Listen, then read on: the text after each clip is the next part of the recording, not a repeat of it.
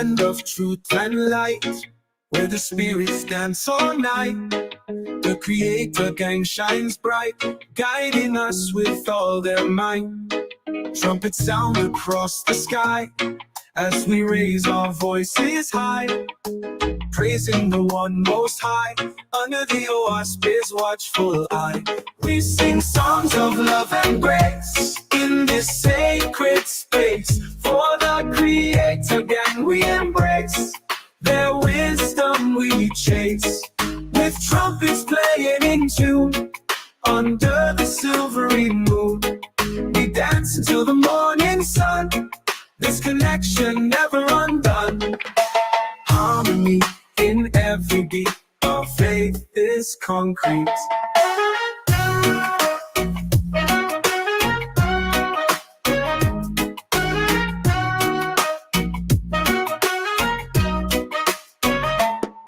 Through the pages of the OSP, ancient wisdom on display, teaching us the righteous way, leading us to a brighter day.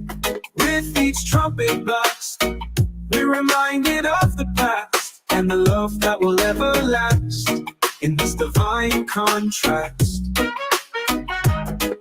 United in spirit, we uplift and hear it. We sing songs of love and grace in this sacred space, for the Creator Gang we embrace, their wisdom we chase, with trumpets playing in tune, under the silvery moon. We dance until the morning sun, this connection never undone.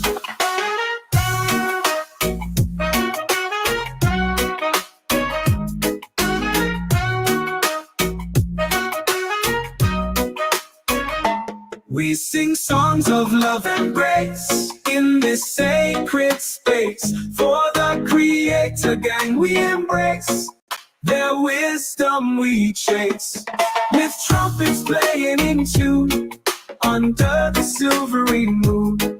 We dance until the morning sun, this connection never undone. Never undone. Never undone.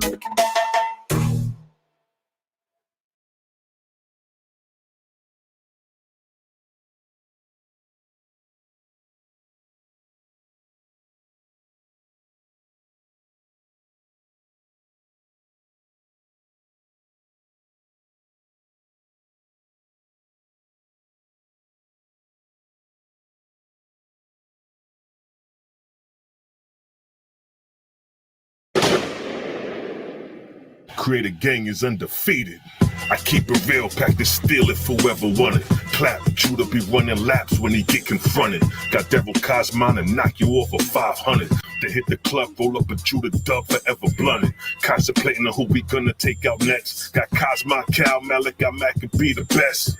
The 4 horsemen who understand the business. Contract killers won't hesitate to kill a witness. 21 bodies executed on my hit list. JJ trying to watch me, trying to take pictures. Yara working with woods and paint, a bunch of snitches. Peer pressure separate the real from the bitches. Niggas be gang gang until you start to bang bang. Let a nigga brains hang on everybody like dang. You thought it couldn't happen. Yara wouldn't smoke 9/11 Manhattan. Bullets in his breastplate, both lungs collapsing. Hands reaching in the air for the air he grasping. The flyer was made, Sila Shalom first captain. But the captain ran away just like if nothing happened. I'm a certified killer. Peel a nigga, cut him open and feed him his own liver. Graphic is how I paint the picture. Shoot shots like a pitcher. Split JJ like a swisher. Cut the head off for the lion's den and watch the rest of the body quiver. Core shots I deliver when it's crunch time on the trigger. Got to pair with eagles, fly like seagulls when it's time. I scoot out, shoot out. Air out Yara every time. Standing behind enemy lines, killing my enemies every time. Defend the faith like Muslim Sunni soldiers at a shrine. I facilitate thoughts beyond the thoughts of mankind. Creator Gang is in the prime while you niggas get left behind. Creator Gang is undefeated. Salute. Mic check, mic check. 1 2 1 2. Go ahead and spin that vortex in the chat if I could be heard, man. All praises to the ever-present creator, the all in all, the always was, is, and never shall be, the mighty and great spirit, the mighty and great I am.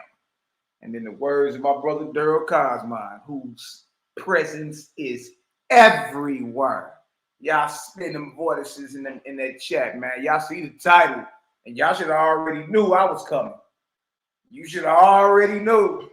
Yeah, there's been a lot of funny business going on with the debate, post debate, should I say? All good though. We end up getting it, you know. And of course, as usual.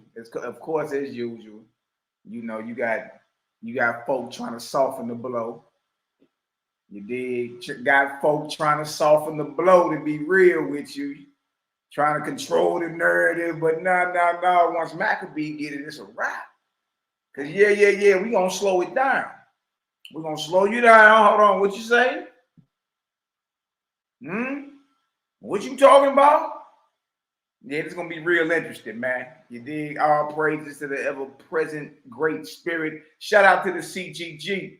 Shout out to the Creator gang, man. My brothers, my sisters. Shout out to the 4 horsemen. You know what I mean? The Turtle gang. Y'all already know what time it is, man. We don't come to play at all. We come to sweat. You understand? We come to work. Daryl Cosmine Cow, Malaki Macabee, and the whole Critic gang. Nigga, we outside with it. What you thought? What you thought? That huffing and puffing don't mean nothing. Don't mean nothing. You step in the dojo. Big dog. Big fact. Step in the dojo. What y'all talking about? Like we ain't loaded up. What you think? Well, we beyond ready. Make a mockery of you Negroes. Look at this. All right, question for Iz. Would you kill your child, your son, if your God told you to? You said the Most High told me to? Yeah. Man, the Most High said do it, then that's what it is. Yeah, man, the Most High said do it, then that's what it is. A 22-year-old woman told hotel workers in Holmes County that she had been directed by God. To go on a shooting spree about the solar eclipse, and that not long after she left the hotel in a purple Dodge Challenger driving to the interstate, traveling west, shooting into 2 cars. One of the drivers was shot in the neck, the other grazed in his arm. Hey, look, and I know we just finished bombing Kemet, but we ain't off you Hebrews' neck either. You dig? I'm Israelite for life, so don't get it twisted. But we are gonna scrutinize the character of the deity, because that's all you doing. You acting out. You playing the part. You acting the part. That's all you're doing. So when you see men openly displaying murderous tendencies and all that, they just copying the God, the deity. If the deity is bloodthirsty, you understand? If the deity is emotional and self-centered and vindictive and revengeful, and what you think you as the devotee gonna be like? Hateful and prejudiced and racial and racist. What you think you gonna be? You gonna be a full-blown bigot. A devotee is one of the most dangerous creatures in existence. You find somebody quoted and devoted to something, yeah. So we ain't off y'all neck either. At every turn you're gonna see us throwing this right in your face till you tap out. Till you say, yeah, that was wrong. Yeah, that's off. Oh, okay, good you said that, because there's times where it's written that your God commanded. Yeah, we here to make a distinction between the creator of all, whose presence is everywhere, versus your local makeshift deity.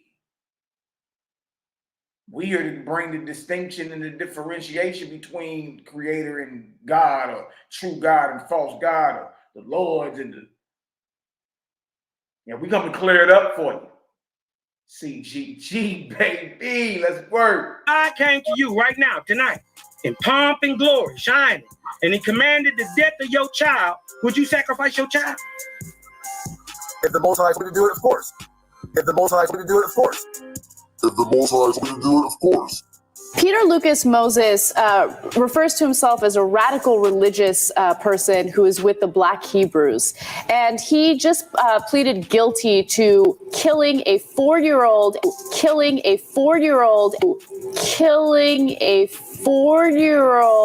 and a woman that he was living with. He killed the 4-year-old because he thought he was gay. Moses believed 4-year-old Higginbotham was homosexual. Klein says Moses took Higginbotham to the garage, played the Lord's Prayer in Hebrew, and shot him. Played the Lord's Prayer in Hebrew and shot him. Played the Lord's Prayer in Hebrew and shot him. If God came to you and told you to sacrifice your kid, would you sacrifice your kid? Hell yeah. Hell yeah. Hell yeah. God is called the terrible, like demon-like power. God is called the terrible, like demon-like power. God is called the terrible, like demon-like power. So Napa means empty, you could say, or like open. Shita means demon, or demon-like or terrible. Shita means demon, or demon-like or terrible. Shita means demon, or demon-like or terrible. According to the criminal complaint, Polite told investigators God told him to shoot Pastor Germany. God told him to shoot Pastor Germany. God told him to shoot Pastor Germany. And he wanted to go to jail to clear his mind. Would you kill your child or your grandchild if God told you to? Oh, man. So that's a yes? Yeah, well, it's a yes. It's a yes. It's a yes. But I think that it would be a test. I don't think the Lord would actually tell you to do it. I think it would just be a test because we can see. You'd be willing to go through with it? Or I'll go through any trial the Lord puts me through. Leader Yahweh Ben Yahweh, the self-proclaimed Son of God, one day in 1981, her North Dade home became a house of death. Banks and her husband, Carlton Carey, had just returned from talking with police about another Yahweh member who had been decapitated. Today, Yahweh Ben Yahweh is charged in her attempted murder and the death of her husband. October 1986, Yahweh's takeover in an Opalaka apartment building. 2 residents who were ordered to leave publicly complained. That night, both were shot to death. Wow! Judah, do you hear me? If the Most High Yahweh tells you to kill your family, would you do it? Yes or no? God is called the terrible. And look, I don't see how anybody could think any one of these misfits could even beat us in anything. Like, what are you talking about? What are you talking about? How could they win over here professing to kill their families? And not only that they are demons, or named after demons, and that their God is a demon. So because you see in the Pasha doll, she's all over the place right now. Poor little Bobo. She all over the place. She don't know if she coming or going. It's sad. As y'all gonna see in this debate we gonna play. You understand? It's very, very sad. But I rewinded this back to just put it out there like, look, you got to be under some crack pipe type logic to believe any one of these characters who fancy themselves as Israelites, who fancy themselves as scholars. Yahweh, what happened to your judge? We got a judge in Israel. They want to talk about our God. We gonna call down fire like on the prophets of Baal. That Negro love that story, boy. And it all fizzled out like a dud on the 4th of July. Who fancy themselves as judges. Listen to me. These characters would never be able to beat us in anything righteous. And that's just what it is. like demon-like power.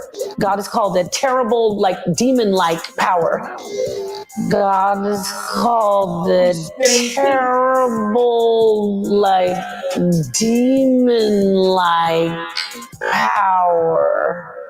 So Napa means empty, you could say, or like open. Shita means demon, or demon-like or terrible. Shita means demon, or demon-like or terrible. Shita means demon, demon, or demon-like or terrible. According to the criminal complaint, Polite told investigators God told him to shoot Pastor Germany. God told him to shoot Pastor Germany. God told him to shoot Pastor Germany. And he wanted to go to jail to clear his mind. Would you kill your child or your grandchild if God told you to? Oh, man. So that's a yes? Yeah, well, it's a yes. It's a yes. It's a yes. But I think that it would be a test. I don't think the Lord would actually tell you to do it. I think it would just be a test because we can see. You'd be willing to go through with it? I'll go through any trial the Lord puts me through. Leader Yahweh Ben Yahweh, the self-proclaimed Son of God, one day in 1981, her North Dade home became a house of death. Banks and her husband, Carlton Carey, had just returned from talking with police about another Yahweh member who had been decapitated. Today, Yahweh Ben Yahweh is charged in her attempted murder and the death of her husband. October 1986, Yahweh's takeover in an Opalaka apartment building. Two residents who were ordered to leave publicly complained. That night, both were shot to death. Wow. Judah, do you hear me? If the Most High Yahweh tells you to kill your family, would you do it? Yes or no? Absolutely yes. Absolutely yes. Absolutely yes. Oh, Judah, no. Damn. Judah didn't mean that, y'all. If the Most High say, put your family down, would you do it for the Most High? By faith, yes. By faith, yes. By faith, yes. But he's going to tell me not to do it, just like he did Abraham. We have a story like that already. Next. The moral law is that if a child was to be rebellious, towards their parents, they was to be taken down and be stoned to death because of that. You see what I'm saying? Would you do that? Would you do that if your God came back to you today in glory and said, I want you to stone your son if he get rebellious? Would you? Would you do it? Yeah, I probably would. Yeah, I would. Yeah, I probably would. Yeah, I would. Yeah, I probably would. Yeah, I would. Wow. The Most High was to come to you and ask you to off your loved ones. Would you do it, brother? If I had Moses 777. Y'all see the way he tried to adjust his turban, his kufi. Oh man. Made the mistake. If I didn't have ancestors inside of me and I made the mistake to make babies with outside nations, and then I heard the download from my ancestors saying that you need to put them away, yes, I will put them away. Yes, I will put them away. They got a download. He was zapped with the inspiration if the wind skip across his earlobes at the proper amount of atmospheric pressure. Lil Moses 777. It's barbecue.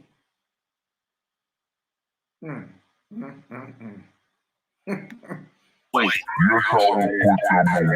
Okay, Judah Nazareth. If the Most High come to you and say, I want you to put down your family, I have a better movement for you that I need you to do, would you do it? They're out of here. They're out of here. I mean, look, this ain't slander. Is it slander? Is it slander if it's coming out their own mouth? Nah, man, you can't call that slander. You feel me? Make the Negroes famous. Creator Gang is undefeated. Creator Gang is undefeated. Know that. Know that. They not like us. Separate the real from the fake is a must. We stand on Creator and no God we trust. Team Kemet got crushed into powder and dust. Woo. Kemet looking bad now. 1, 2, 3, 4. How many men down? Look at us all running, ducking, trying to skip town. Now power one it in. You Hebrew, what you Kemet now? Siding with the people that enslaved your own people now? Chop you up into pieces and throw you in the river now. Bet you right beside you, get ate by Kemet, crack it down. Look, we got them running, covering square miles. Scared to death, what's left only to take the crown. Get smashed down on your own stomping ground. We took over like the Hicksons on your turf doing the disco. 2-stepping, no half-stepping with the info. You wouldn't even know the book of the dead, bro, if it wasn't for the translation done by my sparrow. Your time's narrow, semi-missiles blow out your arch arrows. Arches down, so goes the pharaoh. I saw him reading the glyphs like he an expert. But where he learned that from? This about to hurt. First translation came from Samuel Birch. European Egyptology gave you it first. You couldn't translate a bird to a word without looking up them European definition verbs. Y'all niggas acting like y'all blackity black. Fronting to the people, man, y'all niggas actually whack. Your pathetic comedic creation meant it's a trap. The blind leading the blind with no actual facts. Shabario Saze, you softer than Sade. Come to find out he followed Yahweh. That was your execution. You par Rosicrucian. Western thought you using. You are quite confusing. Don't know what you doing. How my eye got you moving. Right now you are losing. At your wake I'm viewing. R.I.P. communion. Mummy wrapped in ruin. OSP is ruling. Science has been proven. All motion moving. You live in an illusion. Who you think you fooling? Think you need some schooling? It's like Reggie out here living in a ghost town. Walking around like I see dead people around. I don't believe in spirits, but I believe them now. Stuttering Stanley, you can have a seat now. Stuttering Stanley, stuttering Stanley, stuttering Stanley, stuttering Stanley. Shut up, you freak. Freaky ass Kemet, they got 69 gods. Freaky ass Kemet, they got 69 gods. Freaky ass Kemet, they got 69 gods. 69 gods, 69 gods. Freaky ass Kemet, they got 69 gods. Freaky ass Kemet, they got 69 gods. Freaky ass Kemet, they got 69 gods. 69 gods, 69 gods. Creator gang is undefeated. Creator gang is undefeated. And it's gonna remain that way. And it's gonna remain that way. Ooh, man, body wasn't even close, man. Shout out to my brothers, CGG. We fight as a single, impenetrable unit. Shout out to that the is the source. It was a pleasure going to battle and going to war with y'all against these makeshift deities, or these deities who fancy themselves as the creator. You understand? Man, I had fun doing it too. Y'all, we a team. Fight as a unit. We fight as a single, impenetrable unit. That is the source of our strength.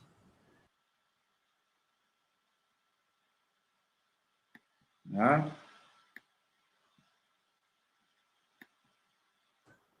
We fight as a single, impenetrable unit. That is the source of our strength.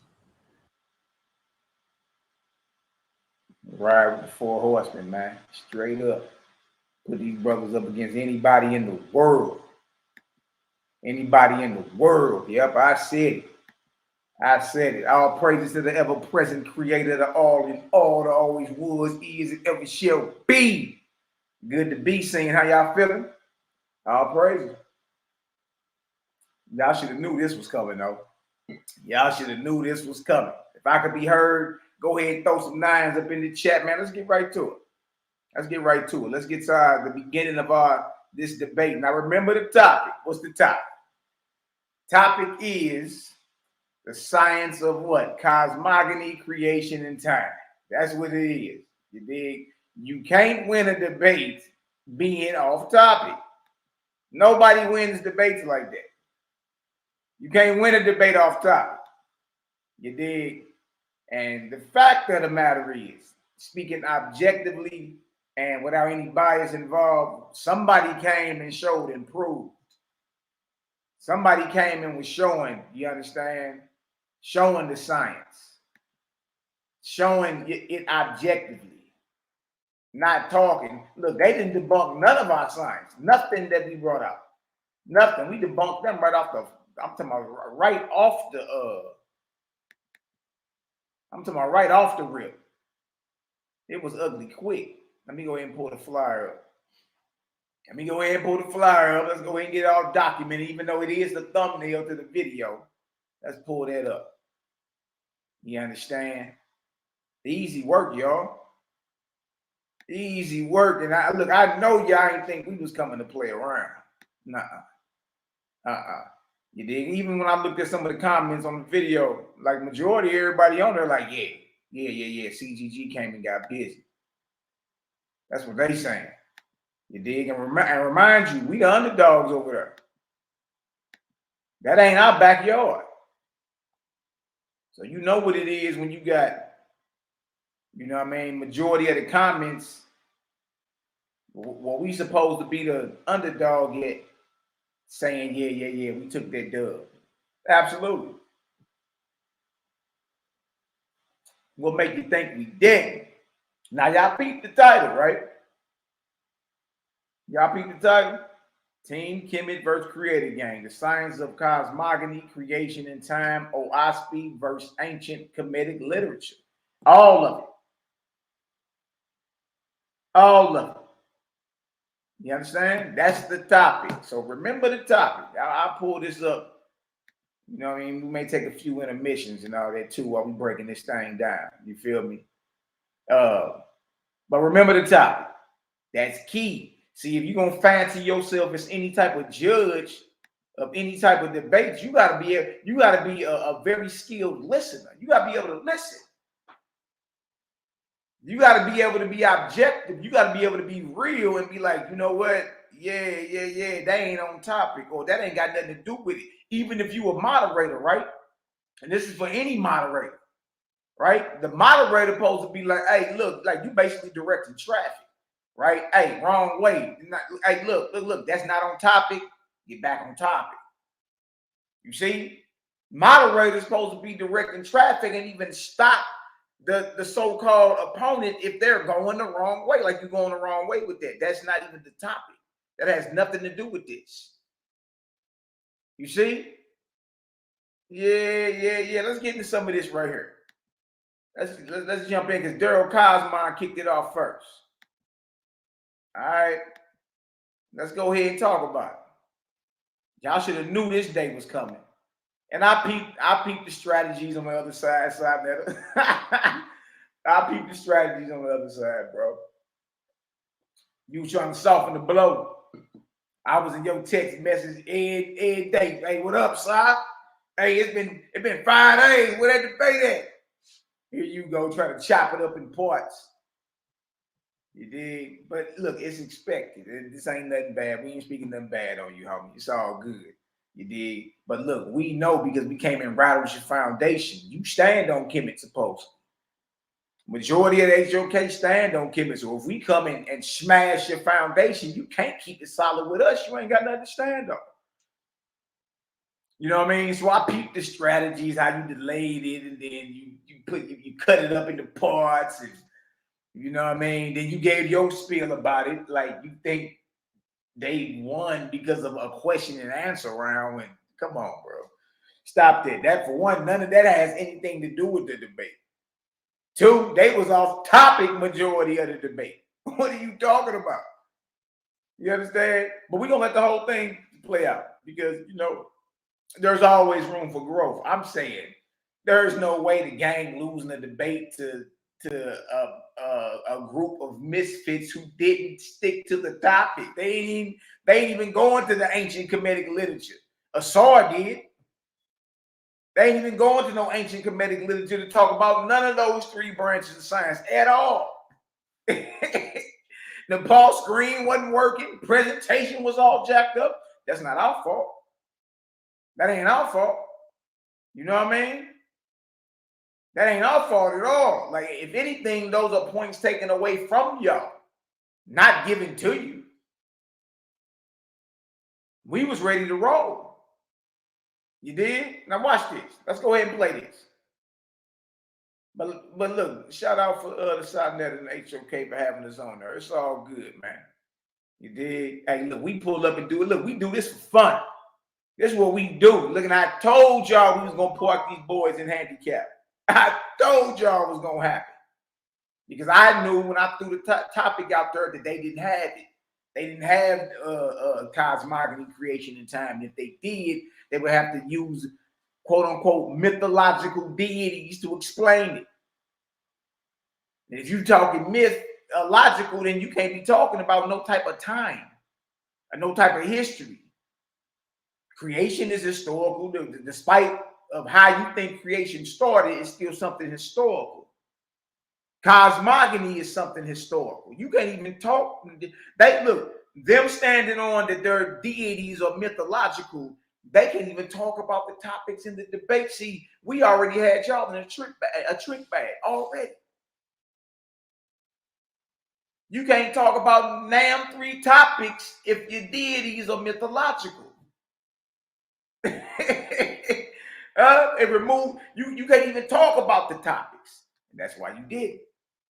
You see, you shouldn't have took that debate. Shouldn't have took it. Watch this. Let's get into it. It's the intro, baby. Science and knowledge does not begin with a specific man or a specific group of men, nor does it begin with a $5,000 book that is bound by the spine or saw. Science and knowledge begins with all humankind and originates from the book of creation, which exists everywhere and is boundless. Owaski Book of Discipline, chapter 5, verse 10 through 11, it states, the Great Spirit is as near this day as in the time of the ancients. He's near this day as in the time of the ancients. Put yourself in order, becoming one with him. And there is no book that is so easily read as his created universe. Inspiration comes less by books than by what the Great Spirit wrote, and that's his worlds. So read him and his works. What is a book? A book is something that yields knowledge or understanding. So because a Great Spirit's created universe, its stars, its planets, its elements, its conscious beings, its electromagnetic energies, and so on, is the first book written, to yield, to produce, to provide knowledge or understanding, and was written before the existence of any spine-bound book consisting of pages, chapters. So in other words, if our book that we read reference creation and yours doesn't, our book trumps yours. That's what makes Owaski so dangerous. It agrees with what you seeing with your eyes. It agrees with what they just now discovering and still calling mysterious. All at the same time telling you it's not a holy book and it doesn't come without flaws. It just so happened to be kicking ass and taking names out there. That's what everybody don't like, y'all. Everybody from Kemet on down to the Brews, to the Creed, everybody, hey, if they didn't get hit up by the gang, they duck. They duck. You see what I'm saying? You can't do that with no Dr. Seuss book. I don't think y'all really realizing what just happened here. What really just happened. You understand? Like we took down the top Hebrew scholar, the CGG. You know what I mean? And look, and it's all praises to the creator behind any of this. You feel me? We just know how to deal with our people, the conscious community. Like we couldn't have came wakey, wakey, eggs and bakey. Creator loves you. Man, please, they would have laughed you up out of the conscious community. We got to come the only way we know how to come.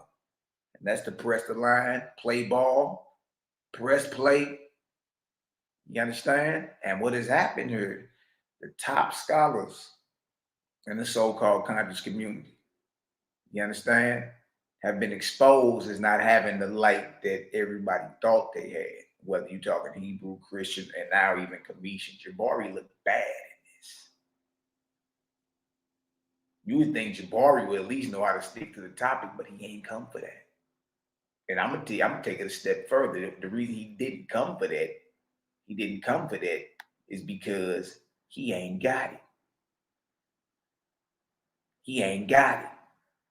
You understand? Y'all notice everybody we debate pull the race card. Nobody sticks to the topic.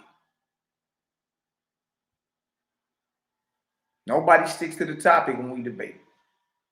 You know what I mean? That's crazy. I have to get back to it. Well, bro, say when the CGG goes to debate according to the text, the opposition always goes off topic. That's one of the reasons I catch the replays. I'd rather be enlightened with the teaching. I feel you. You know what I mean? Because there's a lot of, man, it was a lot of, you felt it, dark energy, but we overcame all that. That's nothing. You know what I mean? And that's another thing. None of your curses or your prayers against us worked. For the Hebrews, Christians, to the Cometians, none of it. None of it. Because we render all that powerless. It ain't got no authority. We come in the highest authority. In the name of the Creator, you ain't got nothing that trump that. So anything you send this way, guess what we gonna do? Render it powerless. And then we gonna expose all them to the light of the ever-present Creator. Since you're over here, you ain't got no authority. You see, you dealing with bros that know how to get down for real when it comes to this spiritual thing. And you better thank the Creator that we understand righteous judgment. Because I for damn sure ain't trying to be bound to none of you mumble mouth misfits until we raise up together. No. I can't do it.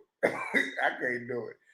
Could you imagine hearing a Napashadal being bound in a place of torment with a Napashadal for thousands of years, or maybe a couple hundred years, and she just shot at her and be mine, and oh my God, no.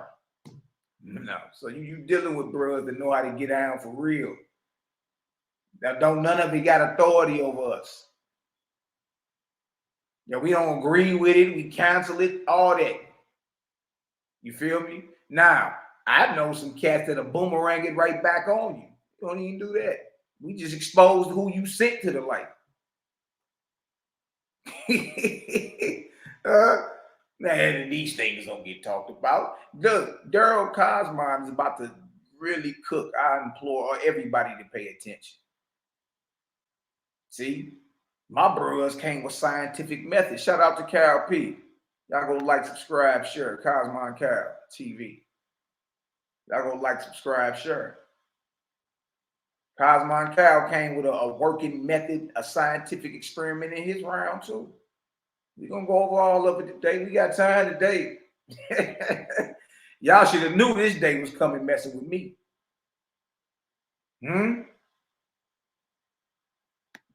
Watch this. Verses or stone walls displaying images of form and figure. By reading his works, the Great Spirit is encouraging all sons and daughters to be scientists. So what does it mean to read? Watch this. To read means to learn by observation, to examine, or to inspect.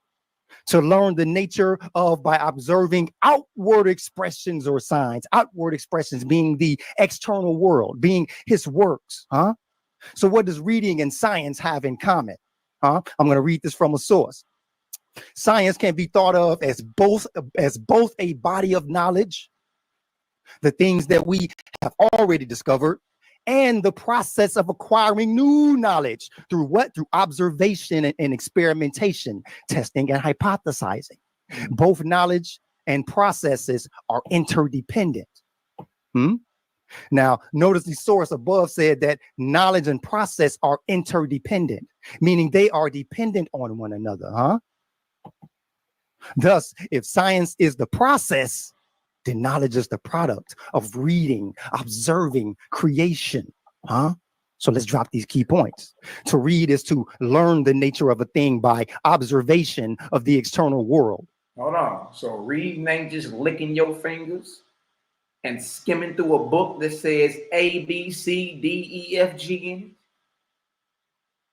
You mean to tell me reading also means knowledge you gain through observation? So you can observe the created world, and that's in essence reading the book of the Creator. Oh, wait. By observing creation, because by observation, you're reading, you're acquiring or taking in knowledge. Oh, wait. To be scientific means to acquire knowledge through experimentation or observation. Thus, both science and reading involve observation of the external world, creation. Again, science is the process and knowledge is the product of that process. Watch. Science is the what? Hold on, we learning. Hold on, we learning. What's the process and what's the product? Or observation. Thus, both science and reading involve observation of the external world, creation. Again, science is the process. Science is the process. Science is the process. Come on. And knowledge is the product of knowledge is the product of that process. Science is the process of acquiring or arriving at some knowledge. And you only can get that through observation or AKA reading. It's just like you can walk into a party, walk into a room. You ain't you're in essence reading if you observing the flow of it, the feel of it, the spirit on folk in there. You're reading the room. You're reading someone's spirit through what? Observation, not licking your fingers and thumbing through a book. See how objective Owaspy is? Owaspy puts you right back on creator through creation. Nah, we look, knowledge comes less and less from books than observing the creator's created worlds. Don't get caught up in the book. You will be a scientist by observing creation. Science is the process, and knowledge is what? The product of that process. Easy to understand. If y'all understand that, throw some 8s up in the chat, man. Know what I mean? This brother took a lot of time preparing this. Let's go. That process. Watch this. Owaspy Book of Inspiration, chapter 2, verse 3 through 7. It states. Hold on. So, and then Saul was disingenuous too, because he was like, but they're not in their book. This brother Durrell was all in Owaspy doing his round. Matter of fact, somebody do me a favor and count. He just mentioned the Book of Discipline, but that's one. That's one, unless he done mentioned something before this. But let's start counting. Talk about he didn't go into the book. Like what? That's crazy. Let's go. And I made you susceptible. This is the Great Spirit speaking. I made you susceptible so that all things external to yourself could write upon you. Did y'all hear that? I made you susceptible so that all things outside of yourself could impress or write on you.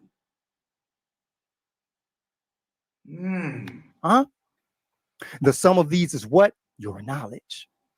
As it is with you, so is it with what? All men and with all the living that I created. Nor is there any knowledge in the world but what I gave. All of it is my inspiration. Thus, proving that the Great Spirit's sons and daughters are all scientists and their creation, the external world, is the book of knowledge, and to which there is no end and does not limit its. The external world or creation is the book of knowledge, y'all. Who can argue with that? Bible wars, book wars, but look, this book is telling you, this spine-bound book is telling you the real book of the creator is his created worlds. That's what this is telling you. I ain't heard nothing evil yet. Let's go. Self to black skin, to white skin, nor to ancient nor modern civilizations. That's right. So whether or not a book is old or brand new, spine-bound books does not dictate what's written in boundless creation. Did y'all hear what this man just said? Because it blew over the HOK head. Spine-bound books do not dictate what's in boundless creation.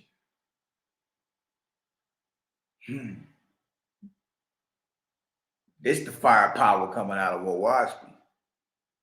It's telling you, like, look, I wouldn't believe nothing up in her until you read it and applied it and knew something for yourself, until you observed it and got scientific with it and proved it to be a thing for yourself. It don't come stirring you like, if you don't read it, you're gonna get your damn nuts chopped off and thrown in a lake forever. And if you read it or you don't, you know what I mean? Your rise and fall is on you, Jack. But look what it's saying. That's what don't nobody want to sit down and have an honest conversation about. What the book's saying. See, once we get rid of all the funnies and all the goofies, right? What the book's saying, though. That's the conversation don't nobody want to have, because in that conversation is proving that the light you think you have ain't that bright. It just ain't. Let's go. It's boundless creation that dictates what's written in spine-bound books. Thus, the objective signs that we observe in reality will forever be a more potent source than impotent mythological gods whose modern followers erroneously associate with the atom, but sits 40 seconds. But sits on the throne in the form and image of a man, and stands between humankind and our true creator. In this debate, we will prove whose spine-bound book is best backed by boundless creation, with the mathematics, the numbers, the figures, the axioms that demonstrate light and truth. See, it ain't our fault, man. And bro, you know what? Daryl said something the other day. How do we dumb down information that ain't meant for dumb folk? Like, it ain't meant for, like, it may be too high. Even Bible tell you that wisdom is too high for a fool. Huh?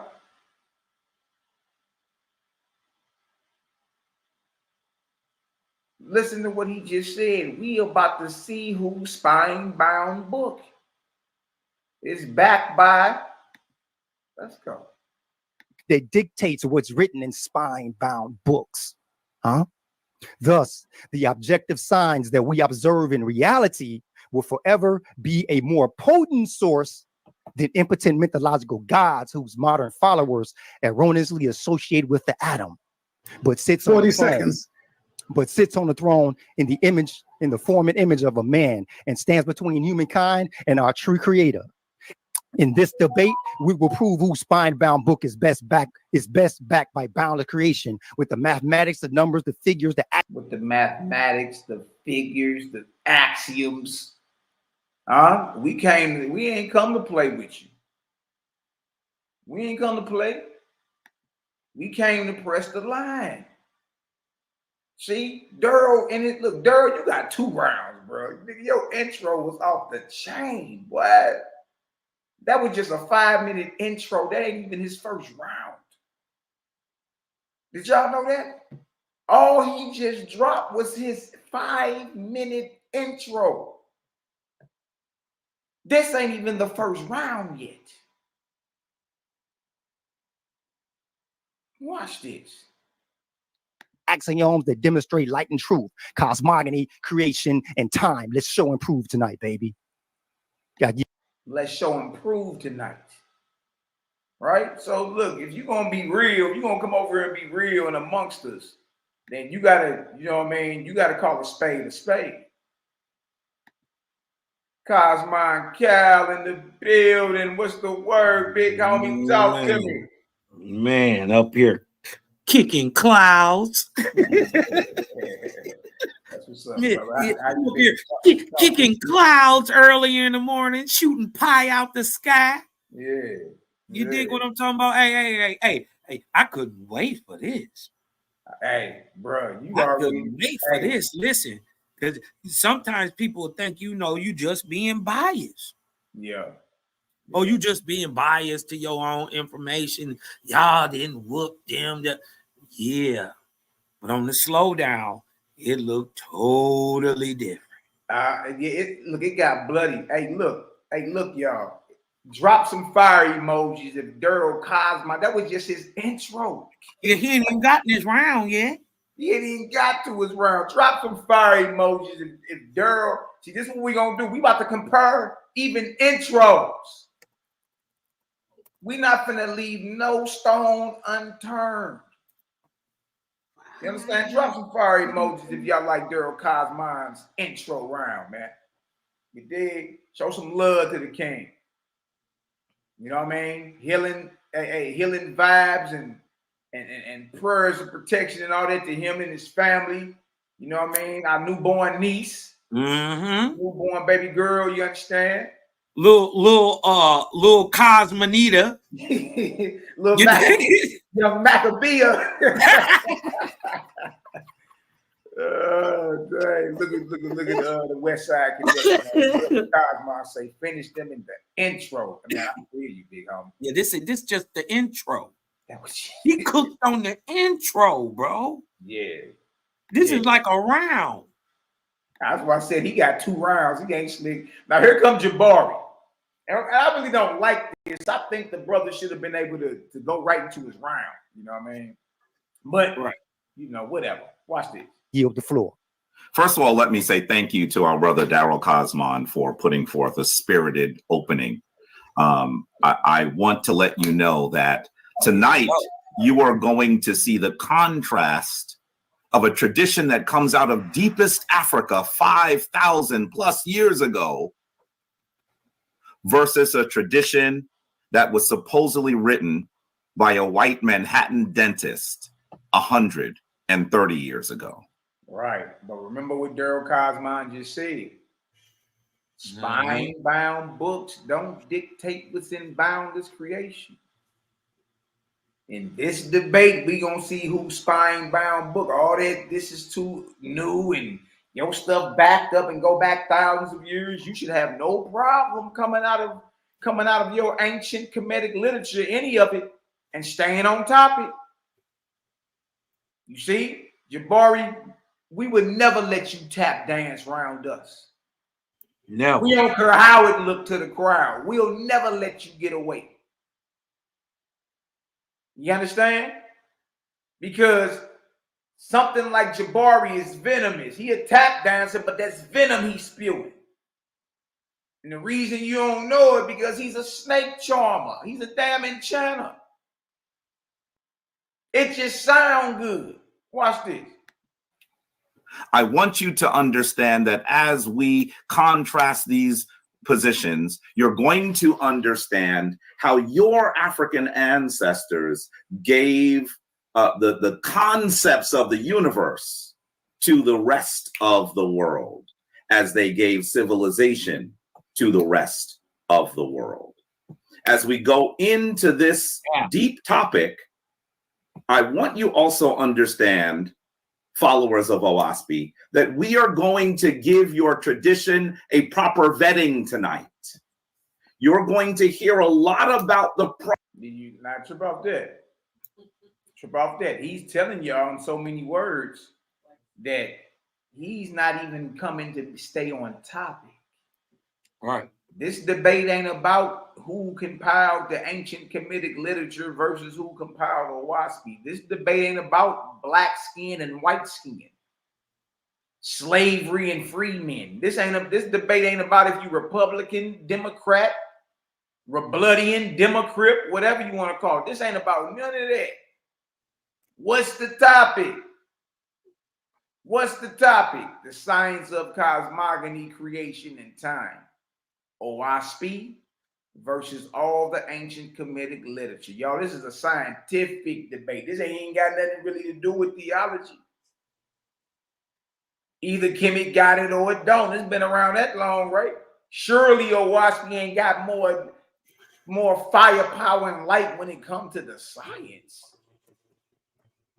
Not if Kemet is the fathers and mothers of all this stuff.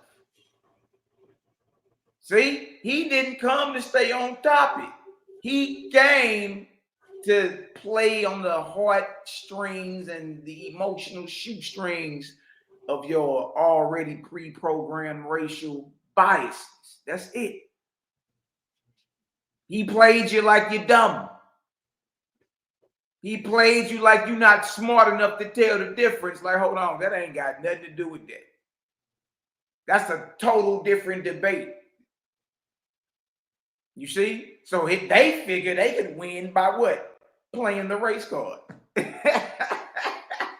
They showed up to a science debate trying to pull the race card. But look, it gets worse, y'all. This got bloody. Wait till Asar show you his grandmaster teacher. Let's go. Problems with your text, with your founder, and with your tradition. Just as we show you how your Kemetic ancestors gave the world science, mathematics, astronomy. This is the task that we will have tonight. And I'm so pleased to be here with you. Brother Asar. ETE Imhotep Seni Senet Uncle Astajed Uncle Jasaneb Dua Hinu for listening. It's your brother Rini Yafasaram Ka, our sister Nebet Head M Shatau, and of course Saber Him Necha Jabari Osaze. We come to bring you the guidance tonight. And what we're gonna do is trap them in what they have. Hey, Asar, hey, look, I ain't gonna lie, man. I like your demeanor, should I say. I don't even want to say a different word. I like your demeanor, bro. You did. But you another one, boy. Use a snake oil salesman. Yeah, use a slippery little serpent. Yeah. A little Asarian sidestepper. That nigga will shuffle on you quick. Hit that Harlem two-step on you. Hey, I said, boy, this Negro know how to switch lanes, don't he? Boy, and will spin your ass if you let him. He will spin you in a circle. What time was that, Asar? And see, with the demonic language, you think what I'm talking? He had totally switched the whole subject. Switched the whole subject up on you. Y'all see all that? What he just came on saying, it didn't save him. Nope. I give him that though. Like, look. If I was a Negro that was into the art of deception and you know what I mean, grandstanding and you know under the table dealings, and I mean, I would give you your props. I mean, damn, it's you know it's wickedly genius, right? You know what I mean? For those who don't know what the hell is going on, but bro, listen to me. You sell snake oil. Use a snake oil salesman. Look, all that, and then look, Cal. They all in the chat like, teach us all. Teach us all. I'm looking like, get the hell out of here. This nigga straight lying to y'all. Tourette. What are you talking about? Hey, I thought I heard hogwash up in there somewhere. Hogwash. Neptept. Oh man, shout out to my brother Jerry. Jerry was the word out. All right, watch this, man. It gets worse. I'm like, what is he talking? Watch this. Asked for. They said cosmogony and cosmology. No, we didn't. Stop. Yeah, right there. Right there. Right there. These niggas. These boys is slick. You said cosmogony and cosmology. No, we did not. No, we did not. No, we did not. We made it very, very clear. We were talking about cosmogony. That's right. Right? Keep making the distinction. We talking about the creation of our solar system, bro. Hey. Not the creation of the universe. And then what are you going to use to try to make your little creation myth, which is not a cosmogony, by the way? It is a cosmology, but it's not a cosmogony. It doesn't tell you the how, the when, the where, the what, the why of creation of the solar system. They tell you that their God ejaculated in his mouth and spit out a tough nut. I bet he did. I bet he did. Hey, you better not have swallowed that. Look what Dreadful Cosmon say. Get that clown out the bed. I told her so, boy. You can't debate us sitting in the bed. Right. You gonna get punched on. Shout out to Just Me. Just Me, if you can grab both these clips and put them on one slide for us, brother, that'll be off the chain. You know what I mean? That way we ain't got to split these up into part ones and part twos. Just me say Jabari loves to do a lot of talking using big words as a diversion. What's sad is people fall for it. I know, bro. Right. They fall for it. Boy, you say, boy, let out a tough nut, huh? Yeah, he spit out a tough nut. I mean, and the crazy part about it, I know it sounds funny, y'all, but listen to me. That's the reality of their creation story. Yeah, that's the creation story. I'm not even making it up. Yeah, like it would. I would tell you a joke. I'll tell you a joke to make you laugh. But this is what they actually wrote. Facts. I'm not making this up. No, this is in their creation myth. It's the truth. Now watch this. Straight Diddy. Watch this. So we got to pause you, Asar, because you already lying on us. Right. They say cosmogony and cosmology. No, we did not. Let's go. That's the science and the text of how the universe was created. That's exactly what our Wrong. No, it's the origin. It got to do with the universe, but it's specifically aimed at the how, the when of our solar system. Right. The galaxy would have already had existed. The universe would have already existed. Exactly. Watch this. Straight in its ancient forms. So when they bring the new math out from the Owaspi text, let's make sure that they get that math correct. Because see, look, he played right into my hand talking about the math. Hey, only not to go into any type of math or time on Team Kemet side. Did they go into any type of time? Any type of? They ain't do none of that, Cap. None.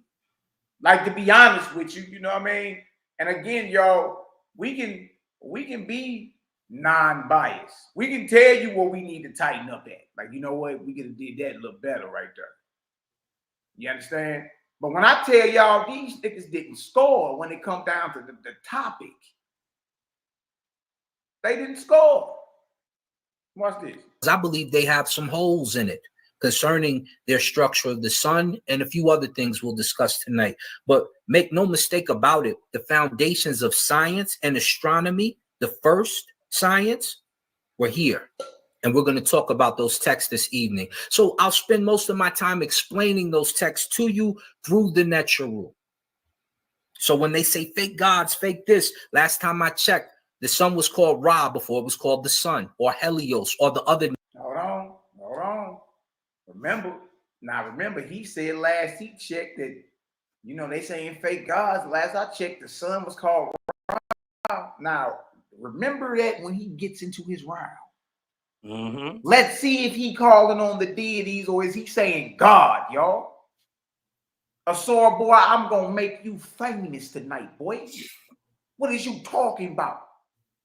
Because you dared not even utter their names like that when you was trying to break down and then introduce George Lamitri's Big Bang in the ancient Kemet.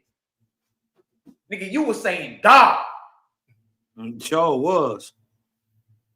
You wasn't even saying that.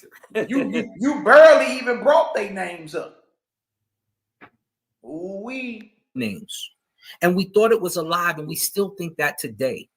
And it's time to revive those concepts as the biosphere thinks humans into existence. So we recognize the earth and have to take care of it. If it was just a floating mass, we could throw trash where we wanted and do what we wanted to do. And that's what you'll see from them. So what hold on. Hold on, Kyle. What did he just say? Nothing. I'm confused. Run that BS back. Hold on. You sound like he got caught up in his own thinking. Hold on. Humans into existence. So we recognize the earth and have to take care of it. If it was just a floating mass, we could throw trash where we wanted and do what we wanted to do. What? Hold on. Wait a minute. They once got a story where water, first of all, something created their creators. That's odd right there. But out of water come a pyramid. Hey, man. Hold on. Floating in space. called the Ben stone. The right? Ben stone, yeah. Right? Wait. I'm lying. You twisting up the story, Cosmo. First, some ground came out the water. Make it make sense. Ain't no earth yet. Ain't no sun. Ain't no moon. But it's water. I don't know. Who made that? And then some dry land come out the water, but it ain't the earth. And then a pyramid pop up on this dry land in space. And then he make men and women. Hold on, though. What was? Hold on, man. Hold on. I need to focus real quick. Hold on. Hold on, Cal. What the hell did Asar just say? Let's listen. Nothing. Hold on. He did not say nothing. That man said nothing. Rewind this back, bro. And listen to what this brother just said. Hey, nigga, you trying to speedball that past us. You trying to speedball that Asar. Hold on. I told y'all to slow down, get ugly. Watch this. Think that today. And it's time to revive those concepts as the biosphere thinks humans into existence. So we recognize the earth and have to take care of it. If it was just a floating mass, we could throw trash where we wanted and do what we wanted to do. And what? What did he say? Oh man. What did he say? You could just throw trash anywhere and do what you as the earth thinks up, men. What? And do what you want to do. If it was a floating mass, you could just throw trash anywhere. What? What? Boy, I told you you was eyebrow deep into some foolishness, Asar. I told you was eyebrow deep into some madness. What the hell is you even talking about right here? Hold on. What is you even talking about right here, man? I'm about to make you famous real quick, boy. Hold on. I didn't catch nothing. Humans into existence. So we recognize the earth and have to take care of it. If it was just a floating mass, we could throw trash where we wanted and do what we wanted to do. And what? Hold on, go back, run it one more time, man. Go back a little bit, run it one more time. Hey, press the J, it'll go back. It'll go back 10 seconds. Okay, hold on, man. Oh man, this stuff got me laughing. I can't take this. Man, what'd he say? Hold on, let's try to catch him. Hold on. Humans into existence. So we recognize the earth. Go back and just a little bit more. Little more, okay. Little more, right? Yeah. Go back. Yeah, go back. A little bit more. You gotta go back. Like a 27 right there. It's called Ra before it was called the sun, or Helios, or the other names. And we thought it was alive, and we still think that today. And it's time to revive those concepts as the biosphere thinks humans into existence. So we recognize the earth and have to take care of it. If it was just a floating mass, we could throw trash where we wanted and do what we wanted to do. Okay. Okay, brother. Hey, red fish, blue fish, knick-knack, paddywhack. Oh, man. And that's what you'll see from them. So hold them to their text tonight. Hold on. What did he say? Hold us to the text. Man. Don't we the only one win in it. Don't that blade, ain't that blade double-edged, Cosmo? Yeah, that thing cut two ways. Well, yeah. Because guess what? We hold you to yours too. Yep. We here to see who went in it and who did it. And we won't hold their hand tonight, but we will use our hand to properly spank them this evening and hold them to their cosmogony and cosmology they asked for. Sister Napad, did you have anything to add? No, thank you. I'm fine, brother. Can you hear me okay? Continue. Y'all got 2 minutes. I got it. I just wanted to know if she had something to add. We got it, brother. So understand, when I start to unravel things like it is in the southeastern side behind punt that this God exists. It is the southeastern side behind punt in the southeastern place with the falcon behind punt that the God exists, and Ra rises in the morning and they're What? Why are they talking about God? This is a debate about science. Because you can't talk about their science without bringing up their mythological God. Man. That's how I knew. I'm saying I don't even know why they took this debate, nigga. You can't talk about none of those topics we picked if the deities because you got to use your deities to talk about cosmogony, creation, and time over in Kemet. But how do you talk about things that are historical from cosmogony, creation, and time? All three of these branches of science are historical.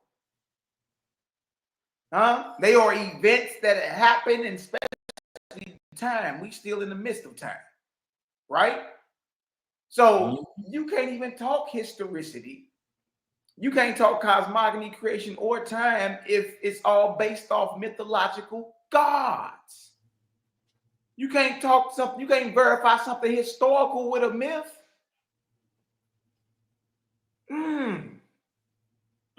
explaining the sunrise and how it comes up in the night. Know that these are the ancient texts and the way that they describe things. And we'll cover those things so that you have an understanding behind punt that this God exists. Sister Napad, did you have anything to add? No, thank you. I'm fine, brother. Can you hear me okay? Continue. Y'all got 2 minutes. Of course, she ain't got nothing to add. I got it. I just wanted to know if she had something to add. We got it, brother. So understand, when I start to unravel things like it is in the southeastern side behind punt that this it is in the southeastern side behind put that this God that what? Yeah, that what? It is in the southeastern side behind put. Hey, you see what Jay Who just wrote? That's perfect. Myth illogical. Absolutely. Yes. God exists. It is the southeastern side behind punt in the southeastern place with the falcon behind punt that the God exists, and Ra rises in the morning and they're explaining the sunrise and how it comes up in the night. Know that these are the ancient texts and the way that they describe things. And we'll cover those things so that you say what, Cap? He said he gonna explain how the sun come up in the night. Let me go back. Did he say that? Let's see. And when I start to unravel things like it is in the southeastern side behind punt that this God exists. It is the southeastern side behind punt in the southeastern place with the falcon behind punt that the God exists, and Ra rises in the morning and they're explaining the sunrise and how it comes up in the night. Know that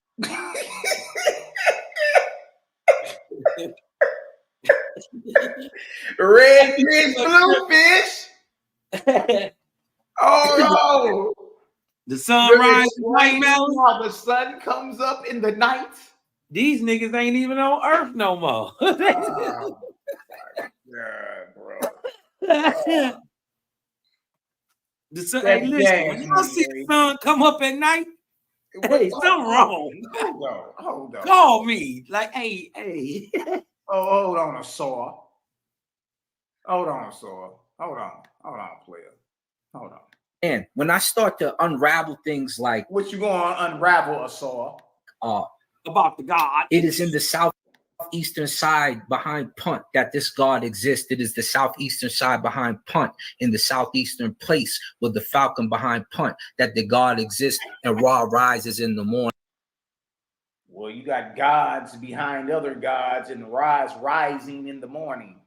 And they're explaining the sunrise and how it comes up in the night. Ra is the sun and it rises in the morning, and they're explaining how it rises at night. Crazy.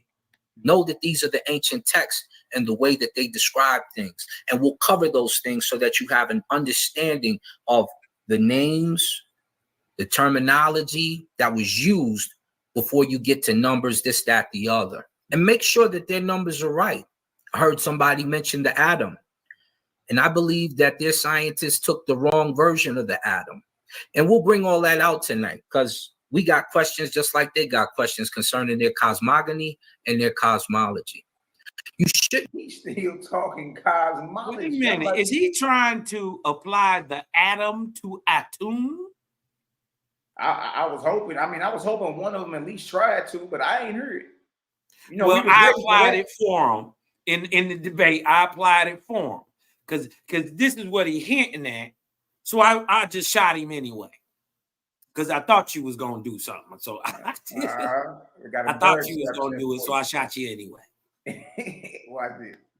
Get it wrong in the 1900s.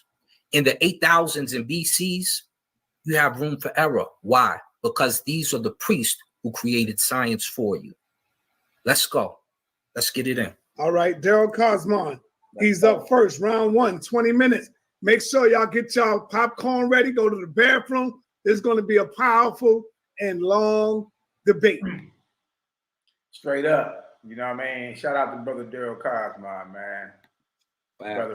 Brother really did his thing. You feel me? Brother really did his thing. Showed up and showed out. You know what I mean? It was really over with after this round. Yeah, it was. It was a first round knockout, to be honest with you. It was really a first round knockout. Daryl Cosmon was really concise. Impenetrable unit. That is the source of our strength.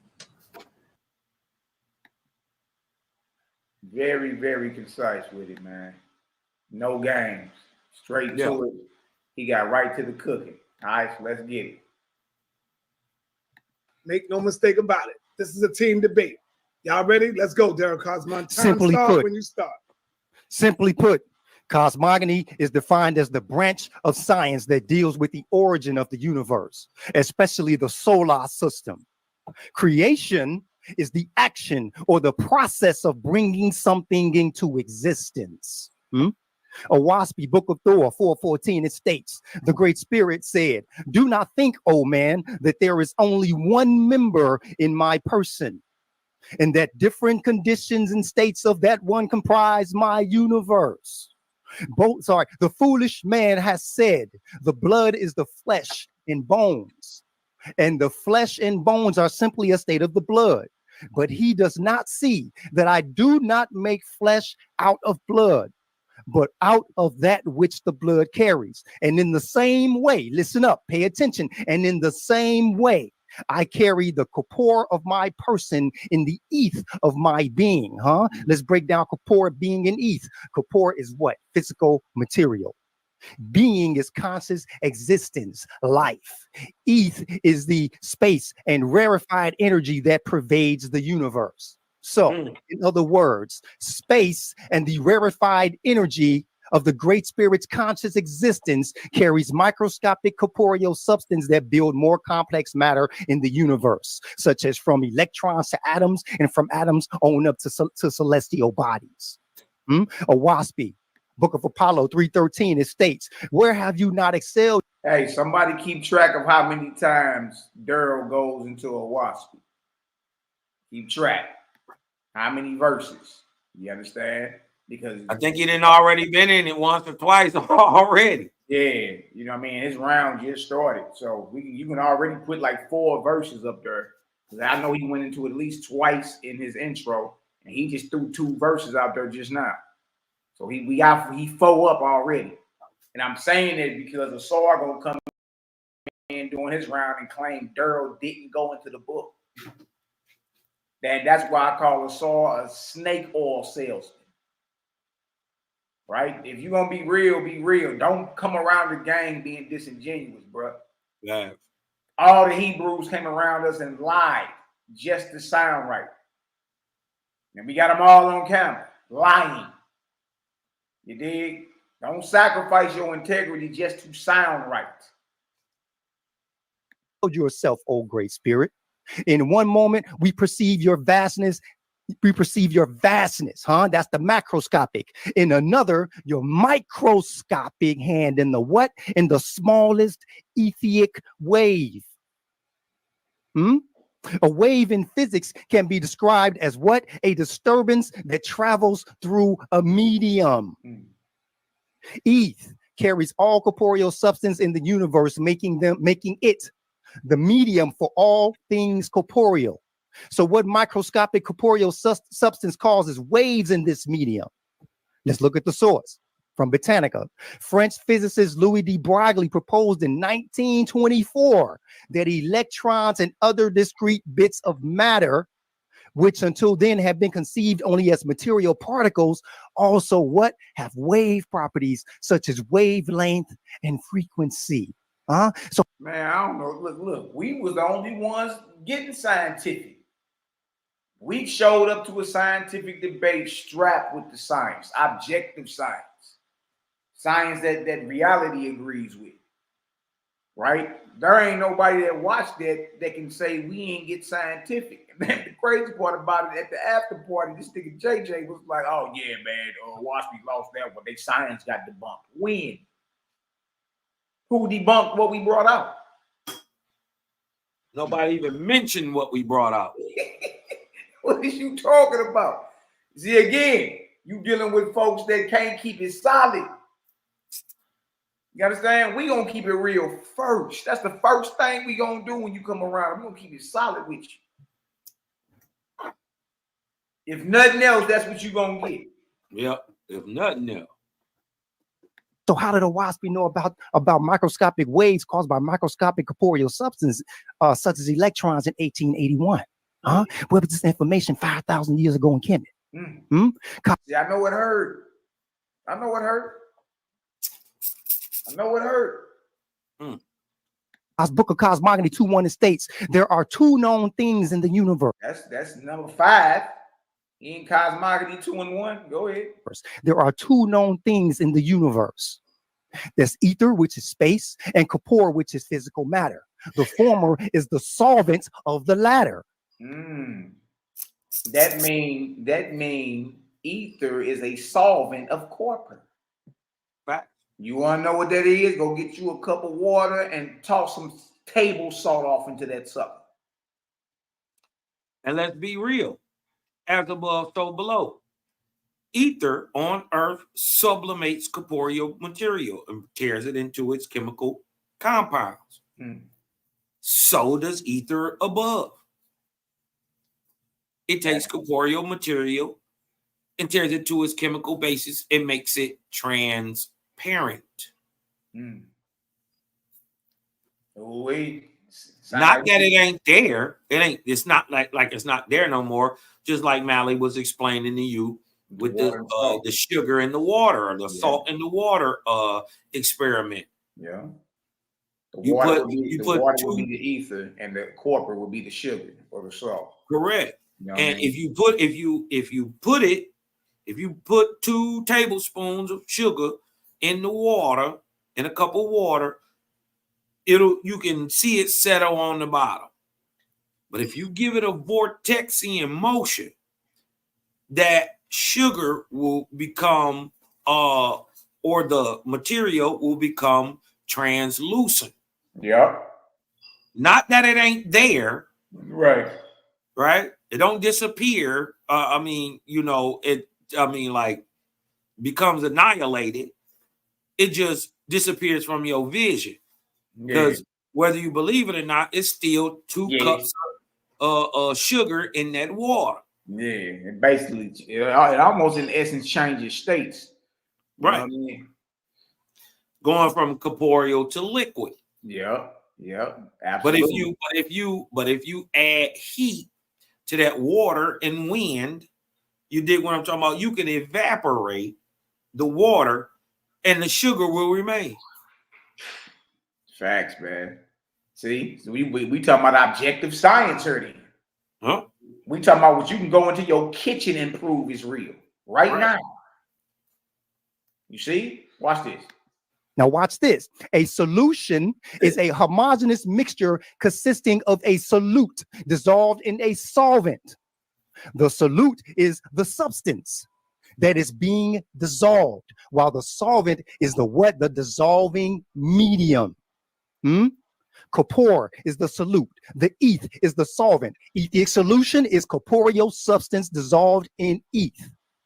Watch this. Book of Thor 4:14, it states, the Great Spirit said, in the same way that the solid earth, the stars, and moon all float in the unseen firmament, so do atomic parts. Atomic parts. So do atomic parts to all things float in. Cal, now, Cal, you got to explain to the people what's up with that, man. I mean, in 1881, Owaski has the word atomic or atoms in it. In 1881. Okay, explain why this is so major, my brother. Talk to First of all, atoms weren't found yet. They were only being theorized about. Not only had the electron, proton, neutron had been found, the atom itself hadn't been found. You dig what I'm talking about? They were only being theorized in 1881 and weren't even called atoms. They were called corpuscles, right? And were just a theory, right? The first electron was found 16 years later in 1897. Yep. In 1897, they found the electron, but then they didn't prove. They proved the proton in 1904, and then the electron. I mean the neutron in 1912. So all the way from 15 to 30 some plus years after Owaski had already dropped the fact that the atomic nature, quantum nature, and fractal nature of the whole universe, and called its smallest, elemental state, the atom, and proved it before science even knew it existed. So what we're looking at here is an impossibility unless you was the guy there already making the atomic parts of the galaxy before the Earth and the sun was made. It's the only way that you would know this information in 1881. Nobody knew it. They was still another 30 years behind being able to prove the atom. This should be major. So Owaski is actually dealing with quantum mechanics, basically. Quantum physics, vortex physics, vortex science, the fractal nature and atomic nature of all creation. In 1881, how, Sway? How, Sway? None of this was known, bro. None of it. Nobody had used the atom as in it is the building block of the of nature. And even if you try to tie it to a tomb, they can't tie it to anything without a Big Bang theory that comes in the 1900s. Yeah. So it's an impossibility that Owaski is talking about atomic anything. Exactly. In 1881. It's impossible. Exactly. Let alone JB and a damn dentist knew it. How he know? Yeah, that's right there in Owaski, Book of Thor 4 and 13. The atomic parts, atoms. To all things. You know, what you can't see unless you get to diving deep with microscopes and all that. Listen, that means what Owaski just proved, that the atomic parts of all things float in ether. It not only did it prove the atom, but the atomic parts. That means it knew that there was a proton, a neutron, and an electron to make an atom. Parts. It didn't know it had parts. Yeah, parts to it, plural. You can't even have an atom without a neutron, a proton, and an electron. Come on, bro, man. How did it know that the atom was not fundamental? I mean, you dig what I'm talking about? It was elemental, not fundamental. Exactly. Because But fundamental, they the can't break part, down even further. You know what I mean? and then science go on to prove this. Even in the quote unquote vacuum of space, there are photons. Yeah. That is a what? An atomic part to all things. So they are talking about the quantum and fractal nature of all creation. How, Sway? In 1881, y'all. Ain't no way. Hey, come on now. Come on now. It ain't no way, Mally. Nobody knew. I mean, the greatest thinkers of the world couldn't just come out and say it and prove it. Huh? In 1881? Wow. No way. Atomic parts. Watch this. Watch this. As the earth is to the air and the ether above, so is an atom of Kapoor to the what? To the etheric solution. Huh? Pay attention. Pay attention. What Owaski calls eth or etheric solution is compatible with what physicists today call luminiferous ether, the quantum field, space-time, or vacuum energy, with slight differences between them. But in common, being a superfluid medium that pervades the entire universe, that somehow produces matter from energy and gives matter its mass. Owaski Book of Cosmogony 2, 3, and 4 states, but nowhere in Etheria is there a solution of Kapoor able to do what? To put itself in motion, or to do what? To condense itself. Wow. So what force of motion brings matter into existence? What force of motion brings matter into existence? I'll let the modern scientific source speak before we break it down with Owaski, huh? Check it out.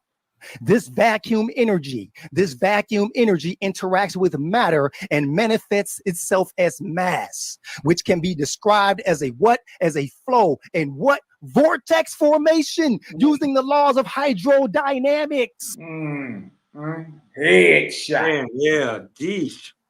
Headshot, boy. Yeesh. And you got the nerve to try to get up here after something like this, Nepal, and attempt to twist your mouth. Huh? And make what we talking about don't sound right. Stop it. You look foolish. You look foolish. This brother just killed y'all. This nigga just killed y'all. How dare you try to debunk Vortexian energy after this? This modern day science too. Yeah. This ain't nothing 5,000 years ago. This ain't hundreds of years ago. Nothing.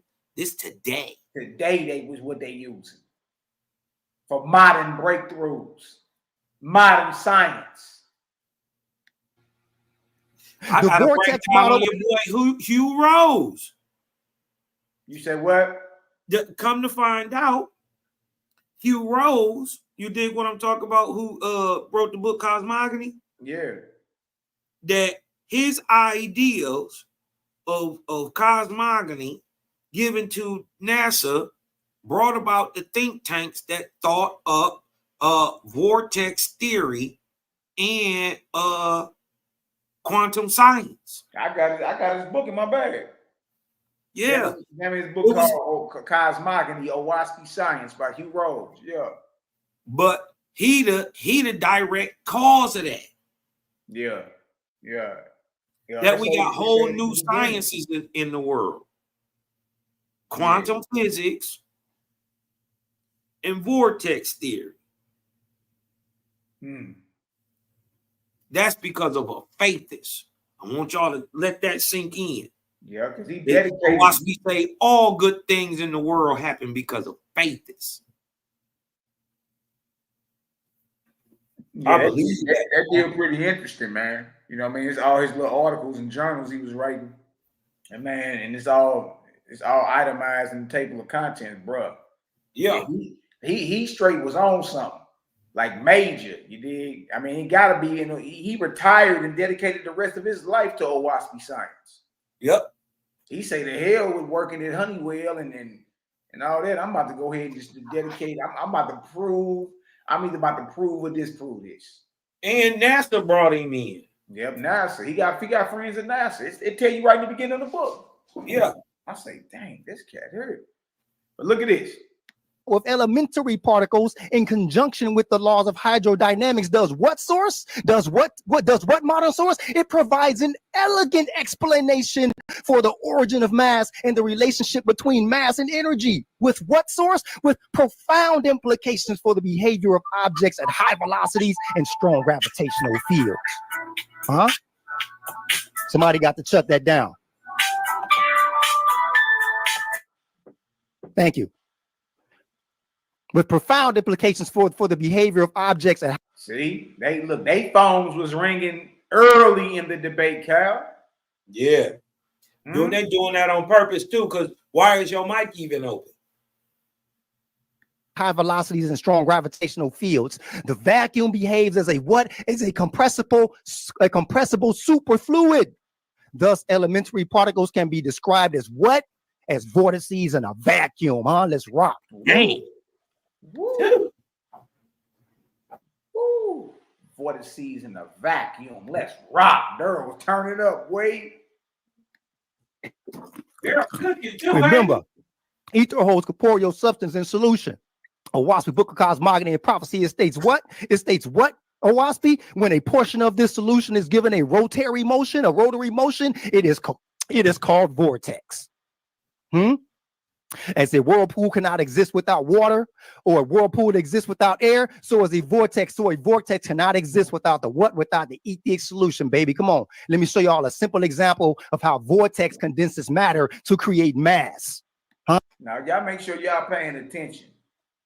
Daryl Cosmon and Cosmon Kyle, smart ass niggas.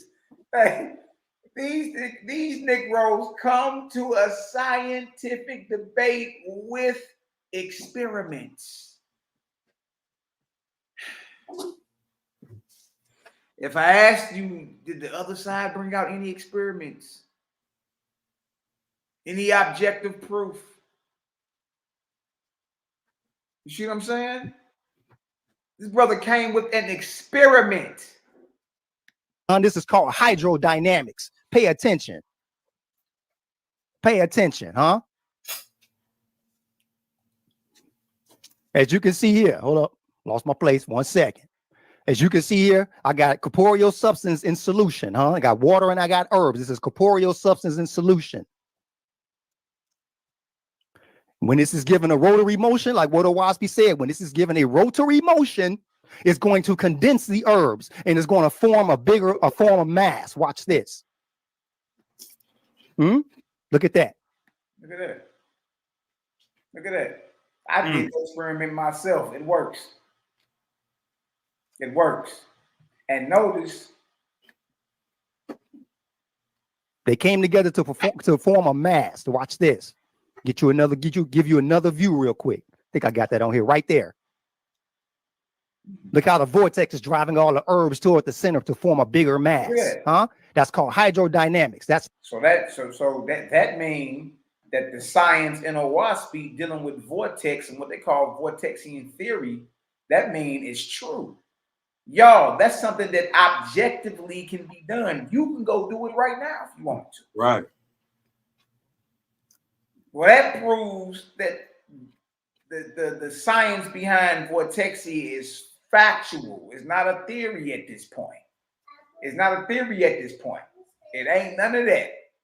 It's something that you are objectively seeing and that you can do yourself. It's practical. Notice what shape it forms. You know what I mean? Let's go.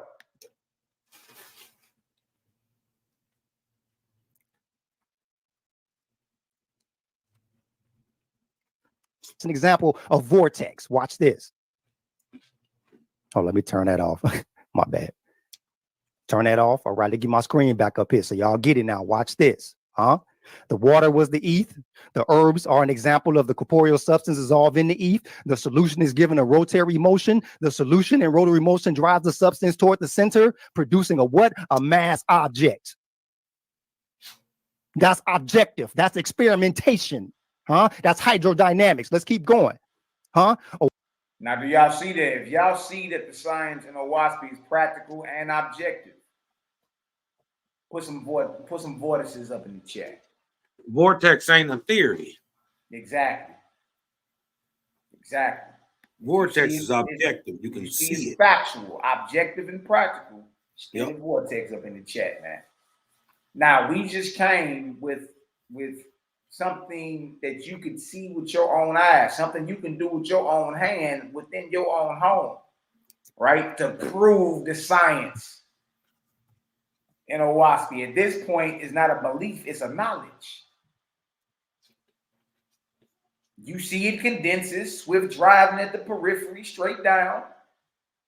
Huh? And you see what shape it makes. Does it make a frisbee? Huh? Does it make a flat pizza? No. So that means the science is true then. That's what that means. You see? We don't come with theories and try to throw them off on you, but you really practically and objectively can't prove it. We came with an open, working experiment. Not just one, several. It's a science debate, right? Let's go. Owaspy, Book of the Great Spirit 3:3. The whirlwind I made as a sign to man as the way of my created worlds. Huh? As you see the power of the whirlwind doing what? Gathering up the dust of the earth. Huh? The same way the vortex gathered up those herbs and made a mass, huh? And driving it together, know that likewise I bring together the Jaye and the Aji and the nebula in the firmament. Huh? And by the power of the whirlwind, that vortex in those nebulas, by the power of the whirlwind, I created the corporeal suns, moons, and stars, huh? Just like that mass formed in that whirlpool and that jar he just was stirring, it formed in the shape of a sun, a moon, stars, and planets. Yep. Globes, balls. And the creator just said, that's the method of my created worlds. That's how I create. That's how I do it. Huh? You want to know how I get out? Do this. Go do this real quick. I'll show you. See, your Owaspy is giving you the how. Huh? The when. The what. The who. I thought in a thorough investigation, you got to ask the who, the what, the where, the when, and the why. And the how. And the how. We get all your answers over this way now. So when you look through James Webb telescope or look through your telescope and you see all these spiraling galaxies, they call them, you know why now. It may be a mystery to them, but you know. Watch this. Where was this 5,000 years ago, huh? It took a white dentist to tell you how you get your rye, how you get. Ooh, Daryl Cobb.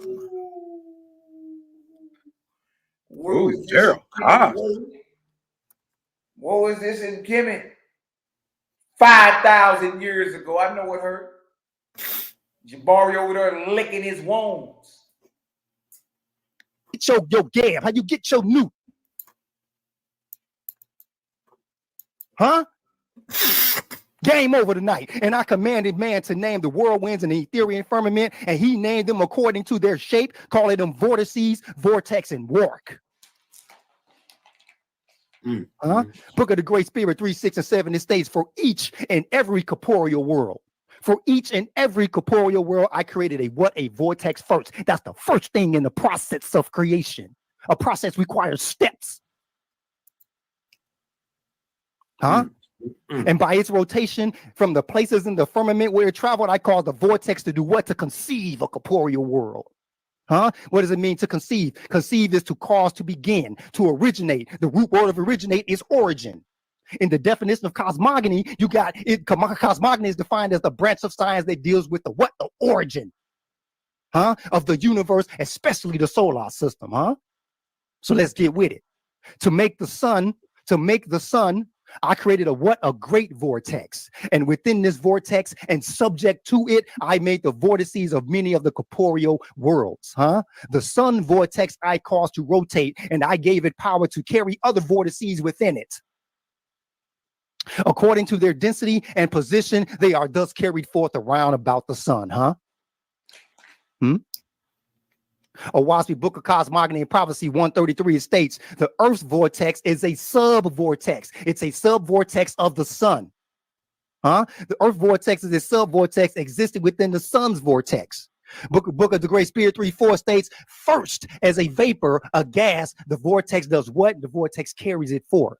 And as it condenses, as y'all seen in the hydrodynamic, the hydrodynamic experiment, as it condenses, its friction engenders heat, and it becomes molten, becoming as a globe of fire in heaven. Then it takes its place as a newly born world, and I set it in the orbit prepared for it. Right here, let's read the source. Many scientists think the sun and the rest of the solar system form from a what? From a giant what? A giant rotating cloud of gas known as the solar nebula. That's from space.com. Let's keep going. Solar nebula, gaseous cloud from which in the so-called nebular hypothesis of the origin of the solar system, the sun and planets form by what? By condensation. By condensation.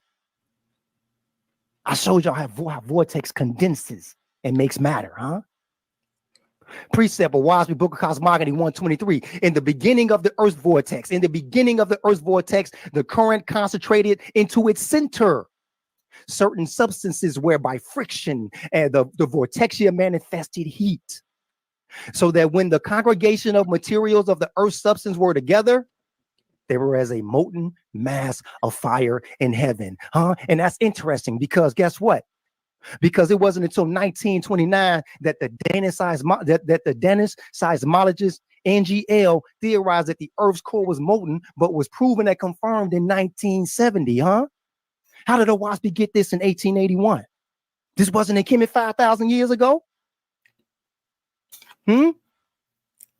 Owaski Book of the Great Spirit 4:16, it states, in the next age I bring it into Simu, for it is ripe for the bringing forth of living creatures, and I bestow the what? The vegetable and the animal kingdoms. But Simu will be explained in a later round, But let me drop a hint real quick about what it is. Russian astrophysicist Nikolai Kozrev was aware that in the mid-19th century, Louis Pasteur had discovered what? The forming block of life known as protoplasm was not inherently symmetrical, and that colonies of microbes grew in a what? In a spiral. There we go again. In a spiral or Fibonacci spiral. And that this geometric figure was present in nature on plants, flowers, insects, animals, galaxies. Cosworth, through his experiments, also what? Demonstrated the presence of ether.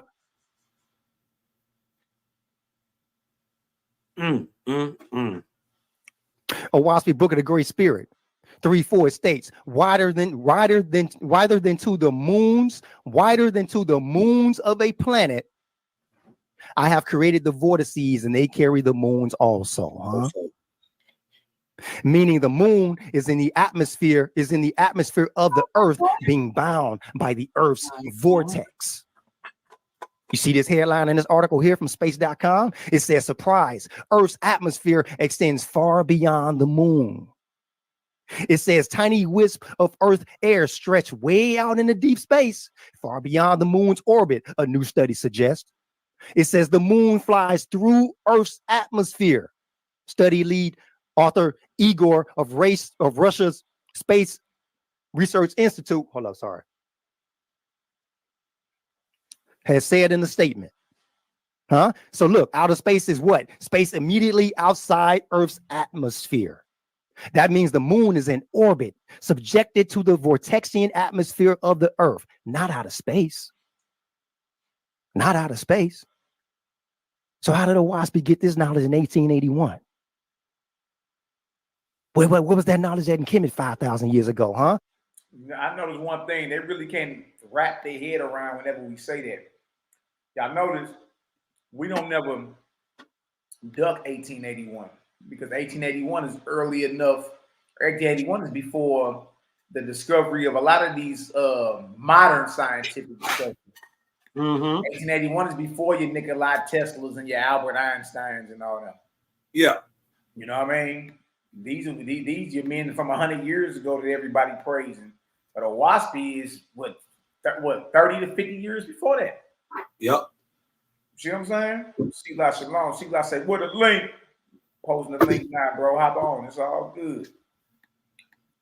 Zero is turned up, man.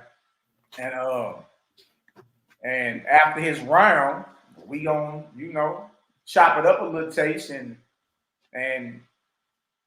basically ask the crowd, what did you learn scientifically from his round? You know what I mean? That way we can interact. People can just post in the chat, man. I learned this from Durham round. Dang, that's deep. I learned that from Durham round. And we're gonna do the same for Team Kemet. What did you learn about the topic from them? Critters. You see what I'm saying? You don't even put nothing in. This got bloody. This got bloody real quick, and it's hard to come behind all this light. Duro is in a Waspy the whole time. Again, a Waspy, Book of Cosmogony and Prophecy. The Earth's vortex is a sub-vortex existing within the sun's vortex. Mercury, Venus, Mars, Jupiter, Saturn, and so on are all corporeal worlds.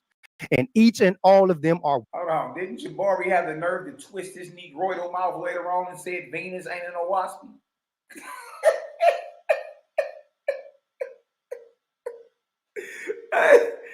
Hey, oh, God, bro. Oh, man. You can't take this out of man. It's just he stuck his foot in his mouth later on in the debate and said, where's Venus? You said that Venus kind of paused, Jabari. By the way, where's Venus? Cosmogony 1 and 33, Venus is right there, Jenny. It's like just stop while you ahead. Just stop while you got time. You're not ahead anymore. Just stop, man. All right, you got made to look like a mental misfortune that night. What within vortices?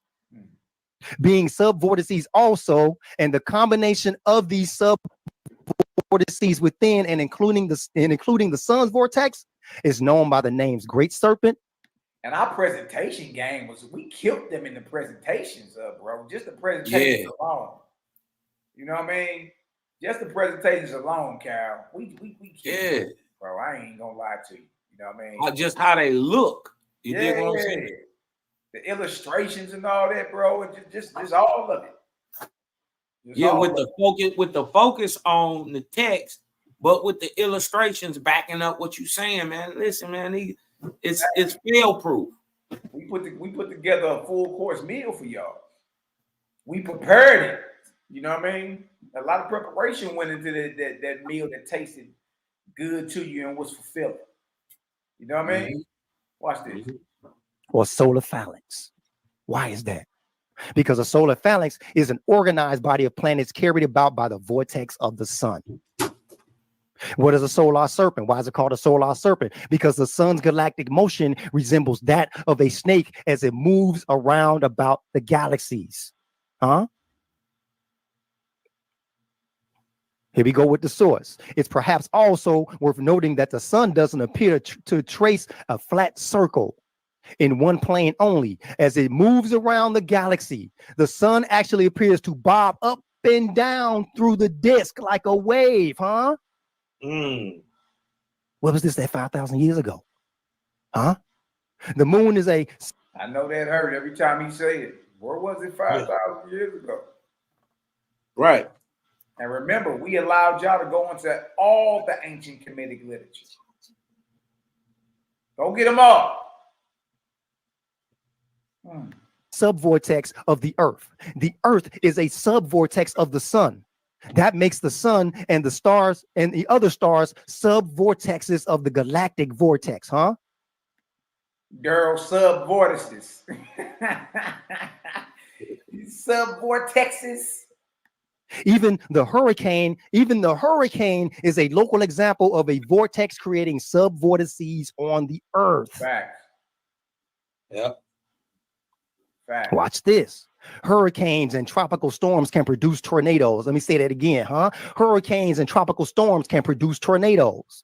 These tornadoes most often occur in thunderstorms embedded in rain bands well away from the center of the hurricane. However, they can also occur near the eye wall, So the same way the vortex of a hurricane produces subvortices that generate tornadoes is the same way the galactic vortices generate subvortices that condense stars that produce subvortices that condense planets.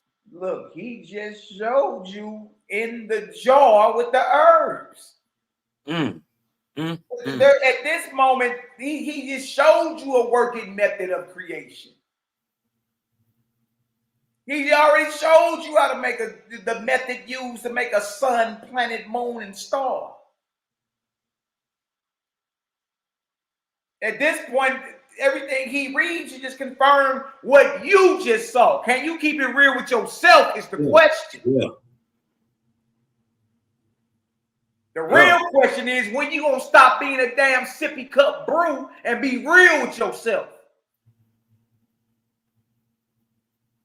Nigga, everything he reading, verifying what you just saw. Proven in objective creativity and creation. This is stuff you can go look at. Hell are we even talking about at this point? How the hell you attempt to come behind this with a big bang assault? The hell is wrong with y'all? Look at this.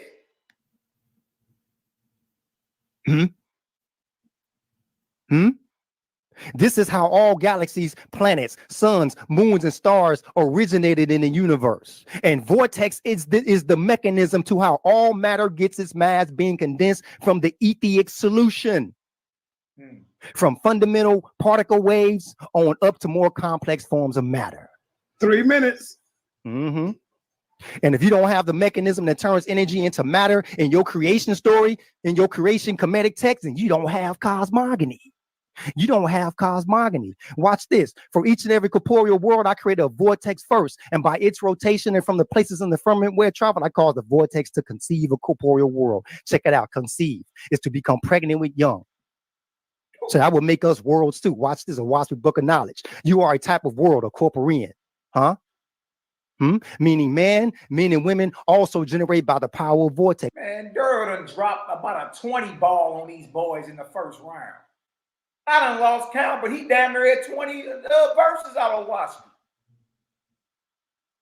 Watch this. Look, vortex in mortal conception. Look at this headline. It says sperm don't slither. They swim in a corkscrew motion. It makes sense because the elders down south used to call boning screwing. And not only that, everybody knows that the sperm drills into the egg. Yeah, how if it's not spinning? Come on, man. There's vortex on every level. Right here, it says the sperm body spins at the same rate that the tail rotates around the swimming direction. Sperm drills into the fluid like a spinning top by rotating around itself while its tilted axis rotates around the center. This is known in physics as precession. But watch this. This is known in physics as precession, much like the precession of the equinoxes in our own planet. Look how similar it is. Look how similar it is in a WASP book of cosmogony. It states this: though the general form of a vortex as already stated in its beginning is long, then funnel shaped like a whirlwind. Its ultimate is toward globular form, and though the current of vortex is spiral at first, yet its currents ultimate toward less spirality. If one could imagine a very long serpent like a sperm cell in spiral form, constantly turning on its head at one pole and its tail at the other, and continuously crawling upon its own spirality, such a view would somewhat illustrate the currents of vortex, What about DNA? What about the double helix? That's twisted and spiral too, On April 25th, 1953, when Francis Clark and James Watson published their famous article that showed the shape of a DNA is a double helix, twisted like a vortex. What was this in Kemet 5,000 years ago? Look right here. Look right here. That's the first stage of vortex in a waspy. Here's a DNA helix right there. The sperm, the head of the sperm contains the DNA. 70 years later. Right. Which, when combined with the egg's DNA, will create a new individual. We got vortex in the DNA. We got vortex in the sperm cell. As above, so below. Look at the resemblance. The spiral DNA, the vortex drilling motion of the sperm cell and the egg coalescence, the baby in the womb of water, a world within the world, much like how the earth is in a womb of atmosphere. Look at the spiral pattern of the embryo. All right, Tom. Much love. Oh, wait. Hey, man, y'all type in the chat, man, what y'all think about Daryl Cosmine's round. Type in the chat what y'all learned from Daryl Cosmine's round, man. We're going to go ahead and play this Kemet diss track real quick, take a break, and get right back into it. Asar Kaz up next for Team Kemet, and let's watch him sell his snake oil. Let's work. Creator gang is undefeated. Creator gang is undefeated. Know that. Know that. They not like us. Separate the real from the fake is a must. We stand on Creator and no God we trust. Team Kemet got crushed into powder and dust. Woo! Kemet looking bad now. 1, 2, 3, 4. How many men down? Look at us all running, ducking, trying to skip town. Now power one it in. You Hebrew, what you Kemet now? Siding with the people that enslaved your own people now? Chop you up into pieces and throw you in the river now. Bet you right beside you get ate by Kemetic crocodile. Look, we got them running, covering square miles. Scared to death, what's left only to take the crown. Get smashed down on your own stomping ground. We took over like the Hicks on your turf doing a disco. 2-stepping, no half-stepping with the info. You wouldn't even know the book of the dead, bro, if it wasn't for the translation done by my sparrow. Your time's narrow, semi-missiles blow out your arch arrows. Arches down, so goes the pharaoh. I saw him reading the glyphs like he an expert. But where he learned that from? This about to hurt. First translation came from Samuel Birch. European Egyptology gave you it first. You couldn't translate a bird to a word without looking up them European definition verbs. Y'all niggas acting like y'all blackity black. Frontin' to the people, man, y'all niggas actually whack. Your pathetic Kemetic creation meant it's a trap. The blind leading the blind with no actual facts. Shabario Saze, you softer than Sade. Come to find out he followed Yahweh. That was your execution. You par Rosicrucian. Western thought you using. You are quite confusing. Don't know what you doing. How my eye got you moving. Right now you are losing. At your wake I'm viewing. R.I.P. communion. Mummy wrapped in ruin. OSP is ruling. Science has been proven. All motion moving. You live in an illusion. Who you think you fooling? Think you need some schooling. It's like Reggie out here living in a ghost town. Walking around like I see dead people around. I don't believe in spirits, but I believe them now. Stuttering Stanley, you can have a seat now. Stuttering Stanley, stuttering Stanley, stuttering Stanley, stuttering Stanley. Freaky ass Kemet, they got 69 gods. Freaky ass Kemet, they got 69 gods. Freaky ass Kemet, they got 69 gods. 69 gods, 69 gods. Freaky ass Kemet, they got 69 gods. Freaky ass Kemet, they got 69 gods. Freaky ass Kemet, they got 69 gods. 69 gods, 69 gods. Creator gang is undefeated. Creator gang is undefeated. C-Lot killed that, man.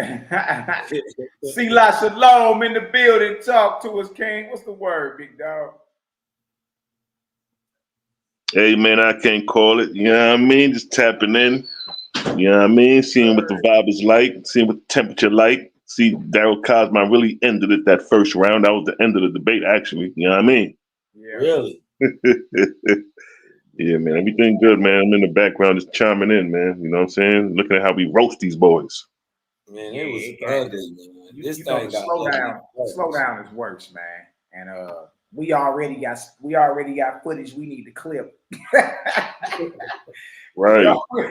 We already got footage we need to clip. Like, I don't know what the hell Asar was talking about in his introduction. That was crazy. Yeah, that was wild. It's like, you know what I mean?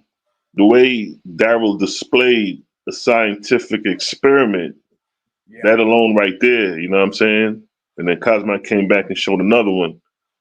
So it's like niggas is overlooking that. That's how you know it's a circus show, because it's like, wait a minute, these niggas actually pulled out experiments. Now that's something that's something that's supposed to tickle Reggie Fancy right there, nigga. These niggas pulled out experiments, and you're supposed to examine that and validate to see if what they pulled out coincide with what's in reality and what's the book saying. Yeah. You know what I mean? So it's like we displaying the real science over here. You know, my verse was strictly to rebuttal what Jabari and the Paul was gonna come with, because I already knew Jabari was gonna take the white man route. So I just dedicated my verse. You know, we spoke about that. Like, you know what I mean? Like, yo, you know, because I had a whole science shit broken down. You know, when they started doing their pre-lives, I was like, you know what? Nah, I know where this is going. So instead of us looking like, instead of him bashing Owaspy, and we don't say nothing about it and make it look like, oh, them niggas ain't saying nothing about it, so it must be true. I dedicated my round to counter him and the Paul, level the playing ground. Hey, let's get back to the topic now.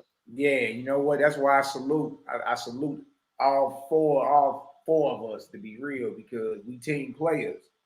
You know what I mean? Like, they don't even know you had a whole scientific round ready for that deal to fly. Right, facts. You know what I mean? He reworked the whole thing. Yeah, but we knew that. Look, you know, a perception is a big in debates too. You feel me? So if Jabari decides, if he's coming to be off topic, we gonna go ahead and put him in a bird trap. You know what I mean? Right. And make him look like the Rosy Cross Rosicrucian he is. The Rosy Red Brothers. That's what they are, the Rosy Red Brothers. Cal, you were saying something? No. Go ahead. All right, I'm about to go ahead and get back to this, man. Let's go ahead and see the snake oil that I saw about to sell us.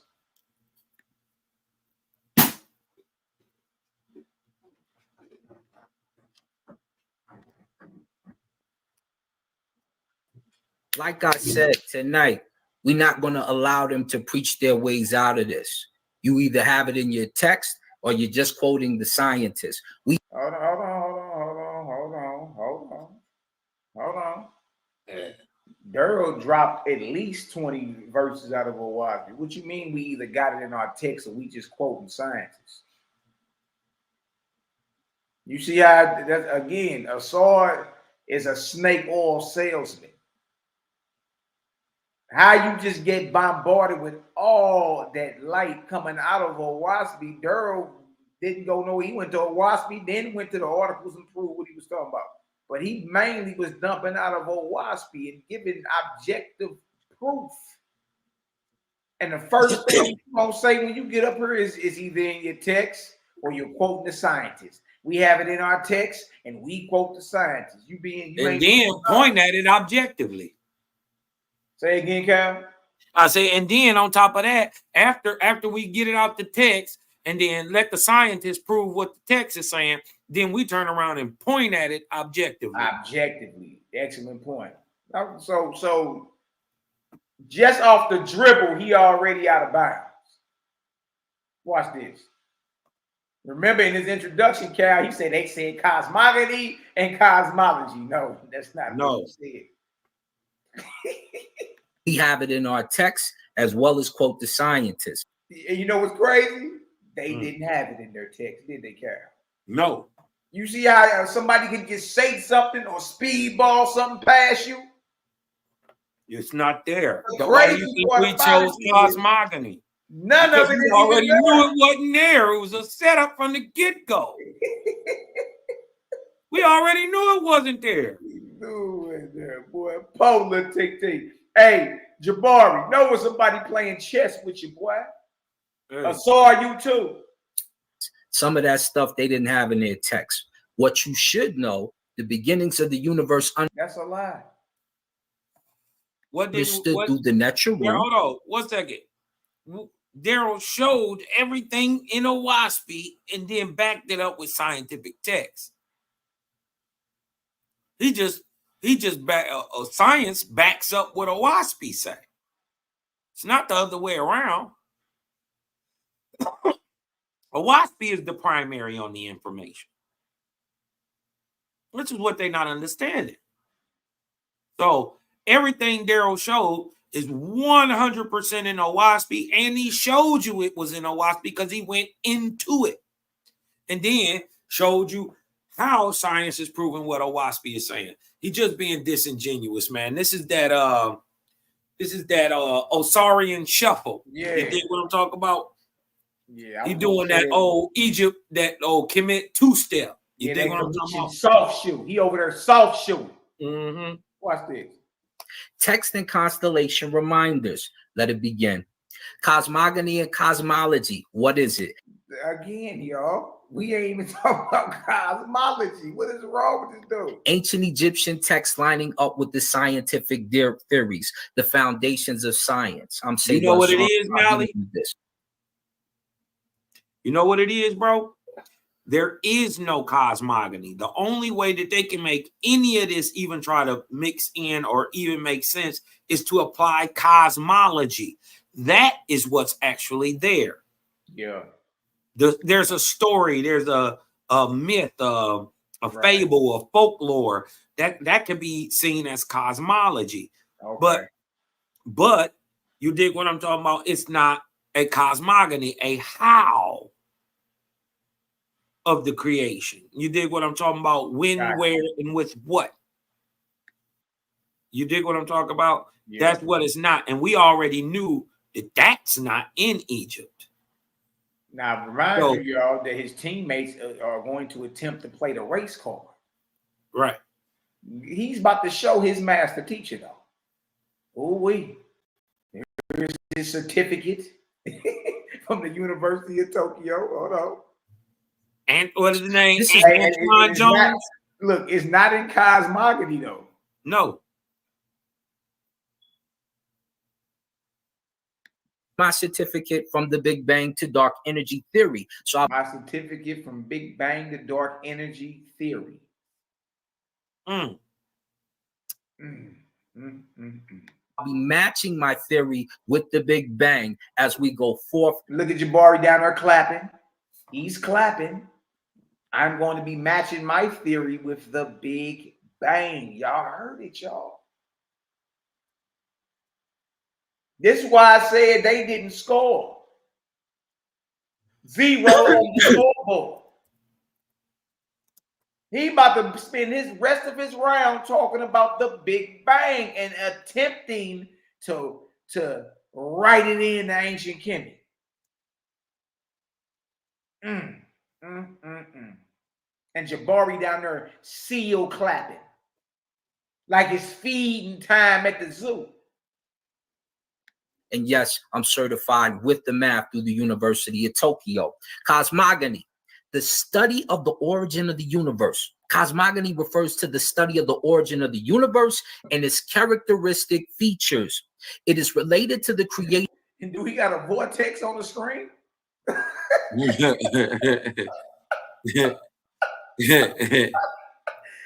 the hell do you go down Girl Cosmon's whole round? You can't tell me, creative boy. Right. Look at that. And he ain't even explained that what he got on the screen. That's crazy. You're right. This nigga did show a vortex. That's crazy. Oh no. This Negro, this lets you know. Man, these cats just be talking. Look, it didn't assault. You mean to tell me you ain't aware enough to realize, boy, you just put a vortex in your presentation and it agrees with Daryl's whole first round? Man, that is crazy. And you show it. Hey, with a molten ball of fire in the middle. Exactly. He displaying creator. Nigga ain't no why he ain't show Atum or Ptah starting out. Man. They creator gods. Boy, I told you I'll make you famous, boy. This proves you don't know what the hell you talking about. Watch this. Or origin of the world or universe. The term is derived from the Greek word cosmos, referring to the order of the universe, and genesis, meaning the process of coming into being or substantial change, not DNA strands. Cosmology, plural, a branch of metaphysics that deals with the nature of the universe, a theory or doctrine describing the natural order of the universe. This is what we'll be doing tonight. We'll be dealing with the doctrine that it's described it originally and science took off with. What am I? Ami Winweti or Ami Unuti. I'm an hour watcher, an astronomer, and you can see the different texts for it. We call the Unet or the Winwet an hour. Let's go. What? The Winwet. Hey, that nigga just spoke Carl Richards' definition of them goddamn words and shit. He thinking he's saying something, but them translations came from the Europeans, and that's what them niggas was trying to deflect from. Hey, right. You know what's crazy, bro? The average cat don't understand nothing he's saying. And they would look. They would this how crazy this shit is, bro. They would get online in the chat and say, "Asar is cooking, Asar is teaching," and you don't even know what this boy coming on in Hetty, when wet, hog wild. You don't know what this is. I'm telling you, them niggas made up their own shit. Yeah, this nigga over here speaking pig Latin. You over here seal clapping like he done broke something off deep. You couldn't even repeat what he said, let alone understand it. That's crazy. What are we even talking about? Watch this, man. This stuff is crazy. In the beginning. Okay, so is this Kemet? No, this is a slide. At the time of the Big Bang, the universe was in a hot, dense plasma state and was about 1 million times smaller than it is today. The theoretical temperature at time zero, is determined by extrapolating the ideal gas law, and absolute zero is taken as negative 273.5 degrees Celsius. The temperature of the universe at time zero was about 9K or negative 264 degrees Celsius, which is still warmer than today's prevailing temperature of less than negative 270 degrees Celsius. As the universe expanded and cooled, it became neutral, releasing radiation that had a temperature of about 10,000 Kelvin. Okay, I mean, that ain't in Kemet though, but all right. Everything is energy. There is no matter. So anyone who starts their cosmogony with matter is incorrect. There is no matter.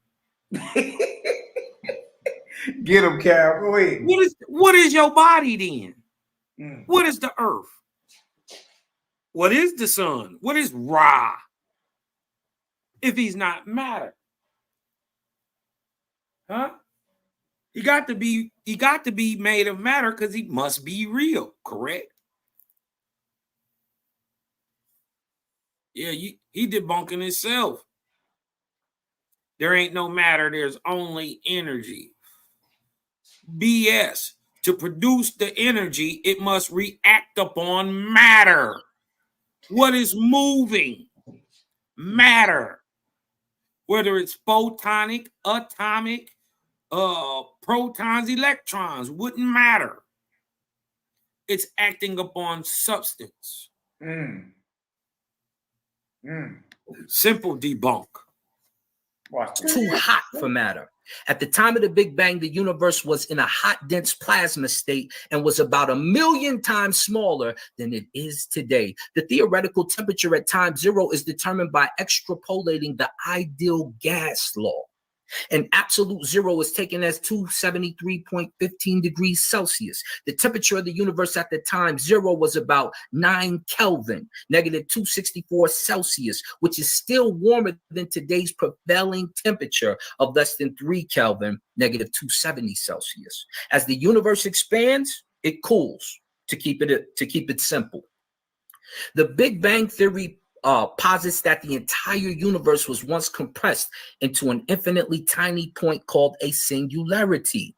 This singularity had infinite density and intense heat, according to the theory. The universe emerged from the singularity about 13.8 billion years ago, and we put it even further back than that.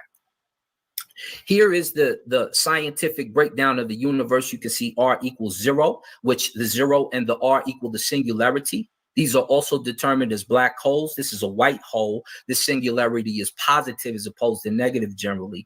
And these are the constructs that are created once the universe cools off from this hot state. What we call the singularity is the older company of the gods, here referred to have been described as personifications, aspects, phrases, properties of primeval matter.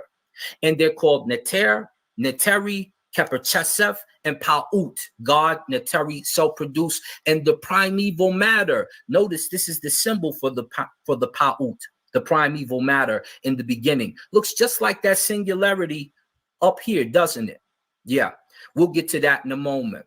The Pa'ut, what is it? Just so you guys know at home.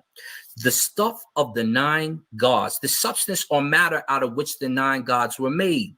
The word Pa'ut means doughy, like a cake, which it is. When it's in its beginning states of the universe, it's extremely hot. Bread with formed parts of the offerings made to the dead.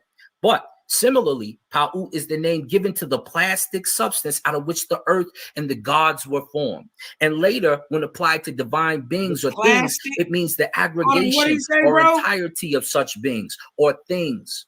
Thus, in the papyrus of Ani, the god Tatanin is declared to be one, the maker of mankind and of the material of the gods of the south. Hold on, you want me to go back, don't you? No, he said that the gods and the earth was made out of plastic. The gods and who? Man, I can't even make this up. I'm about to go back. Hold on. Oh, you gotta go back about 20 seconds. He said the gods made out of plastic. Gods were made out of plastic. These boys, watch this. He got makeshift plastic gods for real? In 3000 BC, huh? Dang. And Pa'ut, God, Neteri, self-produced, and the primeval matter. Notice this is the symbol for the Pa'ut, the primeval matter in the beginning. Looks just like that singularity up here, doesn't it? Yeah. Watch what he's about to say. He gonna say it looks doughy. This nigga trying to speedball that past you. No, it don't look like what? Look like what? What are you talking about? Evil matter. Notice this is the symbol for the Pa'ut, the primeval matter in the beginning. Looks just like that singularity up here, doesn't it? Yeah. No,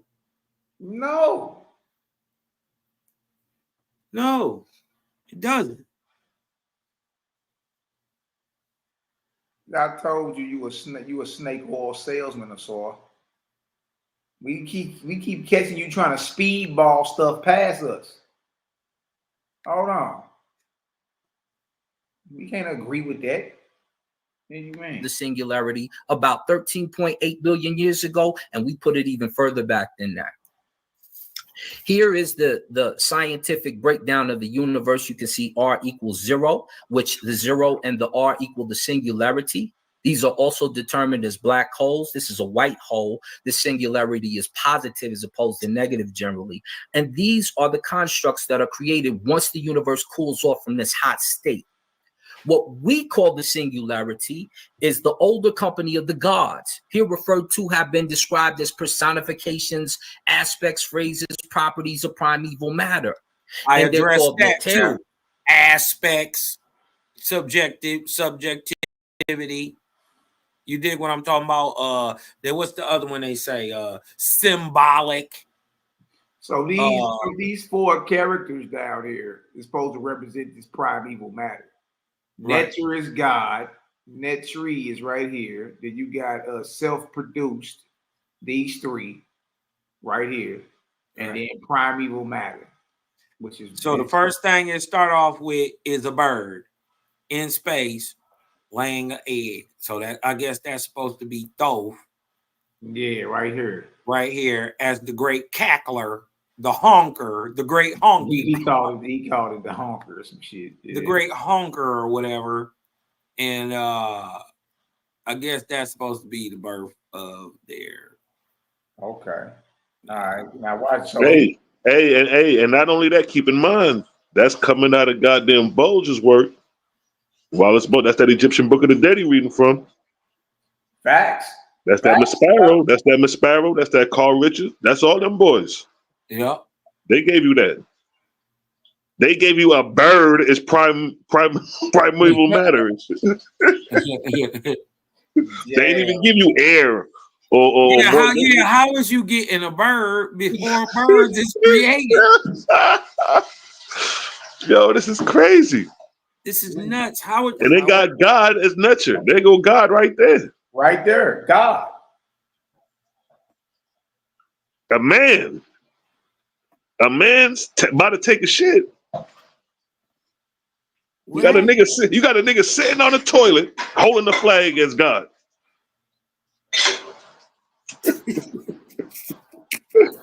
Oh man, come on, bro. We the only ones who come with the creation story without associating it with a deified figure. Now watch when he come with this Pa'ut stuff. He gonna say the God is plastic, nigga. It is. Oh my God! But watch this. I can't even make this up. Neteri, Keperchesef, and Pa'ut, God, Neteri, self-produced, and the primeval matter. Notice this is the symbol for the Pa'ut, the primeval matter in the beginning. Looks just like that singularity up here. No, it don't. No, it don't. What are you saying? No, it don't. Here, doesn't it? Yeah, we'll get to that in a moment. The Pa'ut, what is it? Just so you guys know at home. The stuff of the 9 gods, the substance or matter out of which the 9 gods were made.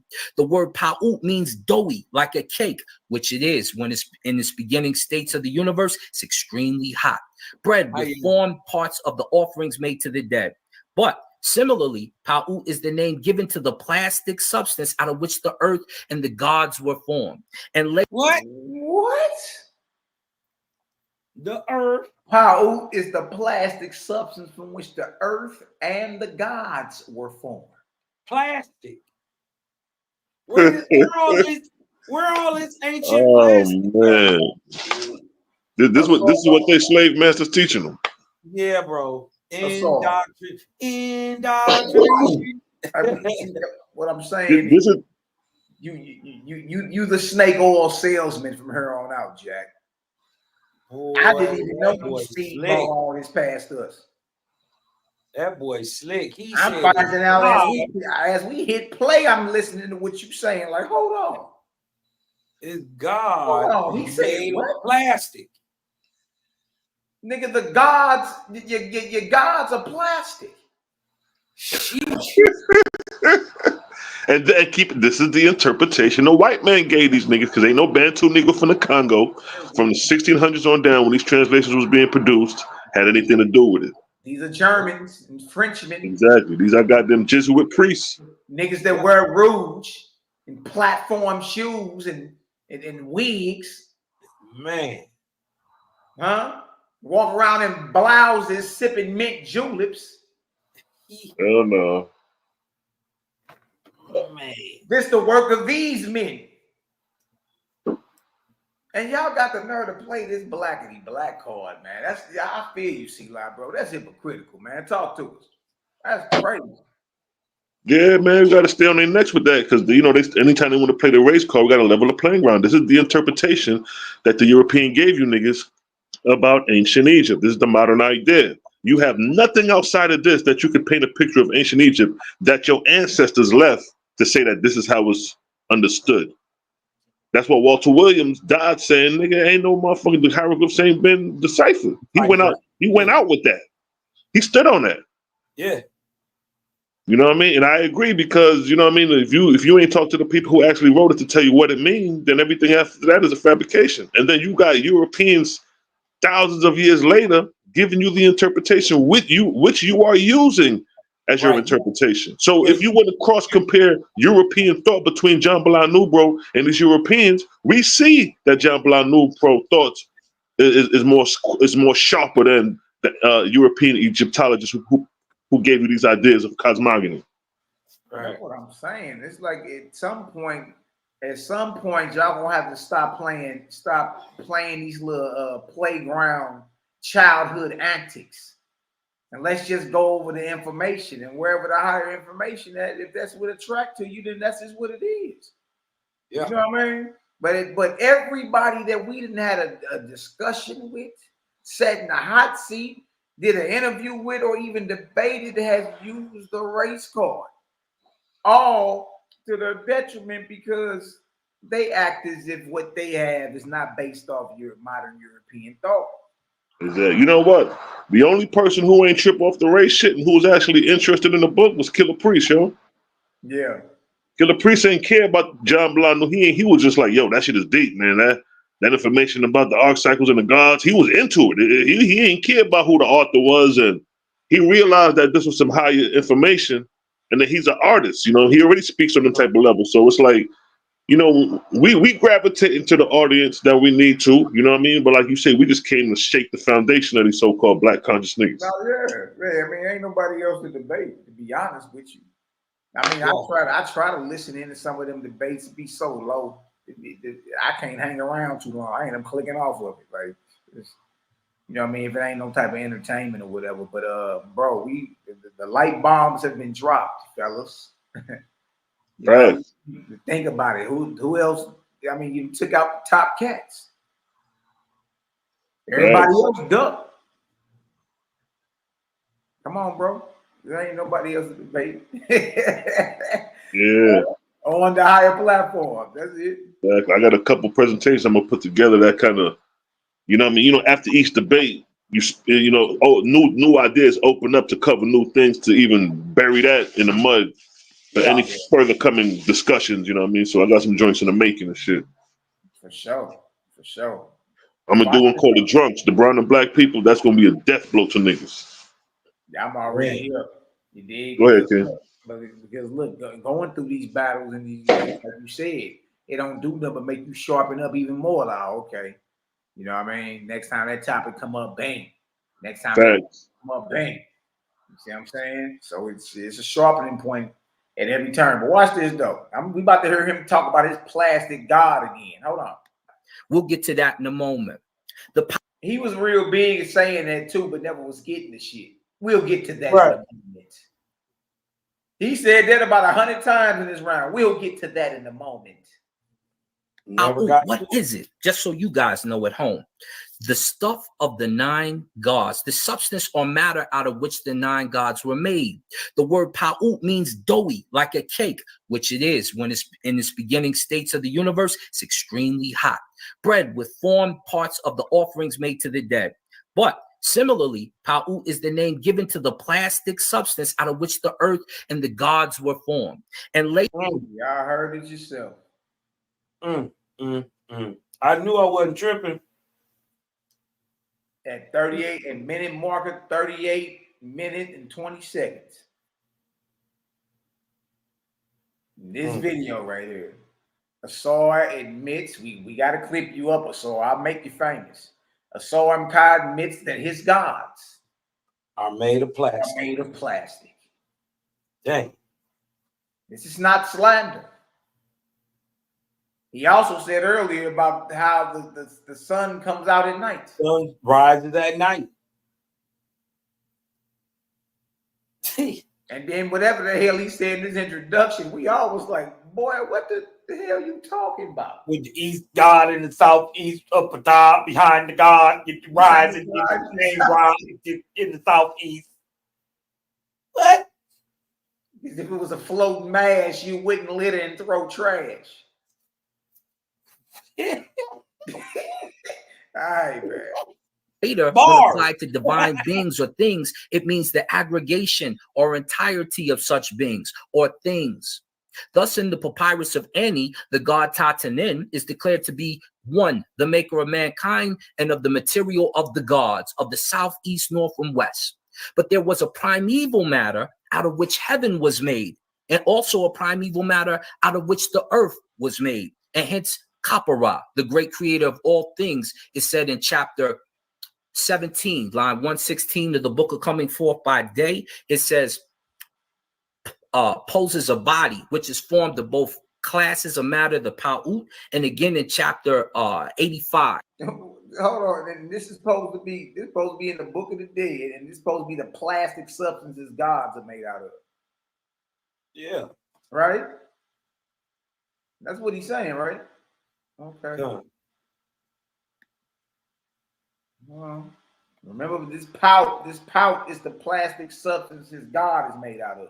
All things is said in chapter 17, line 116 of the book of Coming Forth by Day. It says, poses a body which is formed of both classes of matter, the pa'ut, and again in chapter 85, the deceased wishing to identify himself with this divine substance says, I am the eldest son of the divine pa'uti, that is to say, the soul of the souls of the gods of everlasting, and my body is everlasting, and my creations are eternal, and I am the Lord of years and the Prince of everlastingness. And the words which are put into the mouth of Keparah, who is made to describe his creation of the world.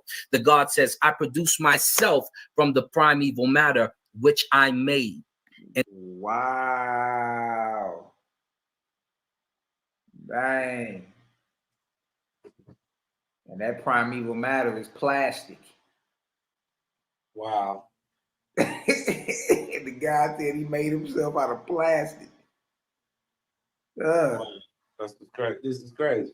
Okay. And then extending that, it says, this is only the meaning that which can be extracted from the Egyptian words. And the context which the reader will find given in the section on creation proves that it is the correct one. The word primeval, which is added in brackets, is suggested by the text wherein Pa'uti is accompanied by Tep, first, the first matter, in point of time compared to Pa'uti, first matter. That is to say, the earliest matter which was created, and the matter which existed before anything else. From the above facts, it is clear. Let's go further. Live Science says this about the Big Bang. According to the standard Big Bang model, the universe was born during a period of... But talking about your plastic God ain't proven Big Bang, is it? Like, what was the purpose of even bringing up this pout substance he talking about? That it's doughy, but it's a plastic substance that the earth and the gods are made out of, and then his God is saying that I made myself out of that. What the hell does that got to do with a Big Bang? He just told you a whole bunch of nothing for nothing. He just trying to kill some time. Them boys ain't have it. They ain't have it. Inflation that began about 13.8 billion years ago. Like a rapidly expanding balloon, it swelled from a size smaller than an electron to nearly its current size within a tiny fraction of a second.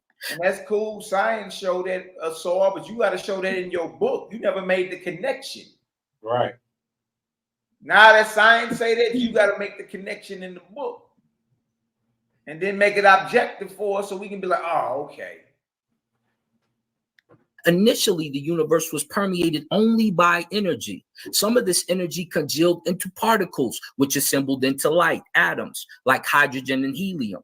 These atoms clumped first into galaxies, then stars, inside whose fiery furnaces all the other elements were forged. Let's look at these other elements. We have Nu and Nut, Hehu and Hehuet, Kekui and Kekuet, Ker and Kerhet, also known as Amun and Amunet. Karen Kerhat. Let's go further and see what's going on.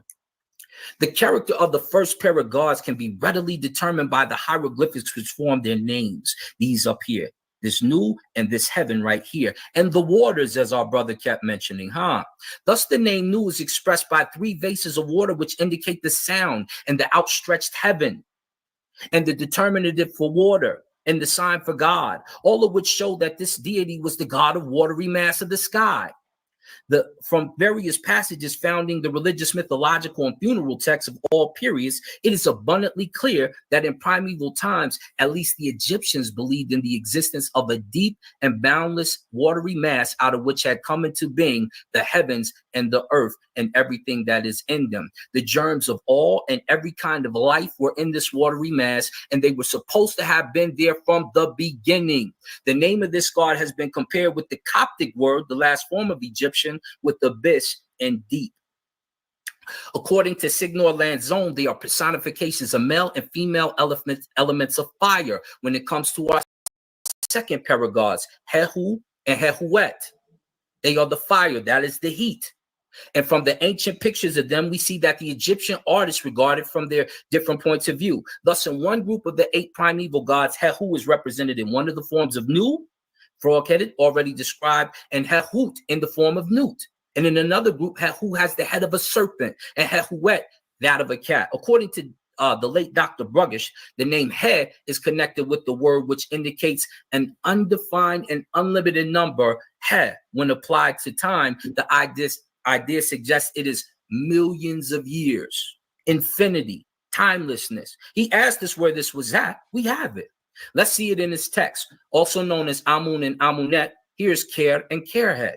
Let's read about them and let's get to the verse, which shows some of these things. Homage to thee, O Amun Ra, who do rest upon Ma'at. As you pass over the heavens, every face see you. You do wax great as your majesty do advance, and your rays shine upon all faces. That's Amun Ra, is the form of the sun. You are unknown, and no tongue have power to declare your similitude. Only yourself can do this. Let's see when they mix together with Hehu and Hehuet, Amun and Amunet. It says, millions of years have gone over the world, and I cannot tell the number of those through which thou hast passed. It means he's been passing for a long time. Your heart have decreed a day of happiness in thy name of traveler. It's traveling. It's the great expansion, as they discussed earlier in science. You do pass over, travel through untold spaces, requiring millions and hundreds of thousands of years to pass over through them in peace. And you steer the way across the watery abyss to the place which you love. This you do in one little moment of time. It happened quick, like the great expansion. And then you do sink down and do make an end of the hours. There's only time when you have matter, because look, his text ain't saying nothing about no Big Bang, man. That ain't saying nothing about no Big Bang. Y'all, if y'all peep, Asar is trying to speedball something past the community. Throw some foes up in the chat. No. You see how slick he tried to, just like the Big Bang. No. We can't let you slide on that. You crazy as all hell, Asar.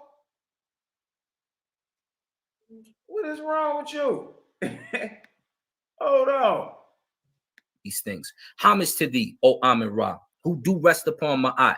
As you pass over the heavens, every face see you. You do wax great as your majesty do advance, and your rays shine upon all faces. That's Amun Ra, is the form of the sun. You are unknown, and no tongue have power to declare your similitude. Only yourself can do this. Let's see when they mix together with Hehu and Hehuet, Amun and Amunet. It says, millions of years have gone over the world, and I cannot tell the number of those through which thou hast passed. It means he's been passing for a long time. Your heart have decreed a day of happiness in thy name of traveler. It's traveling. It's the great expansion, as they discussed earlier in science. It just said it's traveling. Like, he has to put that in there because you wouldn't have got that out of there.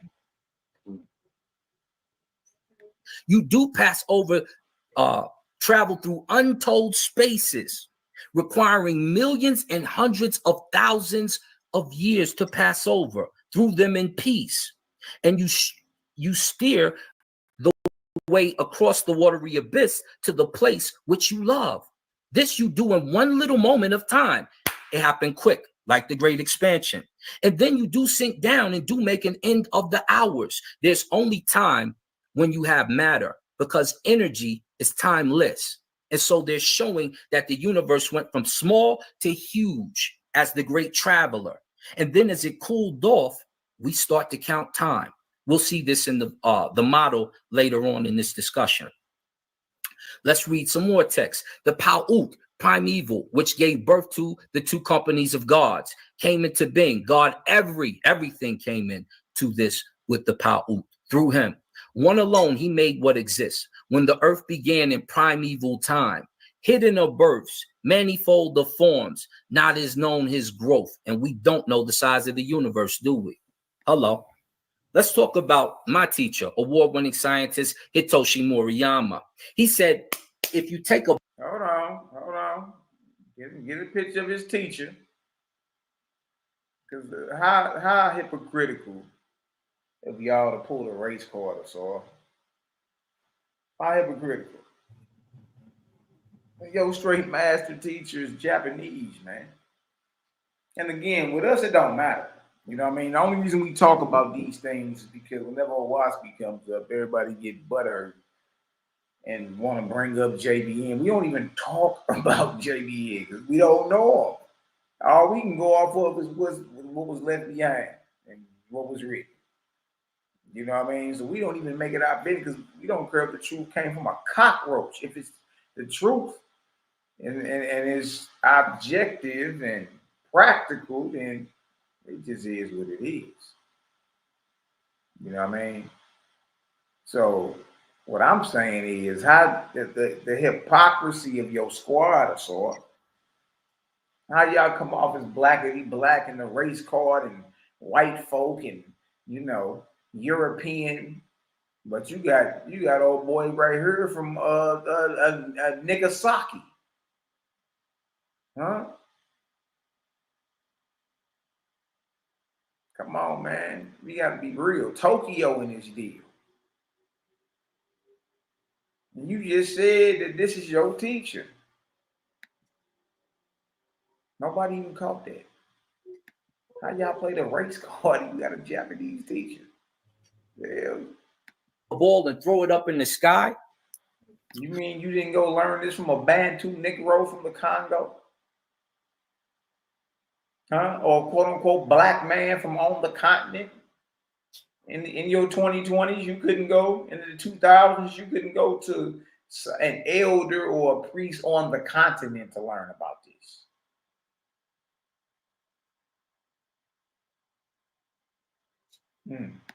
When it starts to come down, that's when you have, I'm sorry, when you take the ball and throw it into the sky, that's the beginning of the Big Bang. And you're watching the universe expand until it reaches its zenith. When it reaches its height, then the universe. Hold on, man. Hold on. Are y'all hearing this? Ball and throw it up in the sky. What his teacher taught him. Get a ball and throw it up in the sky. When it starts to come down. Look at him. He in the background looking up. He playing the part. Look, and it starts to come down. That's when you have, I'm sorry, when you take the ball and throw it into the sky.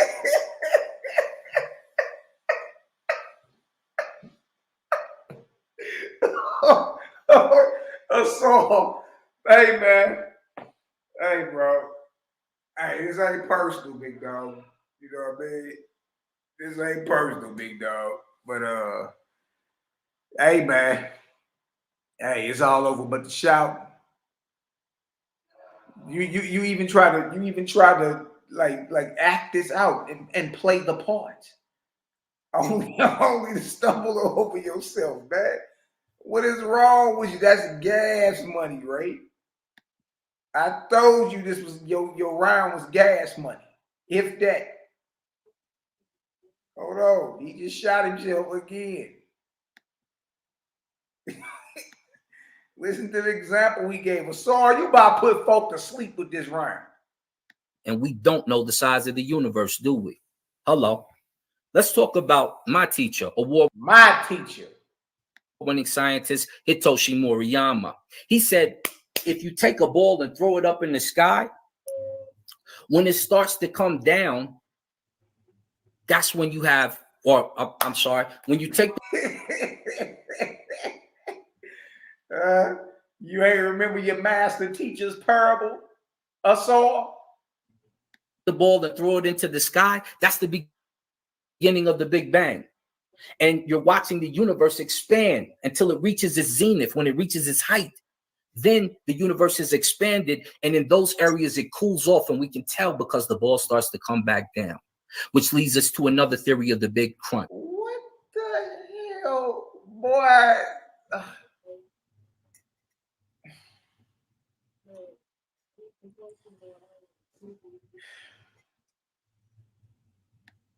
I saw I knew your elevator ain't go all the way to the top, boy, but this is looking bad.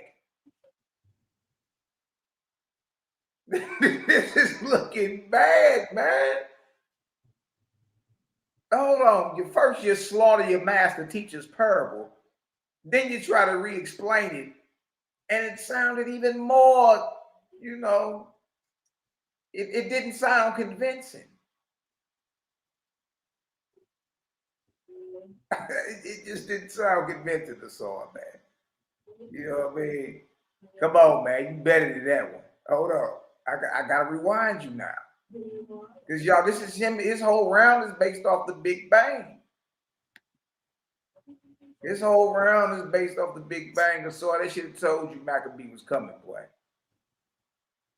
I get the debate. I got to slow it down. We got to see what was said. Through him, one alone, he made what exists. When the earth began in primeval time, hidden of births, manifold of forms, not is known his growth. And we don't know the size of the universe, do we? Hello. Let's talk about my teacher, award-winning scientist Hitoshi Moriyama. He said, if you take a ball and throw it up in the sky, you take a ball and throw it up in the sky. When it starts to come down, that's when you have, I'm sorry, when you take the ball, when you take the ball, throw it into the sky, the beginning of the Big Bang. That's the beginning of the Big Bang, and he throws his arms up vertically.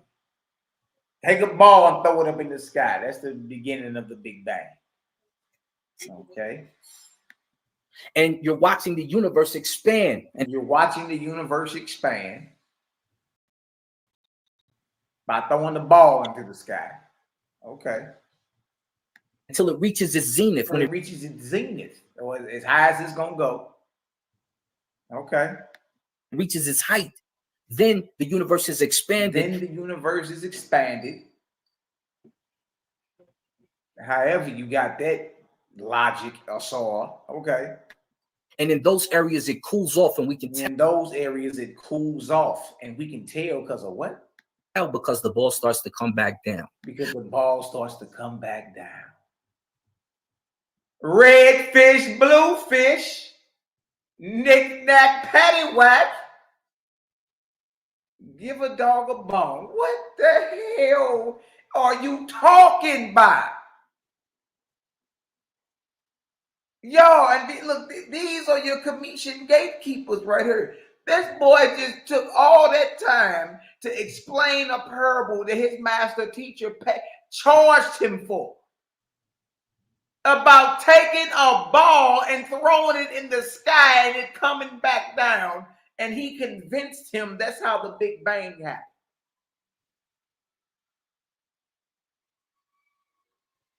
And y'all got the nerve to say this. They got scientific. No, they did. This was crazy. And y'all, this was their best round.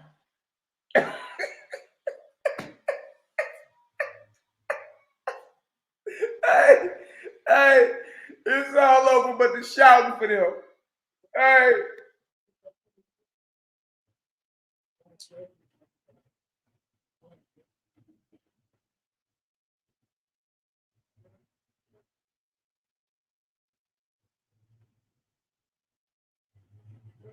Hey, man.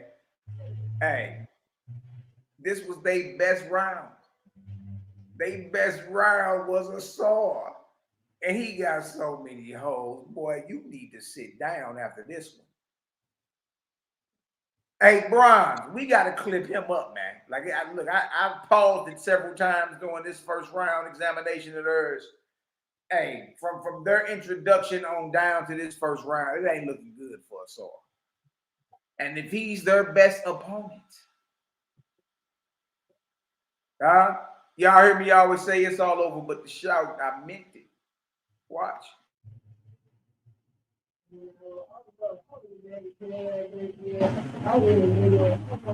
It's crazy.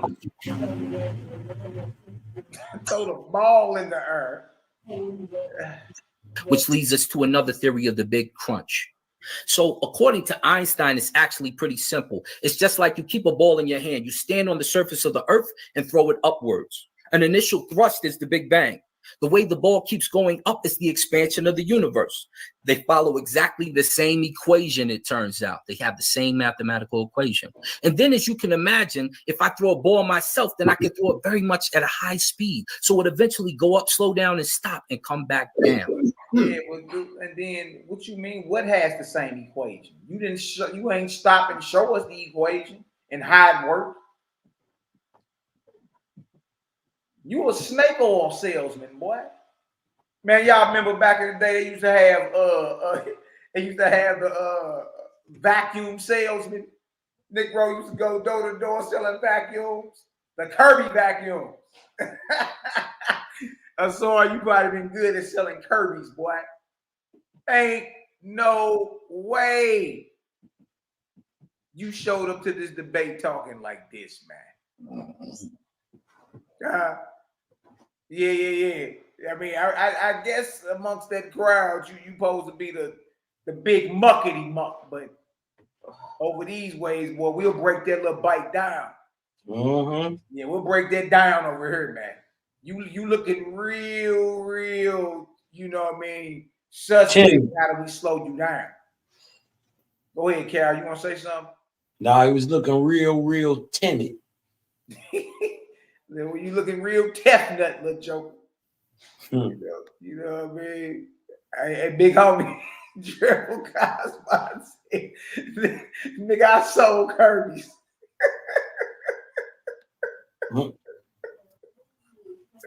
Hey, well, that mean you got that jargon on you, West Side Connect. You got that mouthpiece on you. You sold some Kirby's, boy. Mm-hmm. Look at this, man. This is crazy. Did you hear this boy trying to explain Big Bang by throwing a damn ball in the earth? Wow. And then said that, yeah, because they got the exact same math, but he didn't show the math. Come on, man. Waves and light, the reason for expansion. Sonoluminescence is the emission of light from imploding bubbles in a liquid. When excited by sound, it occurs when a sound wave of sufficient intensity induces a gaseous cavity with the liquid to collapse quickly, emitting a burst of light. In other words, a gravity wave forms the burst of light. Many scientists believe a first. This how I know he was watching my channel. Go ahead, Carol. This how I know he was watching my channel, because this actually has nothing to do with the Big Bang. Sonoluminescence would be another way of proving a cosmogony and a style of creation, and it's not in Big Bang. So, this is how I know sonoluminescence and other things he took directly from my page. Yeah, because he wouldn't even brought it up. That's more on our side. That ain't more. That is on our side. Yeah, that's the science we bringing out. Cal gonna bring it out this round. Yep. That don't prove Big Bang, not a little bit. Not even a little bit. Big Bang don't even use it. What is wrong with that? I told you your round was gas money, boy. If that. Occurred at the very beginning of time, triggering the launch of gravitational waves or ripples in space-time. Let's go further. Papyrus Laden I-350 describes it perfectly. It said, light was his coming into existence on the first occasion. With all that exists in stillness for awe of him. How did it happen? We needed some sound, right, in order to make the light, because light doesn't make sound. He honked by voice as the great honker. The great honker. That deal say the great honker. That's crazy. Wow. Man. Coming into a land that he created for himself while he was alone, he began speaking in the midst of silence, opening every eye and causing them to look. He began crying out while the world was in stillness. His yell circulated while he had no second, so that he might give birth to what is and cause them to live and cause every man to know. Don't forget that he talking about is a plastic god, according to him. Man, freaky. Don't forget that he's self-admitting that his deities are plastic. Jabari admits they're mythological. You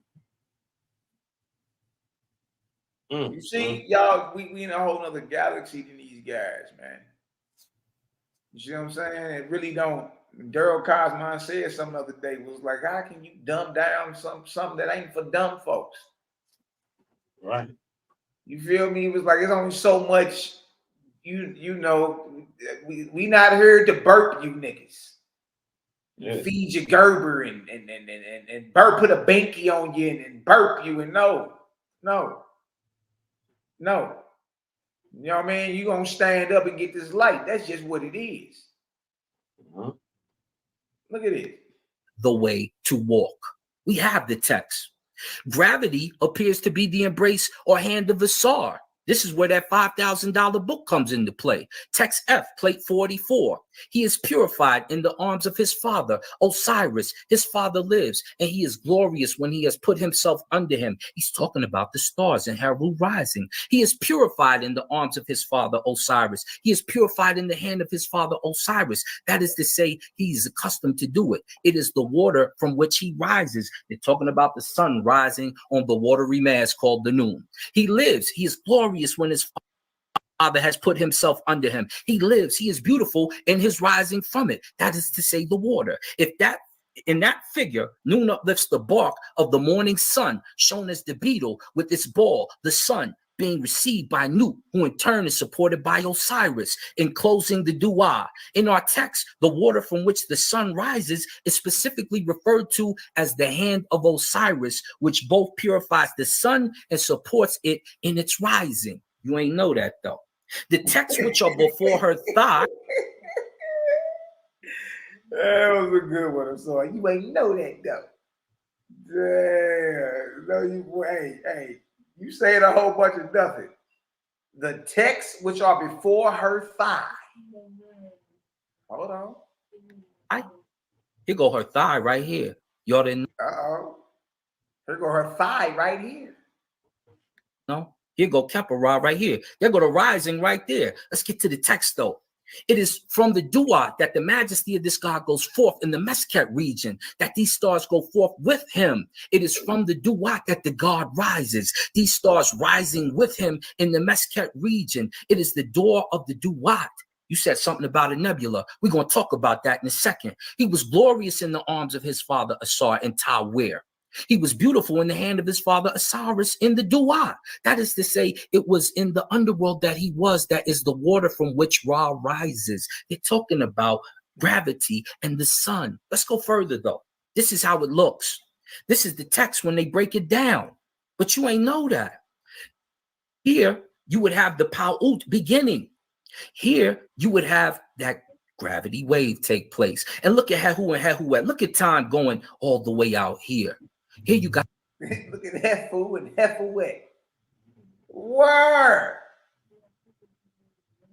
Y'all, that don't say nothing about no Hefu and Hefuet. That say Big Bang, Dark Ages, million years, first stars appeared, a billion years, early galaxies appeared, the solar system, modern galaxies. Time. That don't say nothing about no Hefu and Hefuet, Asar. You just pull what Zion Lex pulled. Y'all, they making this stuff up as they go. They making it up. They don't say nothing about what he talking about. Look. Teach us all. And the sun. Let's go further though. This is how it looks. This is the text when they break it down. But you ain't know that. Here, you would have the Pa'ut beginning. Here, you would have that gravity wave take place. And look at Hehu and Hehuet. Look at time going all the way out here. Here you Hefu and Hefuet. You got the dark ages because Nu and now Unet are now performing. Hehu and Hehuet are doing their thing. Amun and Amunet were when they were hidden. Now we can see these things. Here it is right here. and it matches up with our solar system with no trouble at all. Let's go further. How stars are born. Stars are born from huge clouds of dust and gas that collapse under gravity. As the cloud shrinks, it spins faster and forms a disk with a hot center called the protostar. The protostar grows by accreting more gas and dust until it reaches a high enough temperature to ignite nuclear fusion. Fusion converts hydrogen into helium and releases energy that balances gravity and keeps the star stable. Where stars form? A nebula, or often star-forming regions, right? What'd you say, Cal? Oh, no, my bad. All right. The Eagle Nebula in these regions over here. Material clumps, all that good stuff, right? Here go Orion right here. The ancestors not only pointed the pyramid over here for you to become a what? A Yadim was sick. For you to become a what? An everlasting star, an everlasting soul, right over here, right under Asar. Because the Dua is here. And they could tell from the redness of this nebula, couldn't they? Over by M42 and all that. You didn't know that though, huh? Let's see what it says, man. Cenotaph Seti. It says, when the incarnation of this God enters, is at her first hour of evening, becoming effective again in the embrace of his father Asar, and becoming purified therein. Then he is developed into the great God, the winged disc. We know when when they talk about the winged disc, they talking about the sun. When this God sails to the limits of the basin of the sky, she causes him to enter again into night, into the middle of the night, and he sails in the dusty stars are behind him. When the incarnation of this God enters her mouth inside the Dua, it stays open after he sails inside her, so that these selling stars may enter after him and come forth after him. They're showing you that star nursery right there, producing stars coming out of the Dua. Here it is for more. The redness of afterbirth as he becomes pure in the embrace of his father Asar. Why? Because we know gravity stabilizes a star. They knew it too. Then his father lives as he becomes effective again through him as he opens in his splitting and swims in his redness. The incarnation of the God comes forth from her rear. Then he is on course toward the world, apparent and born. Then he produces himself above. Then he parts the thighs of his mother Nut. Then he goes away to the sky.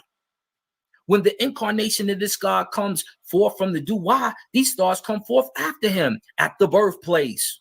Then he is reared in the birthplace. Then he becomes effective again through his father Asar in the Abdian Nome on the first occasion of his primeval state.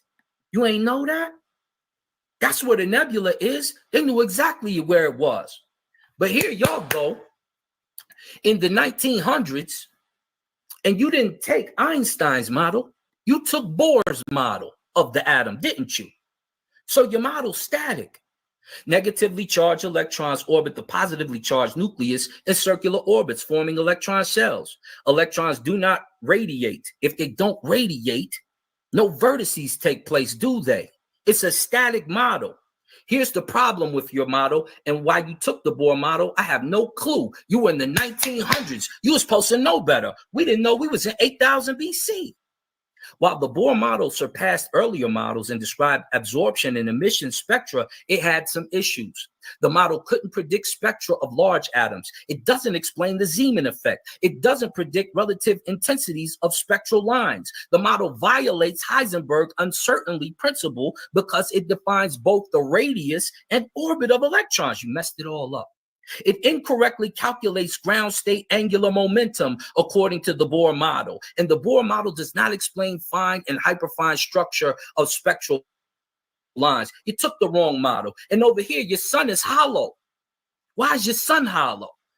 Let the sign of corporeal worlds be as the signs of the etherian worlds. But your sun is hollow. Look, here go your math right here. This is in Zerbe's book, who you wrote the letter to. How a hollow sun is formed of many bodies of varying sizes. What are you doing, Owaspy? You messed that all up, brother. So, you know what's crazy, man, with these guys? They just make anything up, right? I always remember the dates. These cats be talking. Now, he keeps making a statement that Owaspy took Bohr's model. Who is Bohr? In atomic physics, the Bohr model or Rutherford Bohr model was the first successful model of the atom. Developed from when?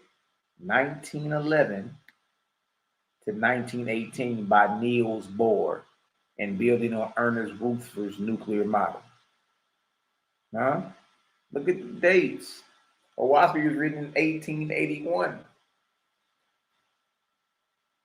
So if anything, Niels Bohr and Ernest Rutherford took from Owaski, if that's what your claim should be, it shouldn't be the other way around. Owaski was written in 1881. Huh? Before your Einsteins, Teslas, your Neil Bohr, and all them.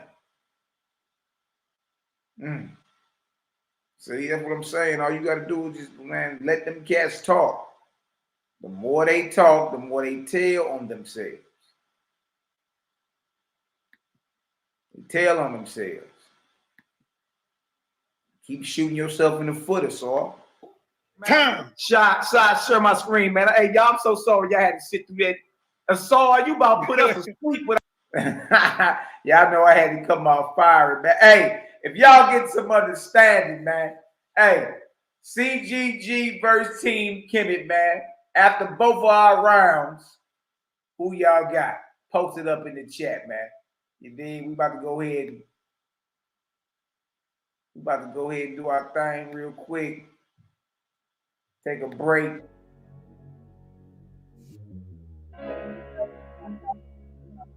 Round, man. CGG or Team Kemet. Put it in the chat, man. Let's rock. And oh yeah, put that Super 7 in the air. Tell me how you feel it when you're feeling up there. When you in the sky breathing rarefied air. When you're breathing rarefied air, oh yeah. Put that Super 7 in the air. Tell me how you feeling when you feel it up there. When you in the sky breathing rarefied air. When you're breathing rarefied air, Just that job felt, that chow mein, that pepper bull, that towel main, since sunset in the arc of Wayne. My brain moving like towel saying, so ass above, it's so below. That up and that down thing, this flow is atmospheric. I call that a ground game. See, water is knowledge, so if I'm teaching, you're learning. So how your God make a sun without vortexing and current? See the pattern is panic, I'm reaching out for my people. Oh, watch me flow through your speakers, you feel the force of the ether. And when the force gets the equal, I'm taking off like an eagle. Police popped the pastor yesterday for pushing put equal. My DNA is Moshe. Mix that thing with higher water. My spirit rate is OTN. It's just a higher order. Got more light than Kavita. Rap a lot just like Tila. Went from sinner to saint. Shout out my big homie Sela. Got more torque than a sports car. Got more work than a door star. In the 4 million I make, I'm giving the Dr. Umar. Oh yeah. Put that Super 7 in the air. Tell me how you feeling when you're feeling up there. When you in the sky breathing rarefied air. When you're breathing rarefied air, oh yeah. Put that Super 7 in the air. Tell me how you feeling when you feel it up there. When you in the sky breathing rarefied air. When you're breathing rarefied air, oh yeah. Super 7 in my rites and ceremonies. I'm married to Jehovah, holy matrimony. Confucius say, in the words of Caillou, before you hit the tomb, be a bridegroom. Only got one question for Miss Susan B. On how to last Ahu when it's now a Angui. Blame my inspiration, I'm just thinking thoughts. But in the way of God's, we gon' keep it short. Why Jesus wanna kill me, Matthew 10:34. Just a couple questions that I'm needing to know. Oh, watch me flow, it's so potent. Set the vortex in motion. Super 7, I'm floating across the Aegean Ocean. Oh, you a Muslim now, so I guess you make it a lot. Well, I'm an Israelite, I'ma make him at the Shabbat. Got Moses on the bumper, super slap off in my spaceship photosphere. So I stay lit, peace and light to the faith is oh yeah. Put that Super 7 in the air. Tell me how you feeling when you're feeling up there. When you in the sky breathing rarefied air. When you're breathing rarefied air, oh yeah. Put that Super 7 in the air. Tell me how you feeling when you feel it up there. When you in the sky breathing rarefied air. When you're breathing rarefied air, oh yeah.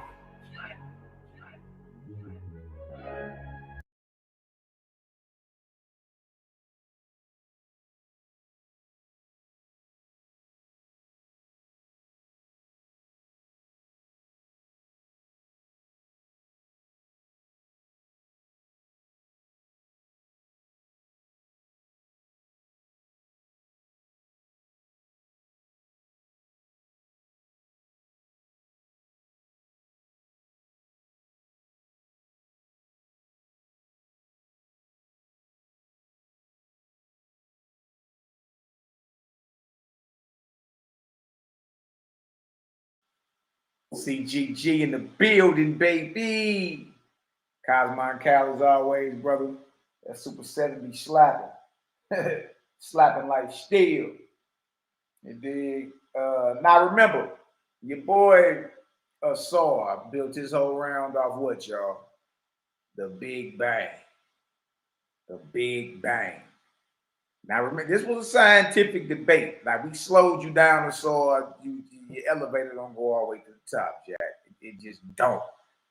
Or it does, and you intentionally lying to folks out here, man.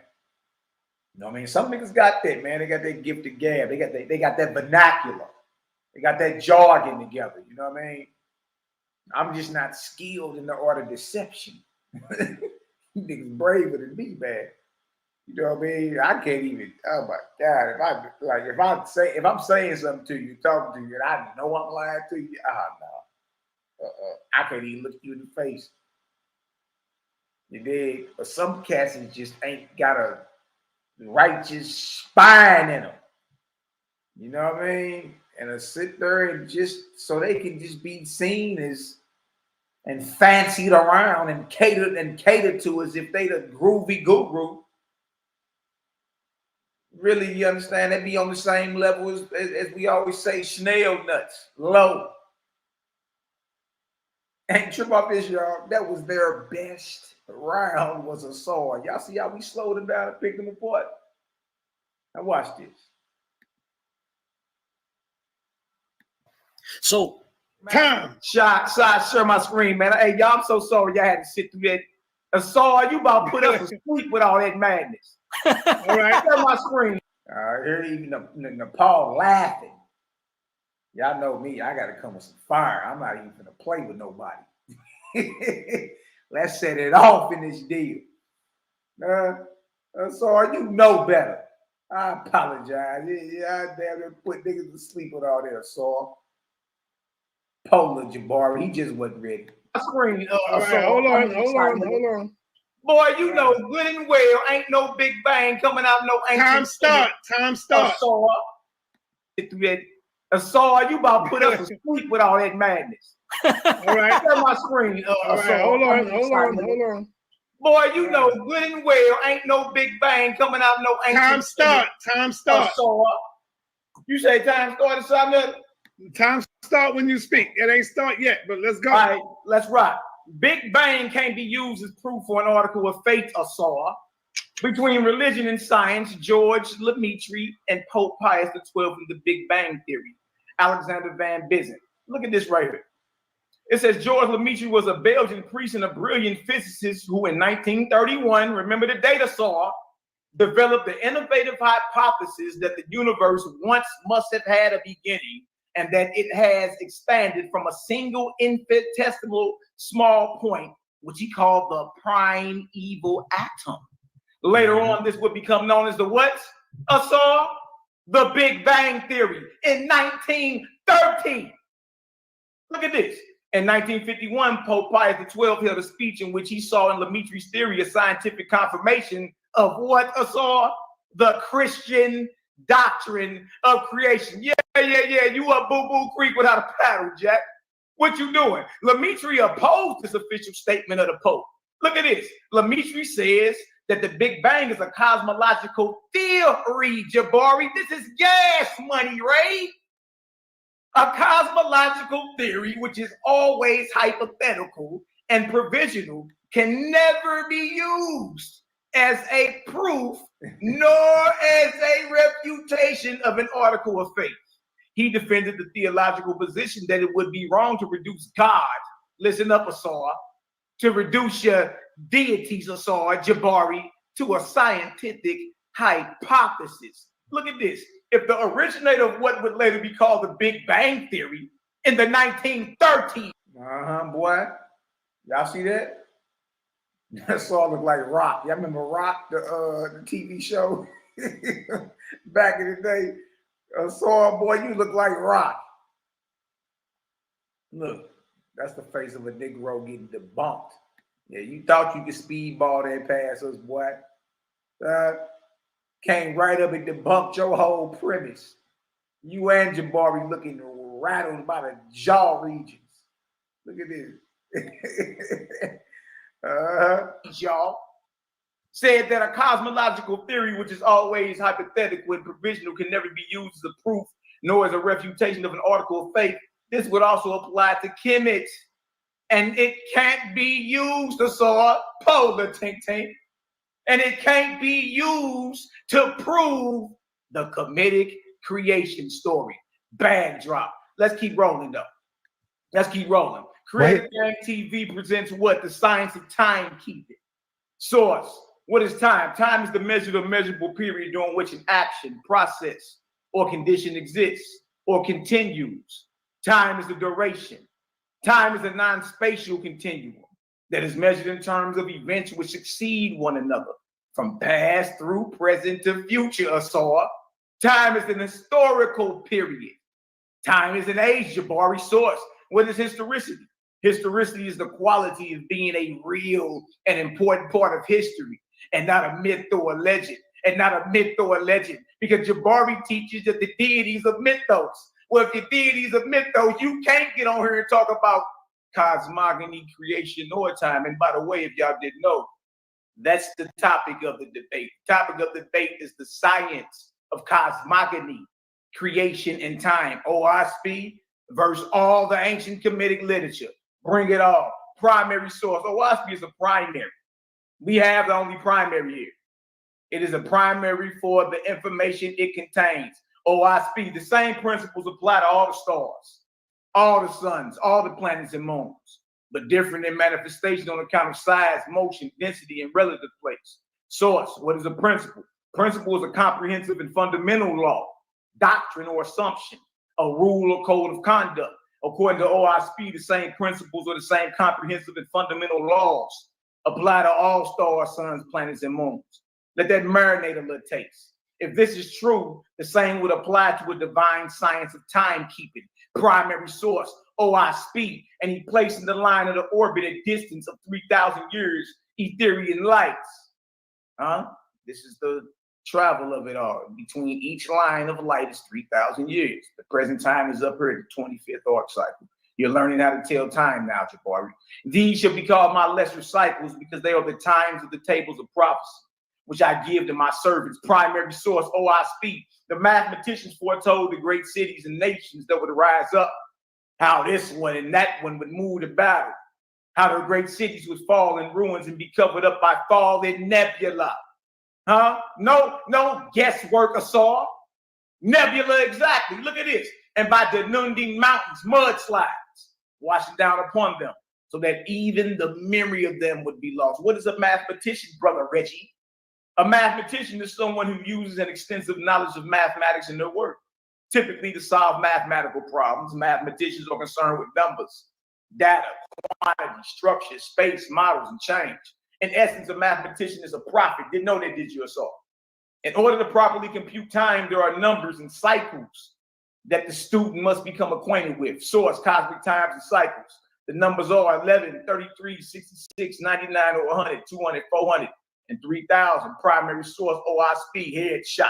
Tate said, the times you bestow should be my signpost. Is this not the most exalted science under the sun, Jabari? Is this not the most exalted science under the sun? For since the Creator has made years, has he not also made cycles? And will the cycles not comport or agree with the rules of its members? Then take classified cycles at 3,000 years, and the wave of the solar system, or the great serpent at 200 years and 400 years. You want to see the visuals? You want to learn how to tell time? Your ancient timepiece, an arc cycle made up of 7.5 times, 3,000 years. And then what he do? He subdivided these again and found that every 33rd year was a life on Earth. You want to know about the secret of the number 33? Without having to become a Freemason? How about these are units of time? Look at this. Tay subdivided the 33rd year into 11. And he found the variation to be 1 in 99 years. Yeah, 33 divided by 3 is 11. 11 times 3 is 33. Look at this. If therefore the past history of the Earth's people for 3,000 years were written truthfully, It would disclose the roadways of one cycle at a time. And this must be repeated, Jabari. And this must be repeated, Asar, with each 33rd cycle or year, with one deviation in 99 cycles a year. Primary source, OSP. Oh, if only the prophets would apply my lessons of the past in order to foretell the future. Behold, Sidnetta, listen to this. Behold, there is no mystery in heaven and earth. They march right on. Cycle follows cycle. Summer follows winter. Primary source, OSP. The prophets of old divided times into cycles of 3,000 years. Such then is the general character and behavior of man during an arc cycle. And he rises and falls in all these particulars as regularly as the tides of the ocean. Look at this behavior of an arc cycle, 3,000 years, boy. We got it laid out. They can't put it on a timeline like this because all the deities are what? Cosmological, not cosmological, mythological, according to Jabari. Look at this. Remember these important numbers in lesser cycles repeat themselves: 11, 33, 66, 99, 100, 200, 400, and 3,000. You see, it hit different when you have the algorithm for time. Ask yourself, why hasn't Kemet taught this ancient science of timekeeping? Let me show the Nile Valley how to stand on business. Some key cosmic and world events that have repeated on the Odic rate of 11 years. Source, written this year, June 14th, 2024. What is it saying? It says right here. It says right here. The sun's magnetic field is about to flip. Here's what to expect. This phenomenon happens roughly every, 11 years and marks an important stage in the solar cycle. The last time the sun's magnetic field flipped was toward the end of when? 2013. Exactly 11 years ago. That's a headshot. How about we take a look at some of the most famous influential outbreaks of the last century? How about the Spanish flu of 1918 or the parrot fever of 1929? Spot on in 11 years. What about the Asian flu pandemic of 1957 or the Hong Kong flu pandemic of 1968? Yeah, 11 years, Jabari. How about the H1N1 swine flu pandemic of 09 or the COVID-19 pandemic of 2020? Spot on again. 11 years. You ever heard of the proverbial phrase history/time repeats itself? You're now learning the how and the when of this wise saying. Take notes. This ain't lick your fingers scholarship. Some key cosmic and world events that are repeated every 33 years. Saturn and Pluto planetary conjunction cycle of 33 years. Source. The Saturn-Pluto conjunction influence can often bring about the decrystallization and structures of government, statehood, laws, customs. This cycle occurs 3 times in every century. No, the third of a century is what? 33 years. The average Saturn-Pluto conjunction cycle lasts about, 33 years. The Saturn-Pluto conjunction of 1914 and its direct effect on World War I. Source. In August 1914, when the First World War began, Pluto and Saturn were in their new phase, conjunct at around 0° Cancer. World War I destroyed old Europe, destroyed dynasty and class structures and models of government that had lasted for centuries. 1914 plus 33 years get you 1947. Source. In 1947, the conjunction saw the reshaping of many parts of the world. A new world order. 1947 also saw the first year of a Cold War between the Soviet Union and the U.S., while the Roswell incident broke up extraterrestrial boundaries. Some key and cosmic world events that have repeated on a rate of every 99 to 100 years. The War of 1812 to 1815, or the World War I, 1914 to 1918, or the rise of ISIS, Islamic State of Iraq and Syria, 2014 to 2015. What are the Commissions hiding?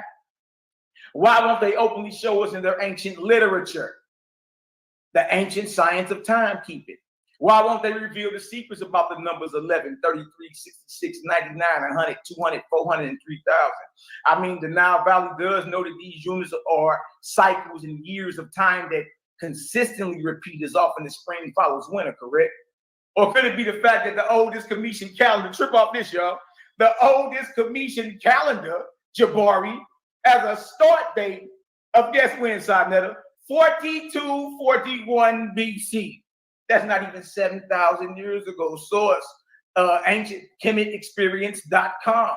The ancient Egyptian calendar. The ancient Egyptian calendar, known as the oldest in the world, trip off this, was meticulously calculated by ancient Egyptians in what year? In the year 4241 BC. Look at the ancient Egyptian calendar. The funny thing is, trip off this, y'all, there was no Kemet in 4241 BCE. It wouldn't come on the scene until Norma circa 3050 BCE. Source, look at Norma about to chop the head off of his African brother's shoulders. Circa 3050 BCE, hashtag Norma I. Since we're talking about time, it's only natural that we discuss historicity. Huh? How you gonna talk time and you don't bring up history, right? Historicity, source. Historicity is the quality of being a real and important part of history and not a myth or a legend. Wait a whole 10 minutes, Jabari. Wait a whole 10 minutes. Well, if historicity is about being a real and important part of history and not a myth or a legend, then by definition, Team Jabari or Team Kemet can't talk about time or historicity or cosmogony or creation. Because according to Jabari, the Cometian deities are mythological. Sit down somewhere. Primary source, OISP, because they are the times of the tables of prophecy, which I get in my surveys. Source, the ancient petroglyphic panic system of writing dated circa 15,000 years ago. Are petroglyphs historical, Jabari? Are petroglyphs historical assault? What is a petroglyph source? A petroglyph is an image created by removing part of a rock surface by incising, picking, carving, or abrading as a form of rock art. What are hieroglyphs, Jabari? Hieroglyphs, meaning sacred carving, is a Greek translation of the Egyptian phrase, the God's word. Source, petroglyphs predate hieroglyphs.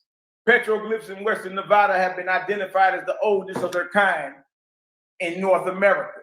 Researchers at the University of Colorado Boulder conducted a study that dates the rock carvings to between 10,500 to 14,800 years ago. Oh, wait.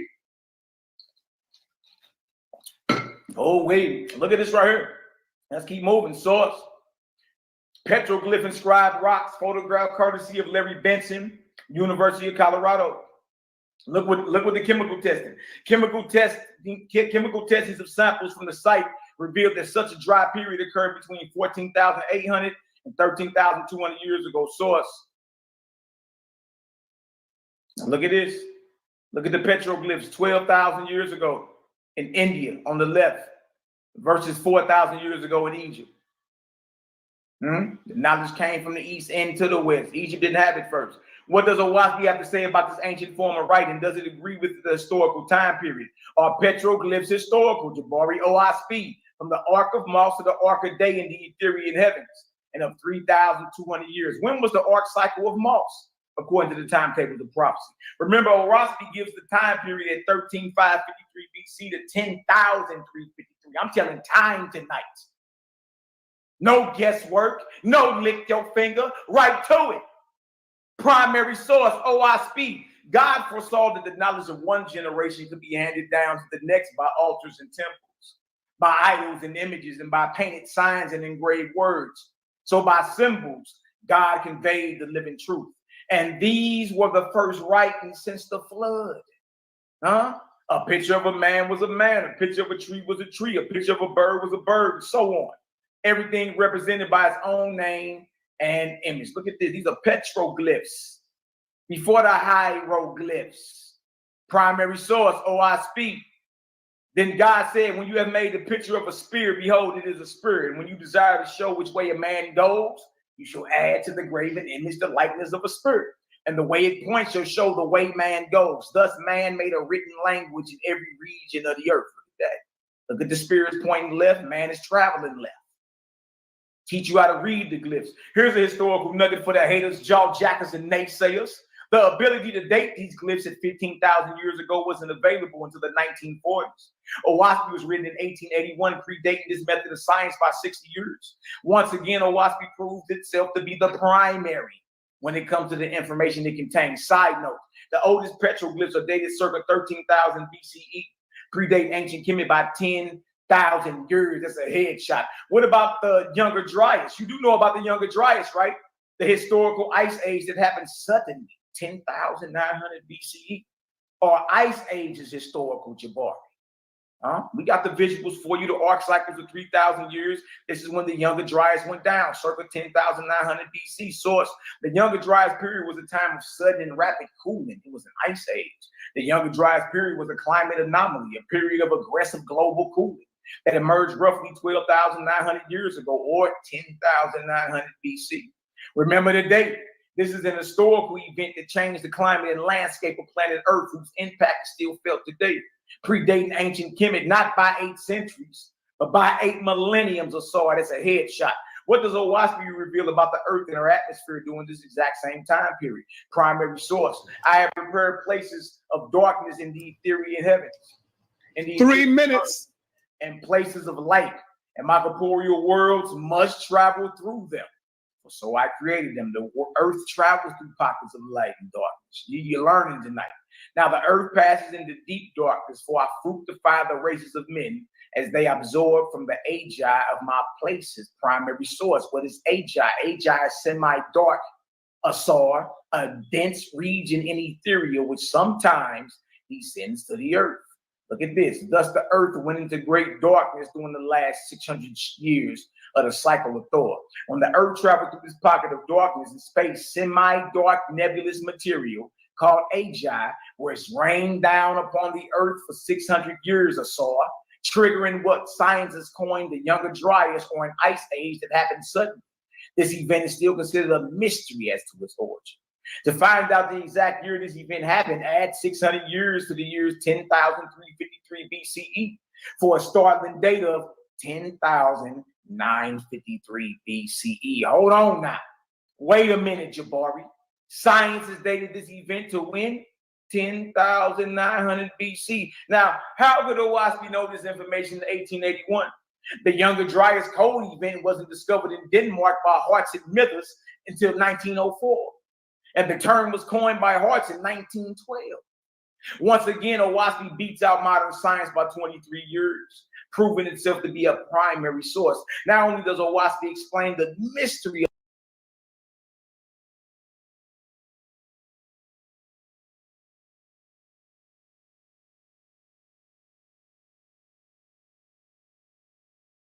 y'all, Pete, they never debunked the fact that I kept saying Owaski is a primary source. That's why I kept saying primary source.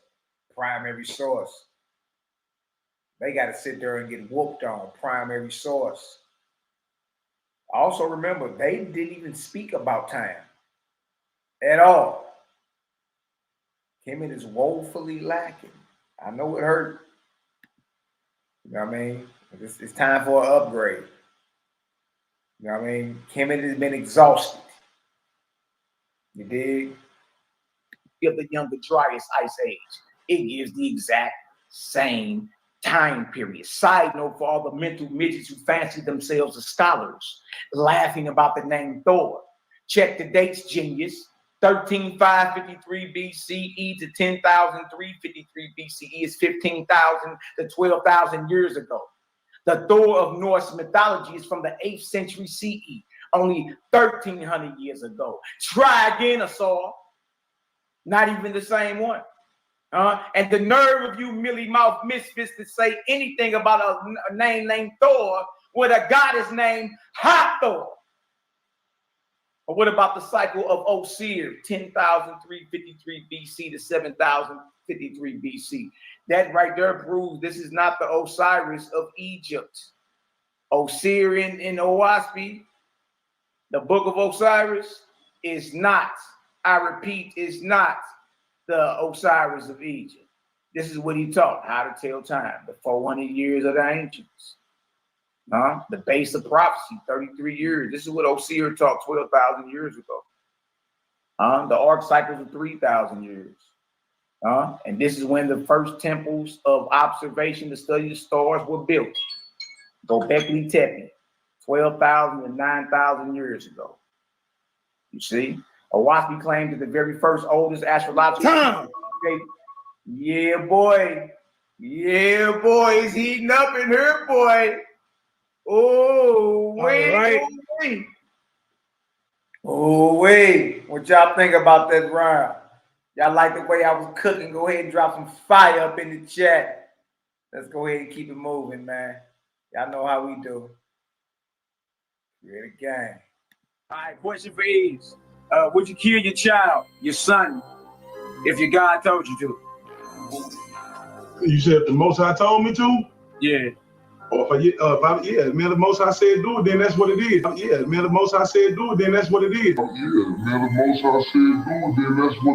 A 22-year-old woman told hotel workers in Holmes County that she had been directed by God,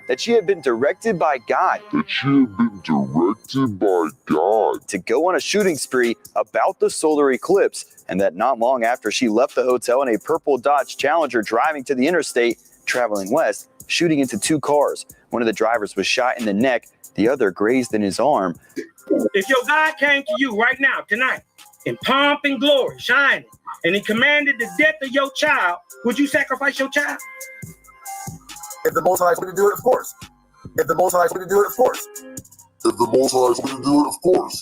Peter Lucas Moses refers to himself as a radical religious person who is with the Black Hebrews. And he just pleaded guilty to killing a 4-year-old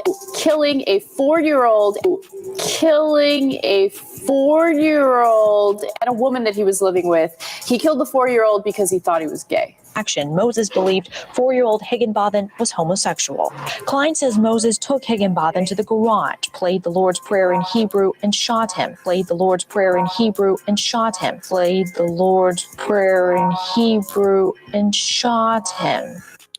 If God came to you and told you to sacrifice your kid, would you sacrifice your kid? Hell yeah. God is called the terrible, demon-like power. God is called the terrible, demon-like power. God is called the terrible, demon-like power. So Napa means empty, you could say, or open. Shita means demon, or demon-like or terrible. Shita means demon, or demon-like or terrible. Shita means demon.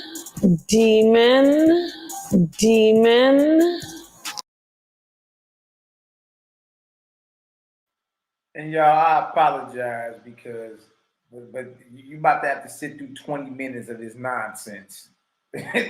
She's about to spew out of her mouth. She is not even about to be on topic for the most part. And then after that, she attempts to make a mockery of her science and her waspy, but her screen's not showing. So her presentation was horrible. It was whack. She just sat there and talked. She pulled the race card. We knew the race card was coming. She pulls the race card. As soon as she does that, we like, oh yeah, they off topic. Like all this other shit don't even matter. We already debunked the Big Bang. I saw her try to speedball that shit past. Not just the Big Bang, but he said a whole bunch of stuff we just caught today. We got a whole bunch of stuff he was talking about. You dig? Next up for Team Kemet is Nepal Shadal. You dig? So I apologize in advance. Hopefully I can still be your little brother. But she was up Dung Creek without a paddle. This is her down here in the bottom right-hand corner, underneath Durham. This is her. Warning. And look, also remember the topic: the science of cosmogony, creation, and time. All right, let's remember the topic. All right, go on mute. Nepal, are you ready? Great. All right, there you go. Time start when you're ready. Okay, let's get back to the top. Can I start over? Yes. Okay, great. So back to the slave master who wrote this book. Well, his family. John Newborough's uncle was a slave master who not only owned slaves, but he impregnated slaves and had children with slaves. It is actually Elizabeth P. Pulsley Newborough's brother. So let me get to this part that's the most interesting. Admitted to the bar, this is about his uncle who's a slave owner. And don't forget that he went and worked with one of his uncles in an insane asylum. So it wasn't like he was estranged from them. They were a close family. Pulsley began his legal career. We really don't care about that, but we want to know about is this part. He farmed and practiced law, and he owned a slave in 1840 census, a black woman, and a 3-year-old mulatto boy. That was his son. And you know what's crazy? What's so disingenuous about this? Let me show you how goofy. Like this how goofy this is. You peep how Saw is trying to explain cosmogony with a vortex on his slide. Let me show you how slow this woman is. She's an Israelite. Correct? On whose team? Team Kemet. Well, everybody knows the Israelites were slaves in Kemet. So you see how she trying to play the whole slave master thing as if she ain't sided with slave master to come against us. And trip off this, y'all. You know the crazy part about all of it? Nothing she's reading is about John Bilal Nubro. Even if what she reading is true, which I highly doubt it. I've witnessed so many of them lie and make up stuff. But even if it's true, you're talking about a man's relatives. You can't help who you related to. What about the time you told us that racist stuff that your father and your family told you? Because you multiracial, right? Like you just ain't no black woman, ain't you Hispanic too? It's Puerto Rican, Dominican, one of them. You feel me? The whole thing is disingenuous. How the hell you talking about side with slave master, side with slave master? How does this make sense? That's like somebody being a rapist coming out charging somebody with rape. Nigga, don't you do the same thing? It's disingenuous from the jump. And to associate him, even if this is true about his relatives, you know what I mean? Like, there's nobody in this earth that has decisions about who they are going to be related to. This deal is about Owaspy, and this ain't even about the compiler of Owaspy, y'all. This is a scientific debate. She supposed to be going into ancient Kemet and proving cosmogony, creation of time. That's it. But they don't got it, so they show up to be off topic. They already lost. But trip off the hypocrisy is all I'm saying. How you screaming slave master over there with slave master? How you an Israelite siding with Kemet? How? During the Passover, which side you fall on? You with the Israelites or you with the Cometians? Huh?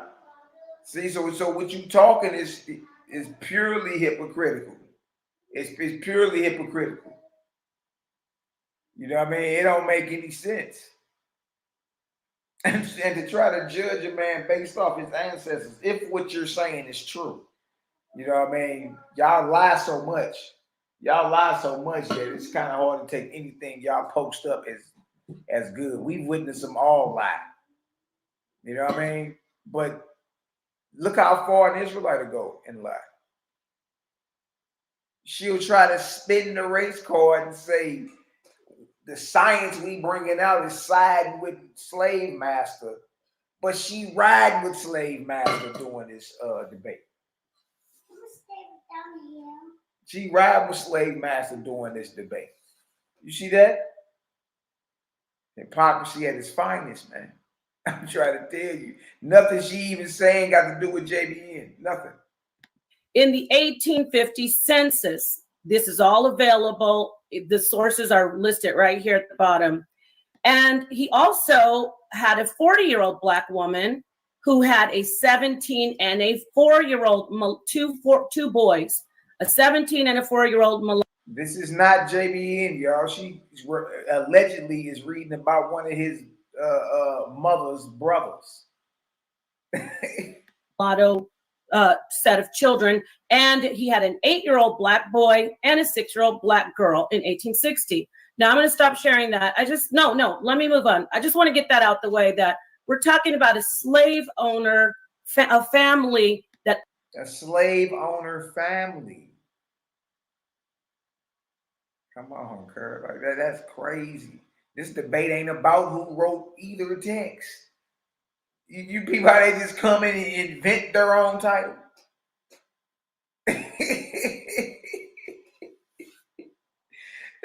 These niggas come and just make up their own title. Just, hey, this is what we gonna talk about. There ain't nobody that can win any debate being off topic, family. There's no debate that has ever been won in existence when you can be off topic and win. None of that has to do with science. Especially the science that we talking about. You see? When you slow them down, they sound so smart. So intellectual. Owned slaves, and this man who was produced from that, who didn't have any problem with it. He actually, there's information saying that he took issue with abolitionists. He's a slave master. Who's a slave master? JBN never owned slaves. That's what I'm saying. Like, but the truth about this, y'all, this debate ain't about JBN nor his family. These niggas is just, you feel me? They ain't sticking to no topics.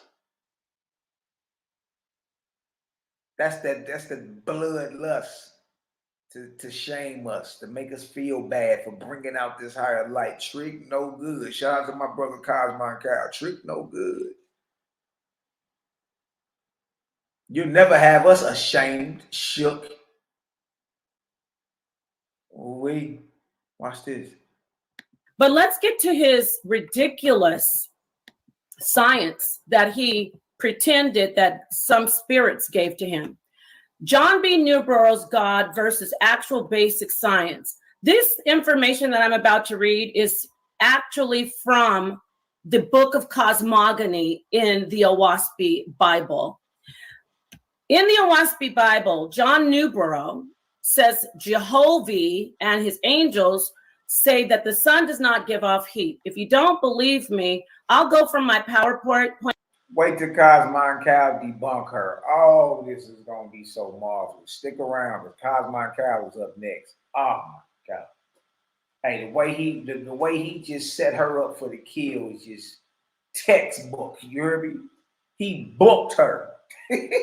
Book him, Dano. He booked her. Get out of here. And then look, her whole presentation about to blank out. She ain't even about to have no presentation for the rest of her round. Crazy. Points on it, or just let me stop sharing that real quick. Let me get to the actual article. Yeah. Yo, she's on Kemet's side. She's on slave master's side. You feel me? What y'all saying is like calling the pot calling the kettle black. How you gonna throw anything out there about slave master? You an Israelite siding with Kemet.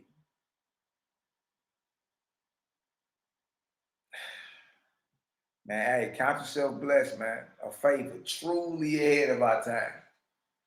Real spirit. And should nobody that's seeking creator feel ashamed or bad about it. It's what it is. It's your birthright. Here we feeling ashamed about, you know what I mean, seeking our maker, seeking a creator. Not never. No, I'm not around here with the monkey mouth or the monkey lip. Because certain people don't want to be around. Good. Because I ain't turning down. I ain't turning down a little bit. If ain't nobody else tripping, I'm tripping. You dig? It is what it was. Let's make it happen. All right, watch this. And again, I apologize to y'all. Yeah, you don't have to even stop my time because this is going to be real quick. Obviously, you don't stop time anymore. Obviously, you don't stop time anymore. No, Sadetta, you actually stopped time for Nepal doing this. You edited that part out, I see. But you stopped time for her, man. After you said you don't know nobody, you ain't nobody's friend, you stopped time for her. I mean, look, I understand. I'm just saying. We calling it straight down the middle. You dig? Watch this. I want you to read it yourselves. You know what I'm saying? So you won't be like, let these guys make you think that I'm making this up about him. Righty. Where is it? I just had it. Okay. Okay. Okay. Well, that's unfortunate. What's Maybe unfortunate? later in, I'll just. She ain't got it. Huh? Read this right now. I'm citing it, so I can't find the actual book, but they know it. So let me tell you where it's located in the Book of Cosmogony, 38/1.37 to 42 is where it says the sun does not give off heat in the Book of Cosmogony. It also says that the sun is comparable to a diamond, but it is not as valuable as a diamond. That's also in the Book of Cosmogony, same chapter. I guess these are verses, verse 1.40. It also says in the Book of Cosmogony that the sun is 4.5 million miles in diameter. If these are heavenly beings, why don't they know the actual measurements of the sun, or at least a ballpark? Because the sun is not 4.5 million miles in diameter. It's not. Okay, the sun cannot even burn more than 80,000 years, is said in the Book of Cosmogony. The sun has been burning for 4.5 billion years, and it has about 5 billion more years to burn for us on the earth, and then it's going to burn out in 10 billion years. But these angels and their God supposedly told them there's only 80,000 years left. That's in the Book of Cosmogony. You see, I'm citing it. The sun is easily replaceable. She's not showing anything. That's not our fault. Look, this doesn't give you any extra bonus points. If anything, you lose points for not being prepared to present your stuff. And then Cosmon Cows round got clipped out the stream yard. There was too much going on. Like, why is Nepal even, and she's debating, why is she in charge of running the Zoom and running the stream yard? She's debating. You see what I'm saying? So, presentation-wise, we are, just in presentation alone, we beat y'all. Again, it ain't our fault. You know what I mean? For one, your visuals are dry. Two, your screen not working. Three, you off topic. That ain't our fault. That ain't our fault. You try to introduce George Lemitri's Big Bang into the picture. That ain't our fault. That ain't got nothing to do with us. Yep, that's said in the Book of Cosmogony, that if the sun burns out, no problem. The Vortexia is just going to make a new one like that. The sun has spent about 100,000 years. These are the facts on the right. I'm going to read the comparison. The sun has spent about 100,000 years as a collapsing protostar before temperature and pressure in the interior ignited fusion, nuclear fusion at its core in a few million years. It settled down into its current form. So that's how long it took for the sun to be produced. However, life on Earth would end in about a week without the sun. According to their gods and their angel messengers, it's only 80,000 years old and it can easily be replaced. The Book of Cosmogony also says that it's silly to think that heat would come from the sun. I promise you, it says that. I have the article up, but with all the moving around, I couldn't find it. But it's in the Book of Cosmogony, chapter 38 / you see the site right there. It says it's silly to think that heat comes from the sun. This book says that heat does not come from the sun. Hey, y'all, she built her whole round off making a mockery of that. A little bit on that slavery, which was off topic, and then don't forget, and this is Owaspy versus the Kemetic literature. They supposed to be going into Kemet and talking about this science. We supposed to go into Owaspy and talk about the science. And we supposed to compare and contrast and see what our higher light is at. That's the purpose of it. Why we can't get no fair debate? We come through, keep our integrity. We come through like, you know what I mean? We come through like some bombs out the sky. Then we get up out of there.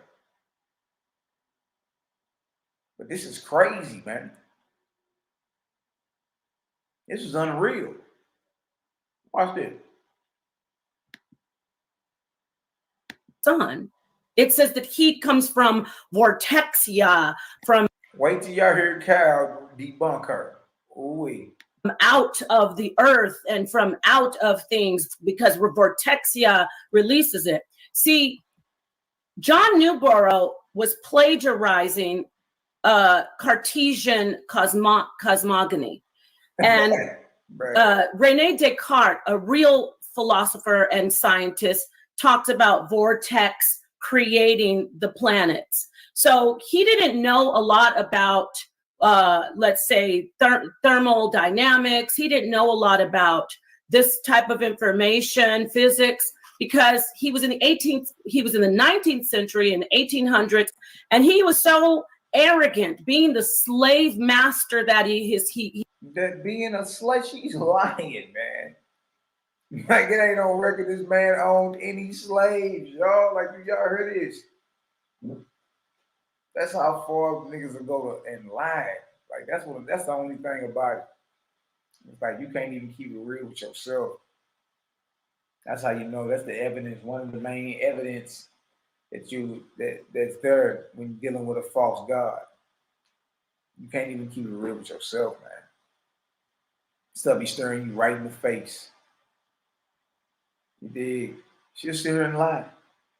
And focus the whole thing about slave master when they're debating about slavery or who compiled any book.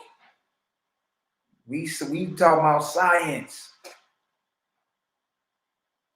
We can have a compiling debate some other time. Let's talk science. I see we the ones trying to get into the book to make it crack for the people. Why don't nobody want to go with us blow for blow with book? Nobody. Nobody. That boy Zion Lex got in there with Selah, nigga, and went to the Torah 3 times. Maybe 5 at the most.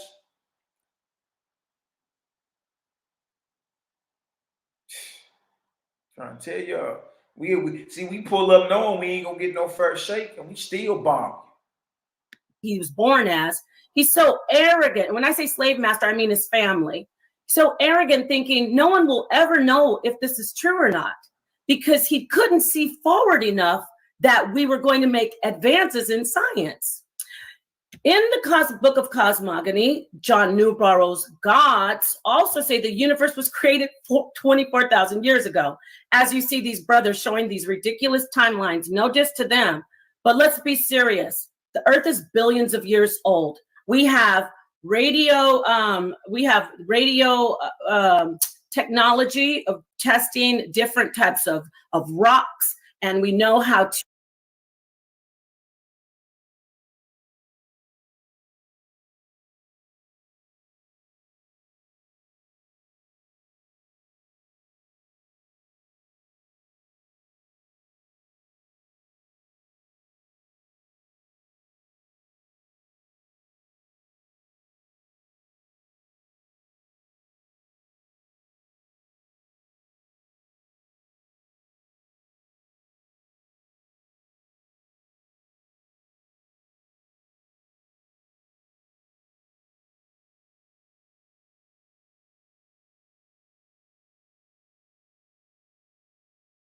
to find out how old the earth is. But John Newborough back then figured they'll never have that kind of technology.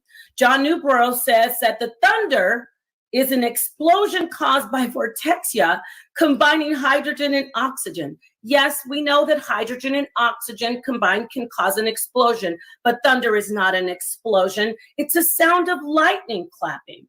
Let me read these facts real quickly. The facts, you heard the embarrassing Dr. Seuss Fragabapati thingamajiggy science on the left. Now let's read real science quickly. The sun with the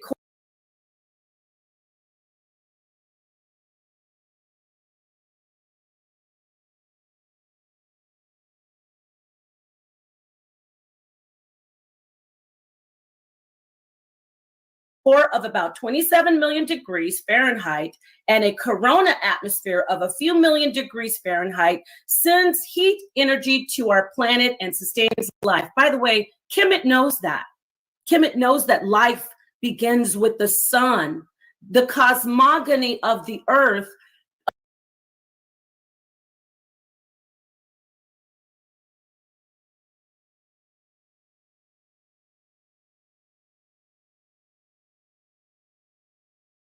the cosmog, of our universe started with the beginning of the sun being created, and not from a whirlwind.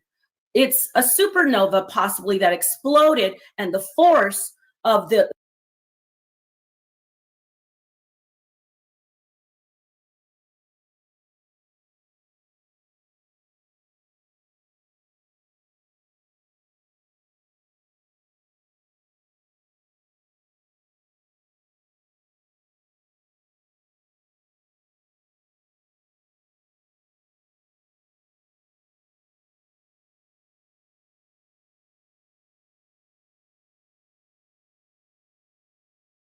supernova triggered the production of the sun in a nutshell, not to get too technical for everybody, but then the nuclear fusion, all of that good stuff. Yes, there's some truth sprinkled in with the Fragapati science, but the spaghetti science is not true because it says the sun doesn't give heat. It's already ridiculous. The sun is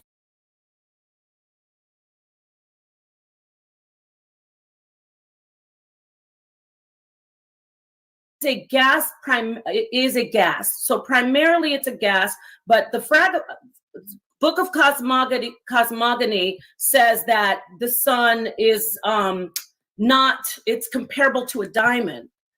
The sun is not comparable to a diamond in the fact that the sun is far more valuable. We cannot survive without it, and it's mostly in a gaseous form. You get what I'm saying? But these are supposed to be heavenly beings that are right there, giving him all the exact information. No, it was a crackpot. No, sorry to hurt anyone's feeling. A crackpot, white, pompous man who thought he wanted to make a name for himself in the world. He kept failing with all of his inventions. And finally, he found a way to trick people into believing that some heavenly beings contacted him. He didn't think ahead of himself and say, one day they're going to know that this is all embarrassing BS. Okay, so the sun is about 864,938 miles in diameter, not 4.5 million miles in diameter. Come on. Jehovah didn't know that? Jehovah couldn't even give a ballpark?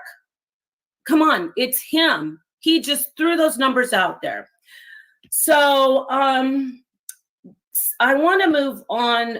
Oh, let me read this part too. He said that he's in the Book of Cosmogony. He says, neither light nor heat nor gravitation come from the sun to the earth. You can make this stuff up because he did.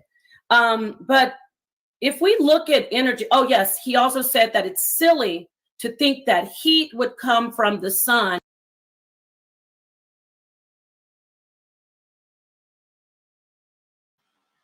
Hey man, I don't even know why. Y'all see, I was over there about to fall asleep. I don't know why she was allowed just to keep speaking. Like, she's not showing anything. She's not showing. There's nothing she's showing. She shouldn't even be allowed to continue. No, you got to be able to pull your stuff up so we can see what you're saying. This is not how you win a debate. Yeah, and yeah, look, they know that. And what do we think? Heat just is, it has to be created. That's what it says in the Book of Cosmogony. Yeah, that same book right there. You can go to it and look at it yourself. I didn't have time to grab it, but he says it's silly to think that that energy, basically heat, just comes from somewhere and it just isn't used up. But the laws of thermodynamics exactly say that energy is not created or destroyed. But see, he couldn't fake it with thermodynamics because, see, thermodynamics were just brand new, fairly new in the 1800s. And so she don't, it just cracks me up. Asar and even Jabari, why this woman is talking, y'all know she dumb as a doorknob. Y'all just cheer her on like, it's just, this stuff makes my head hurt. You know what I mean? To watch men get henpecked when certain perceived beauty comes around. It's like, bro, look, let your nuts drag. What the hell?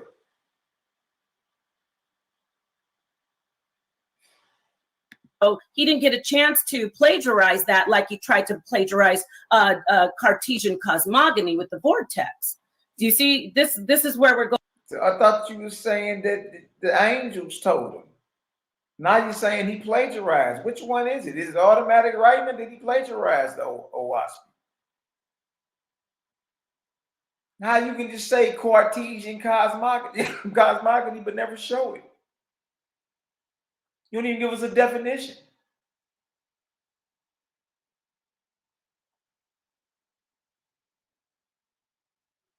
Jabari up here with his thumb up. Like, what are we doing? Y'all supposed to be the gatekeepers when it comes to this Commission thing. Jabari, you fancy yourself as a Commission high priest. Fancy yourself as one. Asar, you supposed to be a brother that can read the demotic and the, you can read the meta and all that. And this is what this is. This don't look good on y'all. Going with this, and I'm kind of, I know I don't have a lot of time, so let me just get through these. Let's look at this right here. Book of Cosmogony, Owaspy. It says, vortexia in the atmosphere. This is actually a line from this book. Vortexia in the atmosphere will combine oxygen and hydrogen, and an explosion ensues, which is called thunder. No. What causes thunder and lightning? Lightning is an electrical discharge caused by a buildup of static electricity in clouds. Thunder. Lightning causes thunder. Energy from a lightning channel heats the air briefly to around 50,000 degrees Fahrenheit, much hotter than the surface of the sun. This causes the air to explode outward. Daryl, you can put your source, cite your source, brother. I already know you be on it, but this is, come on now. This is, somebody should have told y'all we do this. Is the sound produced by the rapid heating and expansion of the air by lightning strike. Don't come in here trying to say that means it exploded. Don't do that to yourself. Just let him be the embarrassed one, brothers. Don't come. Brothers, just let him be the embarrassed one. Brothers, the whole time you walking right into our trap. Come in here saying that means it was an explosion. It's not. Okay, here's another line that I quoted. If two corporeal, that means material, substances are rubbed together quickly, friction and heat result. This is a manifestation of vortexia, this energy that they say is from the swirling and the production. Basically, what he plagiarized from. Family. Testing 1 2 1 2. Y'all gonna have to show some support the channel. I don't mind showing all the debates over here, but y'all not gonna just get everything for free. Y'all gonna have to start showing some love, showing some support, like you show Netflix. Just like you show Netflix. I don't have no monetization channel, so I got to survive as well. Y'all gonna have to start showing some love. All right? I'm not asking for $100, $5, $10, whatever you can show some love to and support. So I know you would want to see the main event between Brother Jabari and Cosmon and Selah Shalom. That was the most fierce, powerful round right there. Show some goddamn love and support like you show that white man. And then I could give you the Judge Joe Brown versus Jabari versus the Israelites, 3 of them at a time. I don't mind doing that. But y'all gonna have to start showing some support too as well. Simple as that. I don't just do this for fun. Cartesian cosmogony.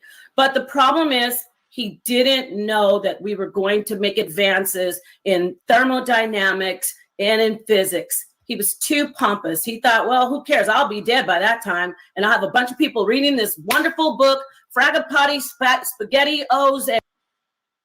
And she talking like she knew the man. Like the woman. Hey, man. I'm telling y'all, know when somebody is doing some type of conjuring around you.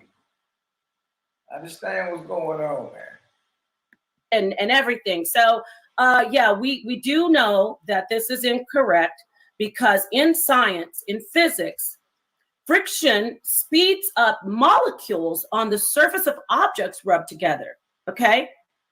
The speed of the molecules cause heat. There is no vortexia energy spinning within objects, which is released due to friction. I do want to say this too. Also in the book of Cosmogony, it says that... Is she proving any of this?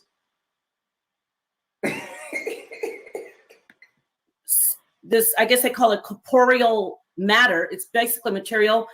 In that book, John Newborough, his God, says that there's no, that basically the matter has no substance. It's inert.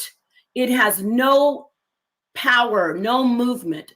So sad because John Newborough just didn't think, well, they're going to find out about molecules and quarks and atoms and all that good stuff. Now, see how we know you're lying? Huh? See how she just killed herself? Did or did not Daryl Cosmon have in his round the atomic parts, atoms?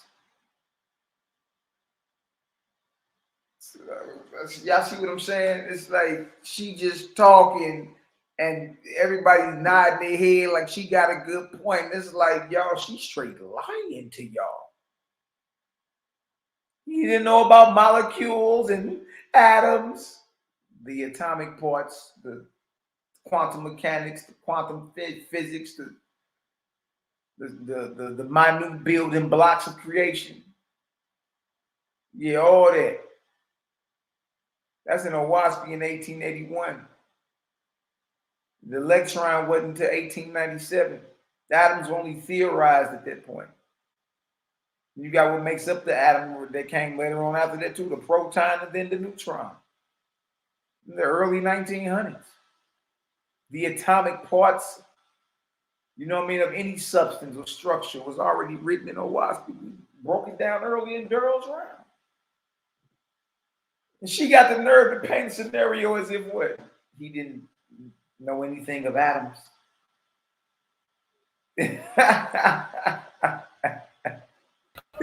Yeah, she reaching big time now. She reaching big time, bro. Talk to her, Selah. Yeah, she ain't got nowhere to go with it, man. She don't even understand what she reading. You know what I mean? Yeah. First, where is this mysterious vortex out of thin air coming from? And we showed the demonstration of how wind flows in vortices. You know what I mean? Exactly, bro. Yeah, man. This is a funny round right here, to be honest. Yeah, especially you showed that video of the wind blowing at one time, blowing them leaves up. Right, you know what I'm saying? There you go. Right. She don't even know that. Pull that video up if you can. All right. She don't even know that wind blows in vortices. We about to lead right into Cosmon Cows round. to debunk this madness. If any of y'all thought she had a point at all in her round, I feel sorry for you. Electrons, there's all kinds of things going on. I mean, there's 3 states of matter, but sadly, we talk about the 3 entities of matter. You talking about? John Newborough just said, I'm gonna just put this together, and I tried my Corporean, atmospherian, etherian inventions. I tried my stapler, my calculator, nothing worked. She didn't go into Kemet not one day. If y'all understand that Nepal Shadal failed, 1, she's off topic, and 2, she never went into Kemet not one time, did she, Sila? She ain't going to Kemet. If y'all understand she failed, throw a 1 up in the chat. 1, she either off topic, and 2, she never went into Kemet. Not one time. If y'all understand that she failed, put a 1 up in the chat. Now, any of y'all on the fence, and you heard her say, well, Owaspi says that the earth doesn't receive its heat from the sun, and you probably like, oh, dang, that's crazy. What you mean? Ooh-wee. Ooh-wee. Watch this. She's completely off topic. That's crazy. This is my last roll of the dice, and it hit. Okay, so I also want to say here, this is a part of the laws of thermodynamics. Kinetic energy, meaning the friction is kinetic energy, basically movement, can be completely converted to thermal energy by friction. Look at Assad shaking his head like he even understands what she's saying. There's no demonstration. She don't got no charts up. She ain't got no objective science experiment that's practical. She ain't got none of it. She just talking. And again, it's not our fault your computer not working. Friction, but the reverse is impossible. So I wanted to say that because he's saying that when you do the friction, let me go back. In the book of Cosmogony, Newborough says his God right here. You see the God right here.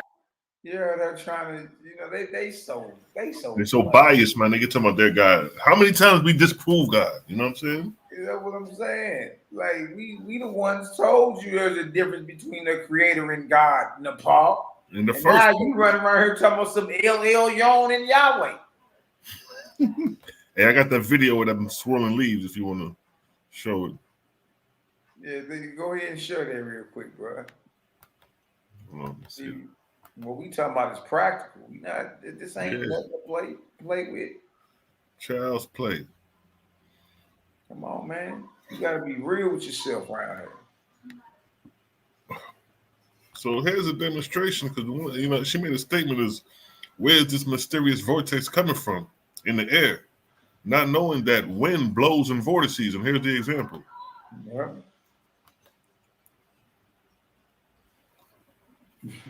Look at that. Look at that. That's the motion. That's the motion the wind blows in. Exactly. See, y'all see how we openly show it. To where you can objectively see that and say, you know what, dang, okay. Look at that. And then it's gathering it to the center. Yeah, it's driving it back home. It scatters out, then comes right back to a center.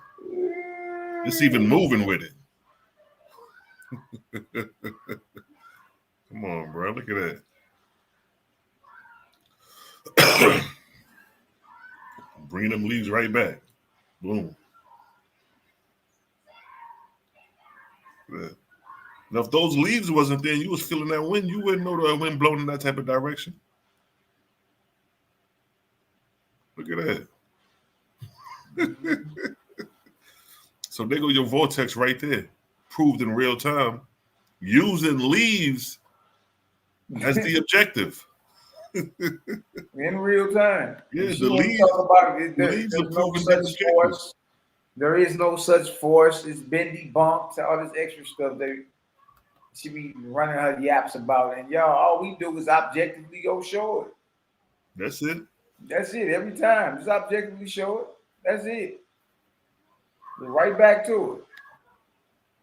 She's almost done. Actually, this is, I don't know, Thunderthoth. I forgot his name, but basically he says that the friction brings out something. No, the friction is the heat is caused by the molecules moving, speeding up. Nothing is being brought out. Is heat being brought out? Yeah, that's why he's wrong. He thought, oh. Hold on, didn't she just say nothing is being brought out, and then she says heat is being brought out? What the fuck? I know I ain't tripping.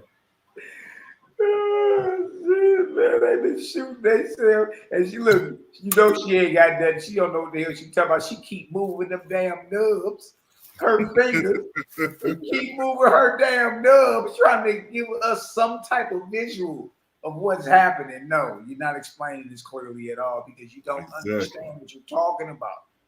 Exactly. You don't understand it. Right. She don't get it. Go ahead. Her damn nubs. Hold on, man. We're at 131. Let's move this back just a little bit. Here, actually, this is, I don't know, Thunderthoth. I forgot his name, but basically he says that the friction brings out something.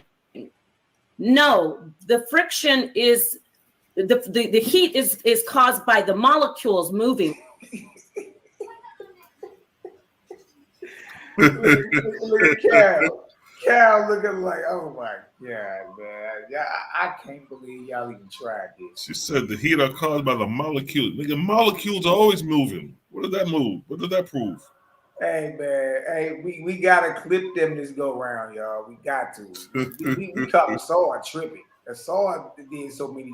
He shot himself in the foot so many times. Yeah, I don't know where he was going. He all over the place. Look this whole debate, they was all over the place. They was, bro. And it was more disappointing than anything, though. Yeah, it was. For me, it was disappointing. It's like, come on, y'all. What the hell? Well, we damn near wasted our time up in here. Enough. Nothing is being brought out. Is heat being brought out? Yeah. Nothing is being brought out. Is heat being brought out? Yeah. That's crazy. You know what I mean? You contradicting yourself. Talk. Right. That's why he's wrong. He thought.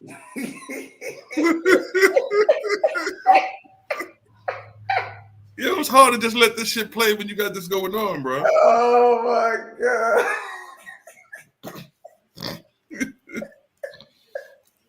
Man, this is hilarious. Nothing is being brought out. Is heat being brought out? Yeah. That's why he's wrong. Yo, they just be saying anything. Good. I hope she had that written down. Man, that's wild. Oh my God, bro. See, I told you, Nick Rose. Leave CGG alone. We gonna make y'all ass famous. I'm telling y'all. Yeah. And you know what, yo? You'll be known for your double jargon.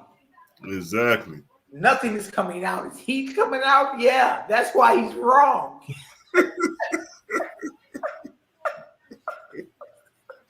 Yeah, you can't make this up, man. Good night. Boy,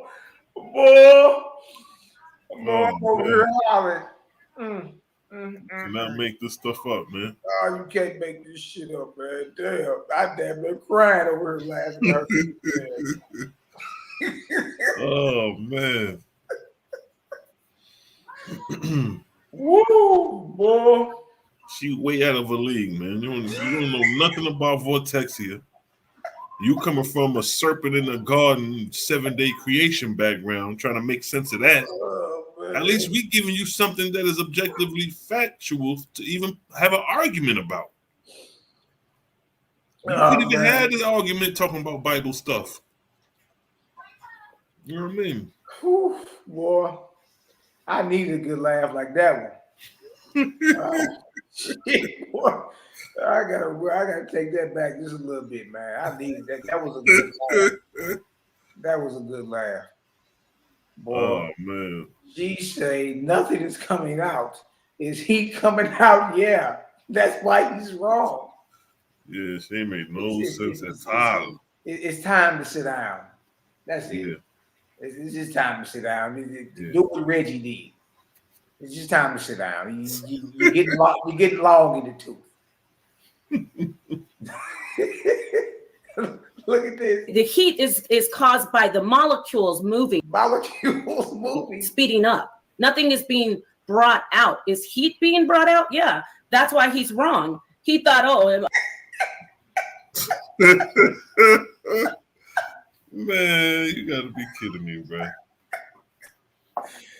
1 hour, 31-minute marker, and the 26 second. In 26 seconds, we're gonna make you famous off that one, woman. That's crazy. We're gonna make you famous off that one. That's crazy, yo. Yeah, that's crazy to me.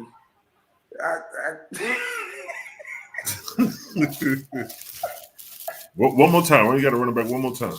Oh no, man, we got to do that one more time, bro. Oh man, I can't take. That's why I can't take none of them serious. It's just hard to, man. Yeah, and they looking at us like we the crazy ones. It's so hard to take any of that serious. You can't take it serious. Exactly. Oh man, that shit's funny though. Oh man. Here she go again, y'all. And again, I apologize. the heat is caused by the molecules moving, speeding up. Nothing is being brought out. Is heat being brought out? Yeah. That's why he's wrong. He thought, I don't know what she talking about, man. Oh man. Daryl Cosmon just posted a source for everybody to go look at. The proof about the thunder and the lightning and the relationship with it. Man, that's in the chat. Y'all go click on that.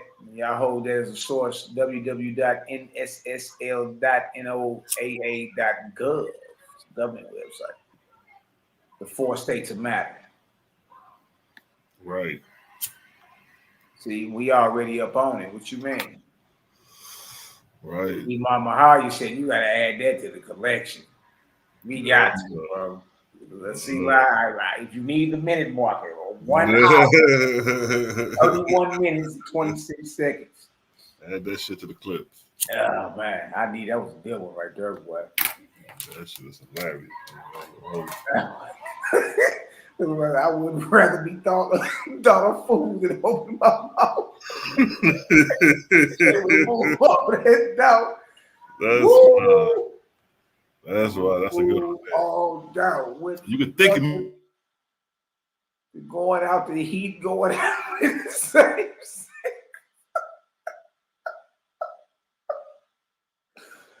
Man, boy, I just try to tell you. That's wild. Went from nothing going out to heat going out the same. That's crazy, King. Oh, boy, look at Carol right there in the middle, y'all. Carol over there like, woman, look, you just don't know. And it's crazy because ain't nobody catch it during the debate, but the slowdown is where you catch everything. Oh my God, I can't believe we about to make you famous. I saw you really are a snake oil salesman. I just because of your demeanor, you know what I mean, I had liked you more, but just the peep, the disingenuous tactics you was employing to seem right, bro. It just, why not just not take the debate like Smash didn't take the debate? Reggie ran and didn't take it. Why not? Because you don't know nothing about it, or you know you ain't got nothing for it, just don't take it. That's more honorable. But don't show up and try to paint a narrative with these bozos, you know what I mean, and win off technicalities and win off a false narrative that's being spread. Right? all while claiming to be blacker than black. Like, come on with that. Facts. That shit ain't right. You know what I mean? Because last I checked, that's one of the main things that happened to us here in the United States. Nigga, them free cases. Motherfucker paint a narrative, spin a false narrative about you that'll get your ass killed or locked up under the jail for a very long time. So how y'all show up to this debate with the same tactics as your oppressor, all while claiming to be blacker than black? Y'all spinning false narratives to win this. Exactly. Y'all spinning false narratives to win this. That ain't keeping it solid. It's not keeping it solid. I feel the heat coming out, so I'm just going to say Vortexia comes out. No, the heat is from molecules and being sped up on the surface of the object. So it's all fake. Why didn't Jehovah? It's all fake. And his angels know about thermodynamics. Well, about thermodynamics. All right, man, go ahead with that, yo. Bro, listen to me. We Daryl in there talking about quantum mechanics and all that in his rhyme. Right. He's showing you objectively. Atomic parts. What are we talking about? You ain't went into Kemet and showed nothing. She ain't even going to Kemet. Right.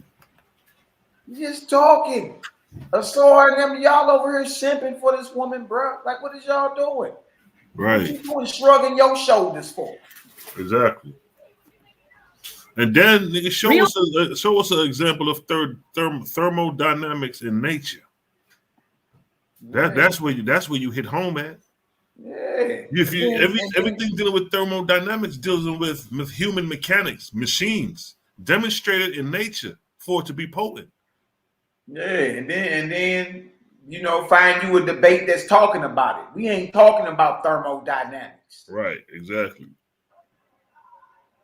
You were supposed to go into Kemet and bring out cosmogony, creation, and time. Daryl just posted the verse for thermodynamics. Research and studies on thermodynamics only began in the 19th century. That's in the 1800s when he was already doing, I don't know, he went on gold rushes and he was inventing calculators. I mean, hey, the niggas hit gold twice on like 2 different continents. I mean, that ain't you speaking as if that's a bad thing. Right. The nigga JBN hit gold twice. When was getting money ever a bad thing? This nigga, shit, he doing something right. This nigga hit for gold twice on 2 different continents. Shit, he had down there like 20 inventions, 20 patents. Facts. It's a published author. You know what I mean?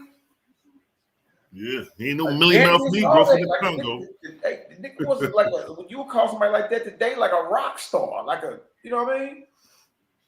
That's right.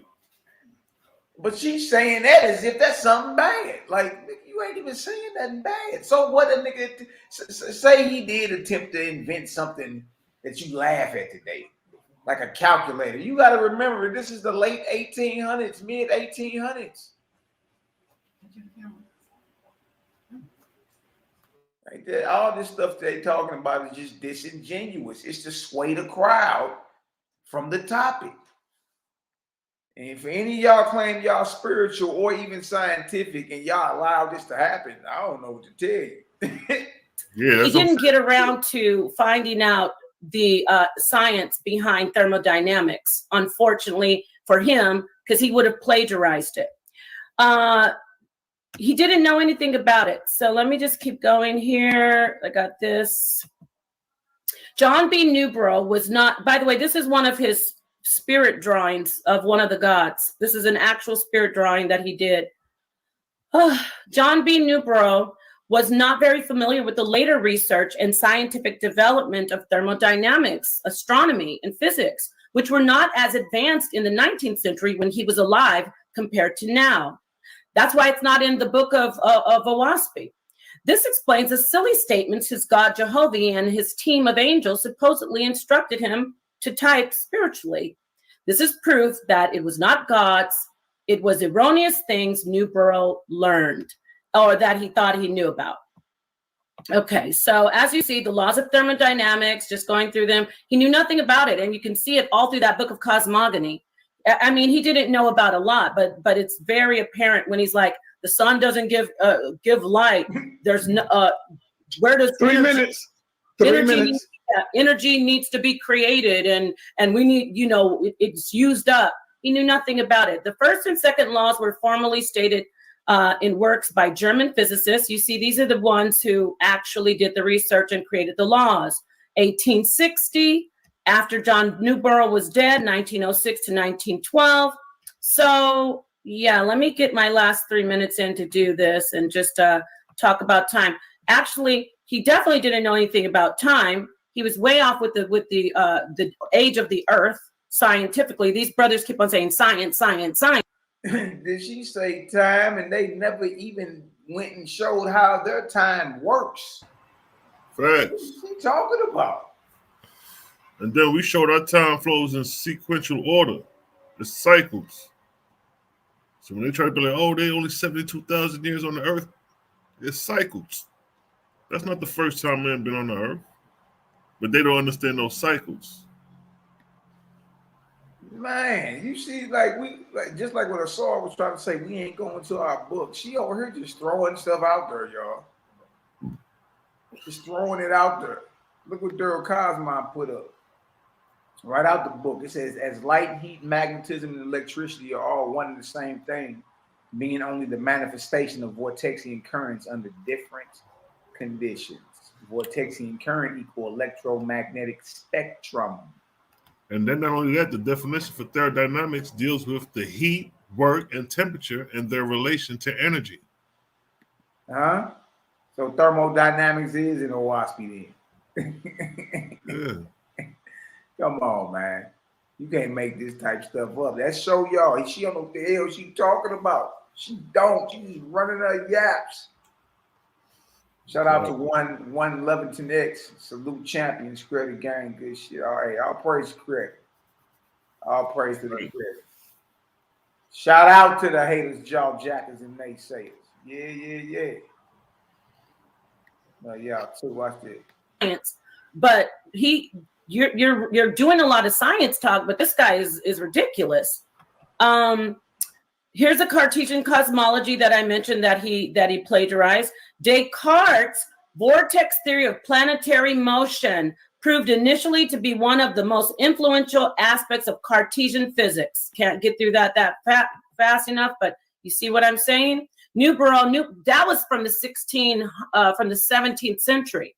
So he got all that under his cap, threw it in as vortexia, but he couldn't figure out the rest of the stuff that came along, like nuclear fusion, astronomy that is actually being used to figure out the age of the sun, and all other type of sciences that we have today. I do want to get down to this part, if I can, to talk about who he was. John Ballou was actually a spiritualist and called himself a medium. And during that age, that time, everyone was saying they could talk to spirits. This is actually a book that he wrote, family. He was asking a so-called spirit questions, and he wrote this book saying these are the answers from a spirit. Questions and answers from Spiritualis. He was pretty much a charlatan. As you see, that ridiculous science, no.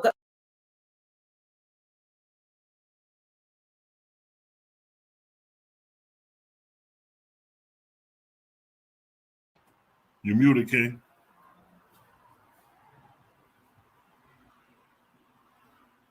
Yeah, she bringing up Spiritualis. You dig? But she ain't never read it. I read Spiritualis before. It's a good read. Yeah, I got the book. Ain't nothing about it. That's what I'm saying. They be reaching. Yeah, like you just saying stuff. Like you're not really you ain't producing no evil that you talking about. I mean, even with your petty attempt to connect him to slavery, you bringing up his great uncle and shit. Like, what does that got to do with him?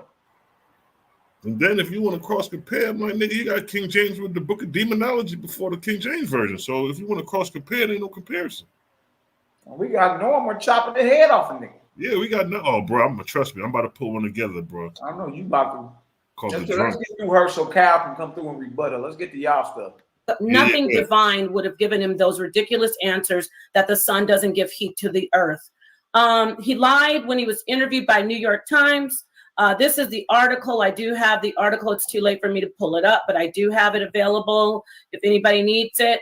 Newborough lied when he's being interviewed by New York Times. He said that he never knew anything about Kemet, of the ancient religions. He said that he knew nothing about any ancient religions, but in this excerpt from a website that's for Owaspy believers, Newborough's adventurous spirit took him to California gold fields in 1849. He shared part of his good fortune, yada, yada, yada. Let's get down to this part. He witnessed deplored injustice, bigotry, especially toward Chinese in general, grab for personal fortune. He teamed up with Scottish-born John Turnbull. I wanted to get to the part where it says down here, look at this part. After a couple of more years of living in a tent and adding considerably to his gold fortune, he sailed to Europe, China, India, Africa. But he's a liar. He's a liar in the article. He says, he's a liar. I don't want to replace any, by the way, in the article, he says, I don't want to replace the Bible or any religions. I just want to show add to it and explain it. He tried to take over. Don't let him take your mind. All right, that's it. Thank you. Yeah. Don't let him take you. I am closing out. Yo, y'all can't say nothing, man. I'm the only one. So I be tripping, man. We said my face. He be straight tripping. Like, why he? You know what I mean? Let's get to it. Let's get to Cosmo and Cal.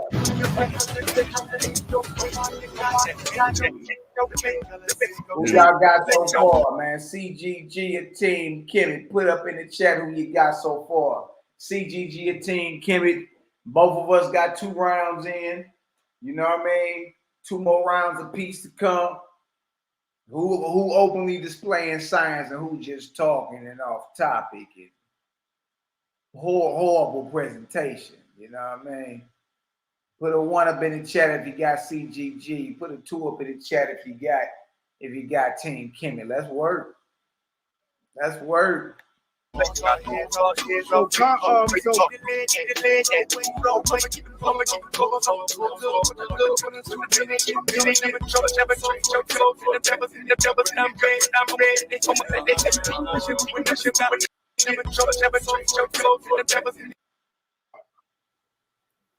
Share my screen. Okay, let me get it. Screen is sharing, brother. All right, just quickly, I'm gonna just dip. Now remember, Nepal built her whole round off what? Her whole round was based off slavery in the beginning, and the fact that Owaspy says that the earth doesn't receive its heat from the sun. Ooh-wee. Ooh-wee.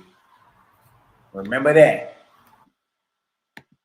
Debunk her whole talking point. All her right, whole time talking stop. point was that the sun gives heat to the earth. If that is objective proof, then why is the space between the face of the sun and the face of the earth freezing cold? Woo. Objective proof. She don't know what she talking about. Woo. Shots fired, boy.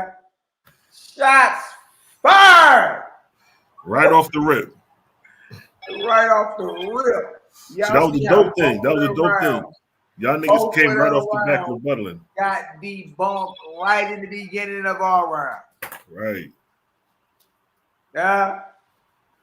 Look at West Side Connect. So he really showed it in 2 parts. Yeah, he showed it. Yeah, he ain't showed the whole thing straight because it would have been ugly. Huh? Shots fired, boy. Explain that. Explain why space between the sun and the earth are out of space, freezing cold. If you receive your heat from the sun, there's something else going on here. Right. Could Owaspy be right about how the earth receives its heat? Right, facts. Oh, wait, because if the space in between the sun and the earth should be warm, very hot. Yeah. It should be If hot. the Earth is receiving this direct heat from the sun, the space in between the space in between the sun and the Earth should be hot as a mug. Exactly. Don't forget, it's supposedly 93 million miles away, so we gotta travel that far.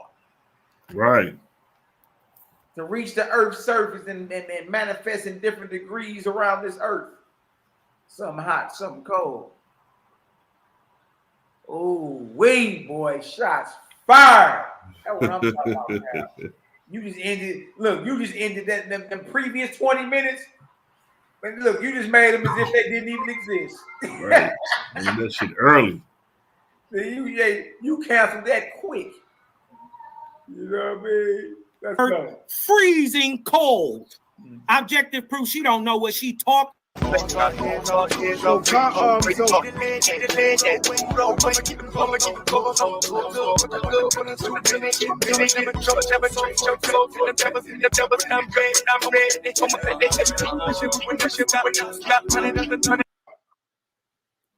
Share my screen.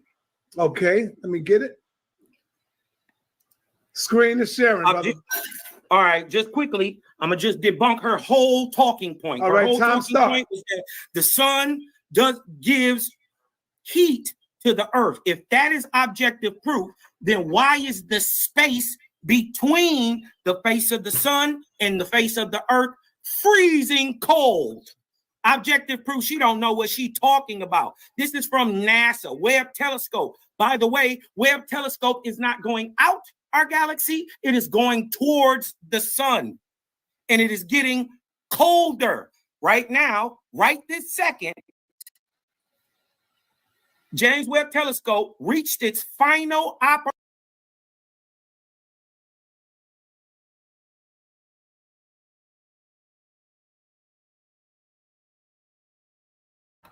You muted, King. It's going toward the sun, getting colder. That's crazy, bro. That shut all that down.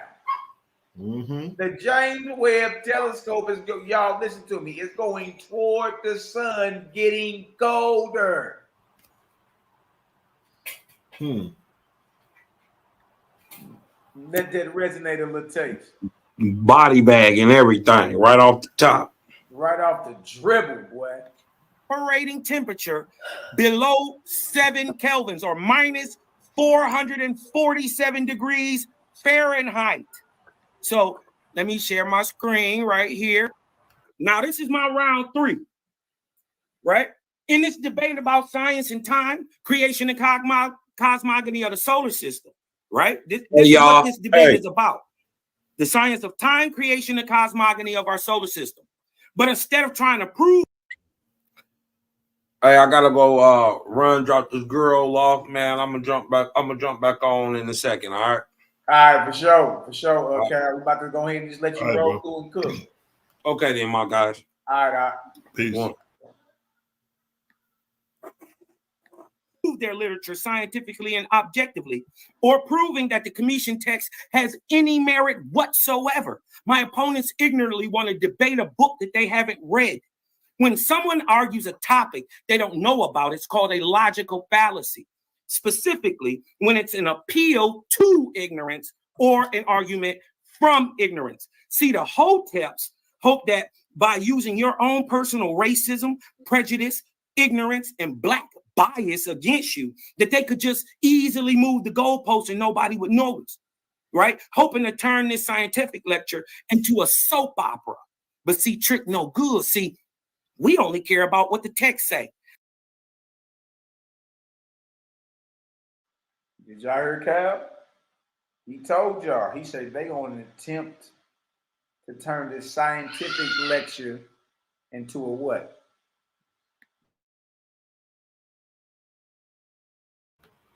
They're going to attempt to turn this scientific lecture into a soap opera. A soap opera. Facts. See that? And that's what.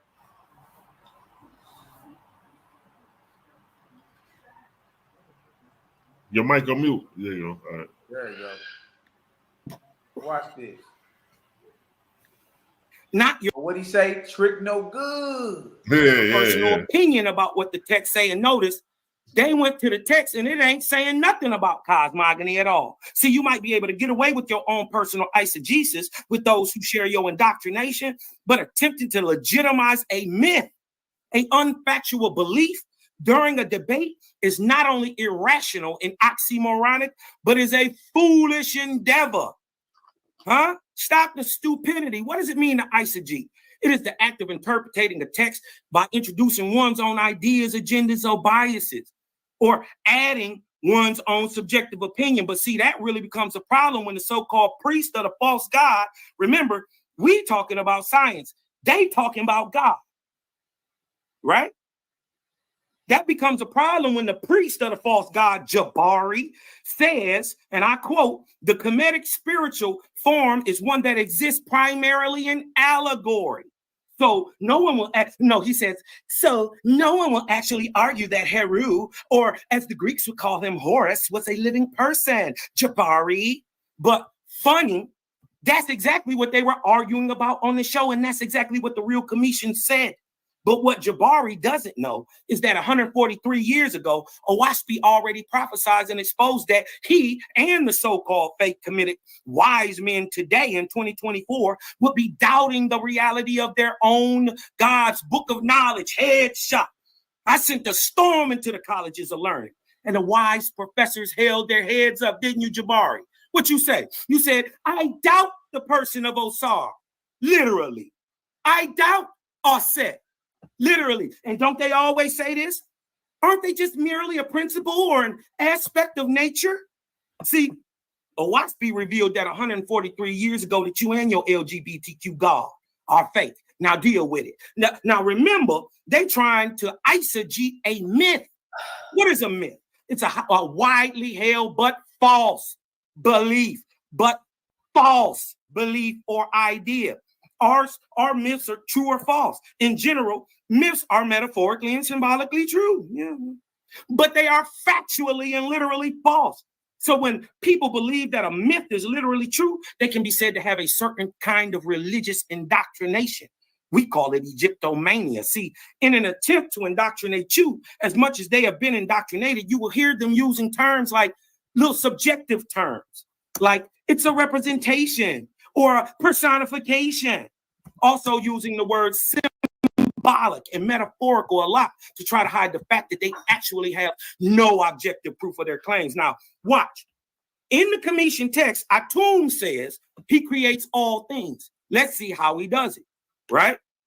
From the hymn of Atum, right? When I first began to create, when I alone was planning and designing many creatures, I copulated with my own fist, I masturbated in my own hand, and I ejaculated in my own mouth. Hold on, pause, P. Diddy. That's not cosmogony, that's just crazy. Now let the creator show you objectively, not through a myth, how a planet is created. This is how creation and cosmogony should look. Now pay close attention. There is no cartoon character sitting in space giving himself a blowjob. You boys been duped. Now, as shown before, right, the earth was a molten fireball. Where does the seed of the building blocks of life come from then, Cosmon? Book of Jehovah. Book of the Creator. In the next age, I bring the earth in the Simu or spring, and it is right for the bringing forth of the creatures. And I bestow the vegetable and the animal kingdoms, further showing a system in order to all creation. But what is Simu? Simu is commingled earth, air, water, heat, and thick atmosphere, protoplasmic-like and colloidal-like substance. What does it mean? What is protoplasm? Protoplasm is the living part of a cell, including cytoplasm, nucleus, and the other organelles. What does it mean to be colloidal? Where one substance consisting of microscopically dispersed insoluble particles is suspended throughout another substance, like semen. Now, watch the Commissions get all excited when I mention semen.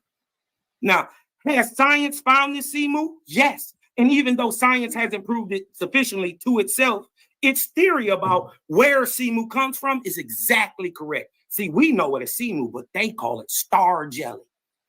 Star jelly is a gelatinous substance sometimes found on grass and less commonly on the branches of trees. How I get in trees? According to folklore, it is deposited on the earth during meteor showers.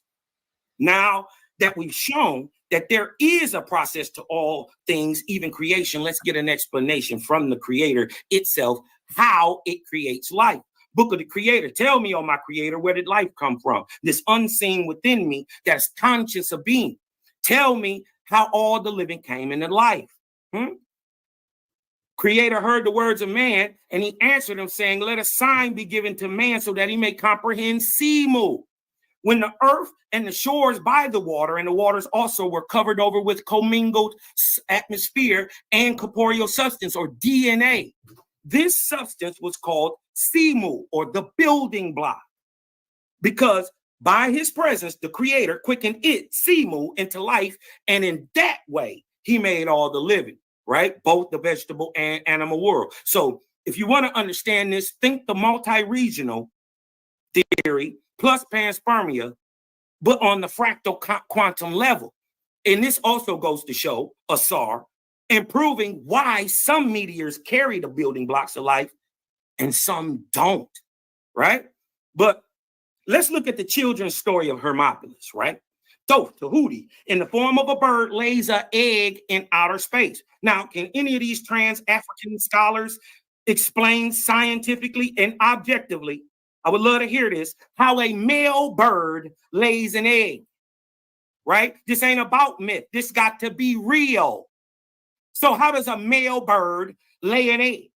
See, while on the other hand, everything in our text can be proven objectively, with the bonus that science only backs up what we saying. See, the book of the Creator, all was, is, ever shall be. The all spoken motion was and is and ever shall be. And being positive force was called he and him, the all motion was a speech. First, we must understand that the Creator explains itself as all space and time. All was, is, ever shall be. That is past, present, and future.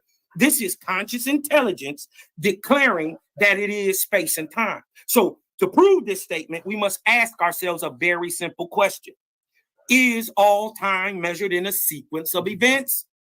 Yes. Source.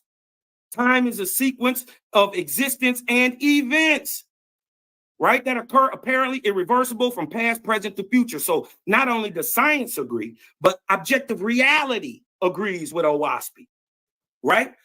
Second, Owaspy asserts that motion was and is and never shall be. So the question is, are all things in motion? And does science back this assertion? Yes. Source, why is everything in motion? Why? The gravitational force and the electromagnetic force ensure that large objects are in motion, while the weak and strong nuclear forces ensure quantum world is constantly in motion.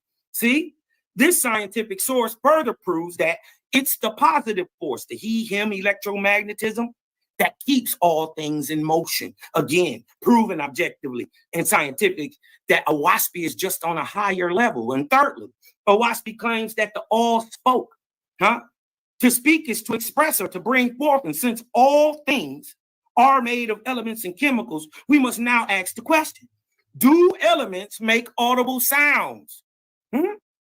Yes. And again, science proves Owaspy correct. Do elements make sounds? And what do elements sound like? Source, using a technique called data sonification, a recent college graduate has converted the visible light given off by the elements into audio. Look, elements emit visible light when they're energized. This is the periodic table of elements with photos of atomic spectra. But see, what Asar don't know is that data sonification, right? The atomic spectra or light of atomic elements is the key and octave of each element. And this is how the all speaks. Headshot. See, the system of order and creation revealed in the book of Sky, Earth, and Spirit, while simple enough that a child can understand it, is light years above whatever Egyptian science is in clarity and application. See, the system of creation is sound, creates motion, creates force, creates substance. See, it's simple, ain't it? But quite clever. See, in one fell swoop, Owaspy not only clears up the misunderstandings of Newtonian science, but also the theory of relativity, or E equals mc squared, which is the equation for the radiation of energy from matter. But see, what none of the gods of Egypt have enough intelligence to tell you, is how energy gets into matter. Source, James McGill, Study of Owaspy, Book of Safa, the description of Agni, the emblem of corporeal mass dissolution and the escape or the release of the potent power or energy within. See, here we have the statement of the equivalence of mass and energy, or Einstein's E equals mc squared for a special theory of relativity. It was in Owaspy in 1881, long before Einstein formulated his equation in 1905. See, E equals mc squared.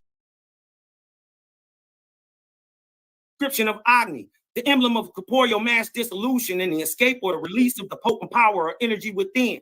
See, here we have the statement of the equivalence of mass and energy, or Einstein's E equals mc squared for a special theory of relativity. It was in Owaspy in 1881, long before Einstein formulated his equation in 1905. See, E equals mc squared is a lot of energy released from a little mass, but M equals EC squared is a lot of energy compressed into a little mass. You ain't got that. Where is Patai now? Gonna take another snowball to the face? Spit out a tough net? I bet you did. Remember, sound creates motion, creates force, creates substance. The astounding part is not only does science 100% agree with Owaspy, but science created a whole field of study to prove it. How many of you have ever heard of the science of cymatics? I had to take your shit. Star, you wasn't using it right. The sound of cymatics, sound of life. No profanity, brother. Oh, my bad. Cymatics is the field of study that focuses on visible vibrations and sounds. You wasn't rocking this right, Asar. Formerly cataloged as a subset of modal phenomena, cymatics is the evidence of the universal interconnectivity of all things. So a sound creates motion, creates force, creates substance. Well, the next logical question should be, well, what is the initial sound of creation? And how does that tie into creator and Owaspy? Source, the significance of Om. Om is the primordial sound from which the universe was created. Now, remember that the creator states, Book of Jehovah, I am apparent two entities. Nevertheless, I am only one. These entities are the unseen, or the male, which is potent, and the seen, or the female, which is of itself impotent and called corporeal physicality. So if Amun, Atum, Ptah, whoever is claiming to be all things, he must not only be the positive male force, but he must also be the negative female force. See, the creator can't have a parent or a sibling or a wife. Objectively, right? There is no left without a right, no positive without a negative, and definitely no male without a female. That's just common sense. But in Owaspy, that male positive force is called Eoa, or Jehovah, right? But what is the female negative force of the creator called? Om. Let's tie it in. Om is the negative of the creator. The female, that which projects, is positive, electric, and male.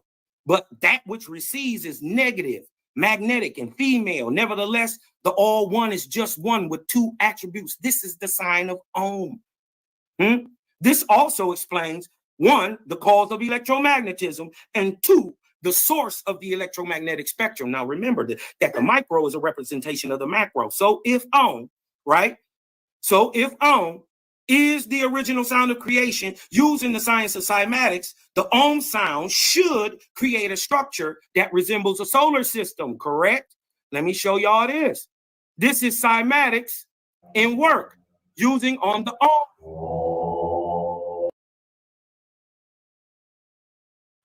Now, Pete, Cosmine Carol, Cosmine Kruger comes through with another scientific debate. Facts. Another scientific experiment. See that? Another scientific experiment, a working experiment at the debate. That's what I meant to say.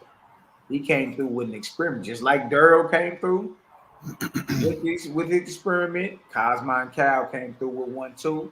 Y'all, we the only ones that even brought an experiment to the debate. Right. So the working experiment using Vortexia. Watch this. Watch this. Powerful.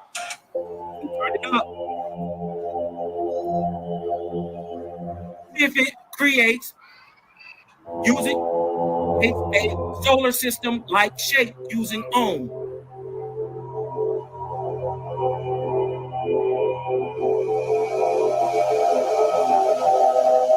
The ellipse. Oh, yes. Wow.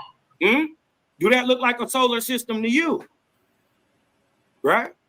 Wow. Huh? See, he told you about cymatics, but he didn't show you how cymatics work. Right? That's a headshot. Now, see, there's only one all-perfect mechanism. Harmony, symmetry, beauty, life, and spirality are its calling cards, whether called electricity, magnetism, or light. It is all one energetic force, as revealed in the book of Cosmogony and Prophecy, right? The same principles apply to all stars, suns, and planets, but differing in manifestation or electromagnetism, light, or gravity on account of size, motion, density, and relative place. Does science agree with Owaspy? Yes. Source. Electricity and magnetism are essentially two aspects of the same force, because a changing electric field creates a magnetic field, and a changing magnetic field creates electric field. Huh? Look at the mechanical wave and the sound wave. Again, science vindicates Owaspy. But look, this is from the text of Pyramid of Pepe, right? It says, the skull of this Pepe is a Deccan star of the dial. Now, pay close attention, y'all. The Cometians claim that a man can turn into a star. That's what they claim. While Owaspy is teaching man how to create stars. See, and that, my friends, is the difference between Owaspy and Kemet. Remember, unlike Egypt, Owaspy has a system in order to create. Sound creates motion, creates force, creates substance. So does science agree with the method revealed in Owaspy when it comes to making heavenly bodies? Yes. It's called the science of making stars. Let me show you how to rock it right. It's called sonoluminescence. Sonoluminescence is the emission of light from imploding bubbles in a liquid when excited by sound. But this is what he ain't showed you. He ain't went to his text and made it make sense. Let me show you how to do this. The duration or length of the flash depends on several factors, including the frequency of the sound field, the amplitude of the sound pressure, size of the bubbles, and the type of liquid and the gas inside the bubble, which is exactly what Owaspy just said was the reason for the difference in manifestation of force, period.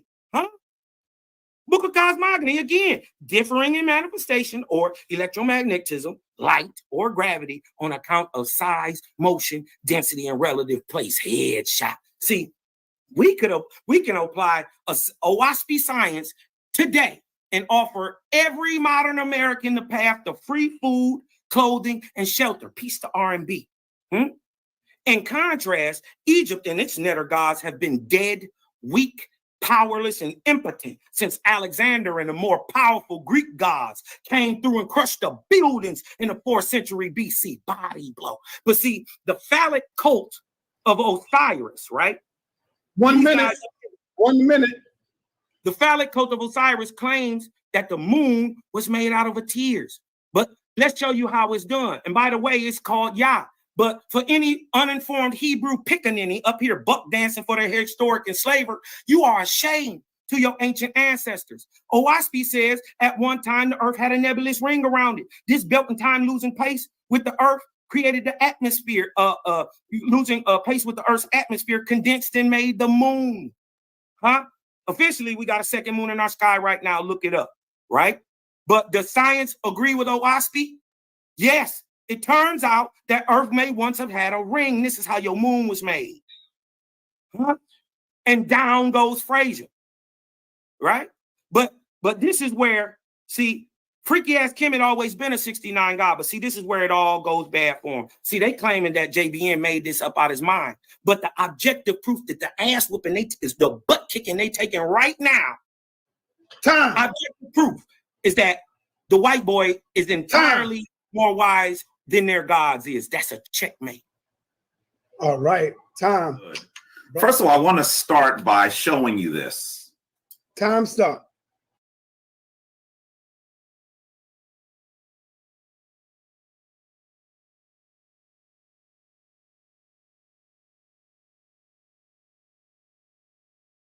You on mute, King? I keep forgetting I be on mute, man. What the hell is going on? You know how that go. Who y'all got, man? CGG, a team, Kemet. That was our round 3. Daryl Cosman, Malaki, Macabee, and then our beloved brother Cosman Kruger. Cosman was cooking. Nothing but pure science thus far out of Owaspy and backed up by modern science, man. C-Lot, talk to me. How you feeling about the game so far, bro? Yeah, man, everybody's sticking to the script, sticking to the topic, you know what I'm saying? So we're looking very sharp on our end, and on the opposite end, we only had one person who tried to make the attempt to go in on the side, on the science, which was a SAR, which was very subjective. And then you had Nepal take the racist route, you know what I mean? And then you have Jabari, which he's about to make his an attempt to do the same thing. So with that, I will have to come and level the playing ground and clean up the rubbish. They I mean, I don't know who they thought they was debating. We strategized for you, Jabari. Right. Because you mess around and showed us your hand. Exactly. You showed us your hand early. We said, oh, okay, he ain't coming to stay on topic, which we already kind of knew. You understand? But man, Cosman, Cal, man, what you think about that brother's round, bro? Yeah, man, he cooked, man. He leveled the playing ground with that. He demonstrated and showed how the frequency of sound creates symbols, especially that of circles. Coming back to vortex, everything flows in circles. Yep. All that, the solar system and all that. So it's like, yeah, we definitely on topic to the T. And not only are we on topic, we're showing and proving objectively through nature's scientific experiments coming from the book and all that. So it's like we definitely showing and proving. I mean, we on topic, bro. There ain't really nothing else to say. We on topic and they not. Right. Facts. You know what I mean? Yeah, for a quick 3-minute break, you know what I mean? Let's get it. Creator gang is undefeated. Creator gang is undefeated. Know that. Know that. They not like us. Separate the real from the fake is a must. We stand on Creator and know God we trust. Team Kemet got crushed into powder and dust. Woo!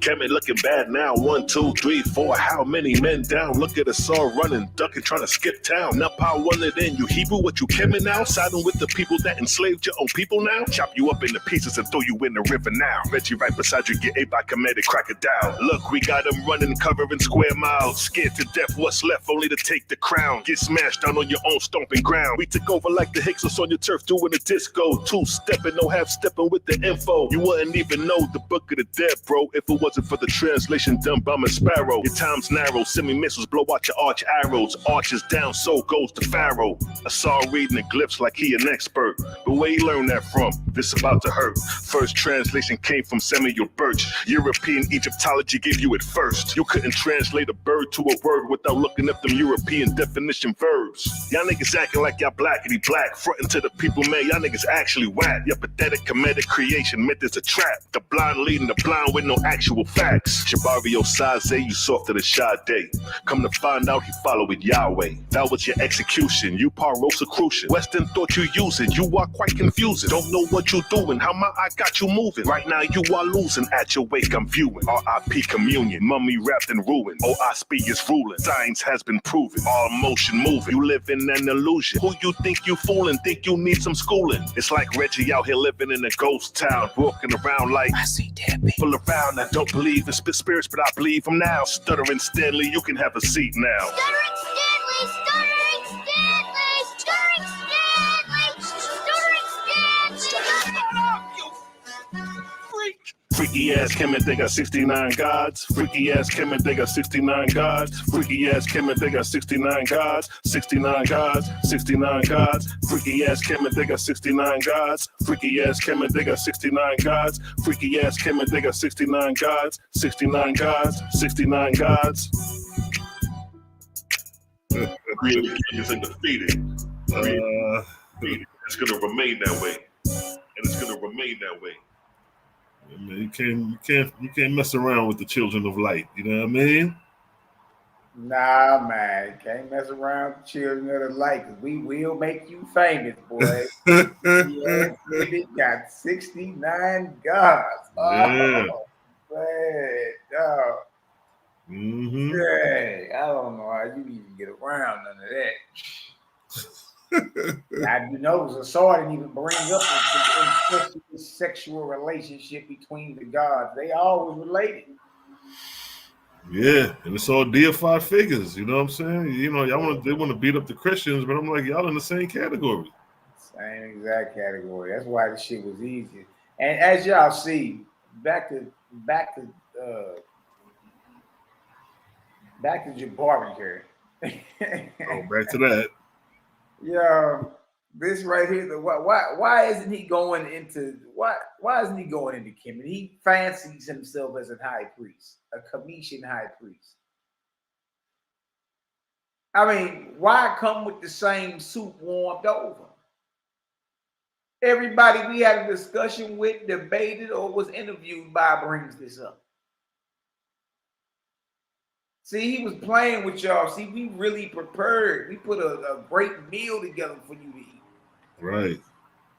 These niggas ain't even prepared. We was backstage before we went live. They didn't even know what order they was going in. Exactly. They didn't know how long the rounds was gonna be. They just playing around with it. It was just weird. It was, man, we was like, no, we got our stuff planned for like 20 minutes each. You know what I mean? We know who going first, who got the intro. We prepped for this. Y'all didn't prep. Right. Y'all, they wasn't even ready. Backstage, they was scrambling last second. Matter of fact, y'all remember the debate started an hour late? Right. Most people forgot that. The debate started a whole hour late because yeah, that is true. You're right. Because of Jabari. He the one that called and pushed the time back. See, they wasn't ready. The pause screen wasn't working. They ain't know what order they was going in. That shit was sloppy. Yeah. They just taking the bait just to be taking them. Yeah, you feel me? And the crazy part about it is like who wins any debate off topic? Yeah, that's what I don't get. That's crazy. This ain't about John Newbro. It's about the science in Owaski. Right. Or the science in Kemet, since you're fathers and mothers of it. And said that will make Owaski a child of Kemet. Okay, well, the child can't whoop the parent, can it? We shouldn't have more information about cosmogony, creation, and time than you. Exactly. Yeah, man. It's coming from a European dentist, right? Right. We gotta be real with ourselves, bro. This is my book of Owaski that I've had since 1992. When I first read it, there's some on the other side that believe that we've never read the book. I don't know why they think we've never read the book. Perhaps it's because we continue to say that it's ludicrous. But the reality is, once we read it, we were wise enough to recognize that what we were reading was ridiculous. Let's move. I want to be able to. Hey, man, that's a crazy word, ridiculous. You know, it's not showing that. No, nobody, you ain't read it. That's all they do is he talk good. Because if we was to use that same judgment on Kemet, with the beetle heads and the alligator heads, it's like we can raise the same argument. This dude, her man. Show you why this is ridiculous. First of all, take a look at this. This debate will prove that the folks that are speaking do not know what they're talking about. Some of the things that you've heard so far, you've heard that a helix in our DNA is the same as a vortex. Jabari, like, come on, bro. That's the best you could do? Come on, bro. Like, come on, man. That is not correct. But simply because something is circular in motion, it does not make it a vortex. A vortex is what their founder would like you to believe everything exists on. Your DNA does not move in a vortex. We just heard someone say that. A ridiculous comment. Here's a vortex. A vortex is something that resembles a whirlpool. Are you saying that our DNA resembles a whirlpool? Yeah, spiral. They're going to make a lot of comments that need to be corrected. By the way, we also heard that the Waspy Bible tells us that the earth has a molten core. Mind you, y'all, he's supposed to be in Kemet. Right. He's supposed to be in Kemet showing us cosmogony, creation, and time. Right. And he did, and yes, the DNA flows in the vortex. Because if you look at the lower part of that same picture he showed, that's where the vortex, the DNA strand will resemble. Yeah, like who can't see that the DNA strand of the double helix is coiled? Exactly. Boy, what are you talking That's about? gas money, Ray. That's gas money, Ray. That's crazy. I dare them to show me where it says that the core is molten. The word molten is very old. Even according to etymology online, you'll see that the word molten just means a melted state, and it refers mostly to metal. And that is all the way from 1300 CE. So simply saying the word molten does not mean molten core. So you might ask yourself, why are they doing that? Because they are victims of what we call confirmation bias. What is confirmation bias? Confirmation bias is the people's tendency to process information by looking for or interpreting information that is consistent with their existing beliefs. This biased approach to decision making is largely unintentional, and it results in a person ignoring information that is inconsistent with their beliefs. What is this debate about? This debate is about the science of cosmogony, creation, and time, Jabari. Right. Waspy versus all your ancient Kemetic lit. That's what this debate is about. It's not about nothing you're saying. See, it wasn't nothing but fluff coming from that side. They wasn't talking about nothing, man. They ain't show up to talk about nothing. Exactly. Nah, you thought you could shame us and got your rear end handed to you. That's what happened. Facts. Beliefs. I want you to understand that the folks on Team Kemet, Asar Remka, and clearly Napa has showed you their confirmation bias. So today, what? He just rattling. Nepal didn't show nothing. She talked the whole time. Asar came out with that try to speedball the Big Bang past you niggas, plus a whole bunch of other crazy sayings. What the heck did these niggas? So I said they good. They Martin Luther King speeches, man. They talk good talk. Yeah, that's the first sign of a false god, man. When you run into a nigga who can't keep it real with himself.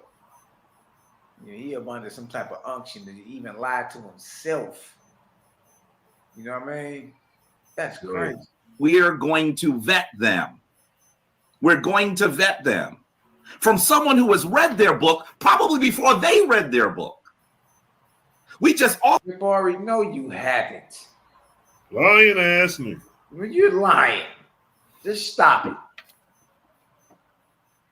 Also heard Cosmon say, by the way, I'm not going to mock his voice, which would be easy. I'm just not going to do that because we are going to defeat you on the information, friend. You know, y'all haven't brought out any information about the topic. Now, how cold is space? Physics behind the temperature of the universe. I don't have to try to make fun of you. You've done that yourself. He actually tried to say, in countering Napa, that the sun does not heat the earth. And that's because they don't understand his science. This comes from space.com. How cold is space? The physics behind temperature. You say what, Eli? Here it comes. Yeah. And the universe. There are three ways to transfer conduction. Three ways. Hold on. Is for heat to transfer. conduction, which occurs through touch, convection, which happens when fluids transfer heat, and radiative, which occurs via radiation. Conduction and convection can't happen in empty space due to the lack of matter, and heat transfer occurs slowly by the radiative process alone. This means that heat doesn't transfer quickly in space. As freezing requires heat transfer, an exposed astronaut who's losing heat via the radiative process alone would die of decompression due to the lack of atmosphere much more rapidly than they freeze to death. I want you to understand that. What is he even? He acted as if he pulled a source that cut Cosmon. That nigga pulled that up right then and there on the spot, trying to do some quick shit.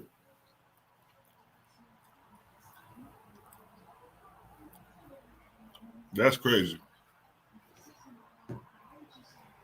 Man, this dude here, man. Like, I'm like, what did you even pull that source for?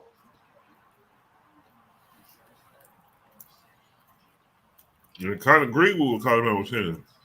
How cold is space? The physics behind temperature and the universe. There are 3 ways to heat to transfer conduction. 3 ways for heat to transfer: conduction, which occurs through touch; convection, which happens when fluids transfer heat; and radiative, which occurs via radiation. Conduction and convection can't happen in empty space due to the lack of matter, and heat transfer occurs slowly by the radiative process alone. This means that heat doesn't transfer quickly in space. But there you go, right there. If that's the case, Jabari, if that's the case, that's leaning our way, not yours. Right. Right. How in the hell can it be 125 degrees in Phoenix, Arizona, and negative 447 degrees in the space between the Earth and the sun? Mm-hmm. Mm-hmm. Nah, what y'all think y'all got, y'all don't got. Right. You're in denial. As freezing requires heat transfer, an exposed astronaut who's losing heat via the radiative process alone would die of decompression due to the lack of atmosphere. He don't understand what he reading. He don't. He just reading. Much more rapidly than they freeze to death. I want you to understand that while they say the word science, they have never studied science. They think that a vortex is anything circular. They also think that the sun does not transfer heat. They have lots of problems and don't even realize it.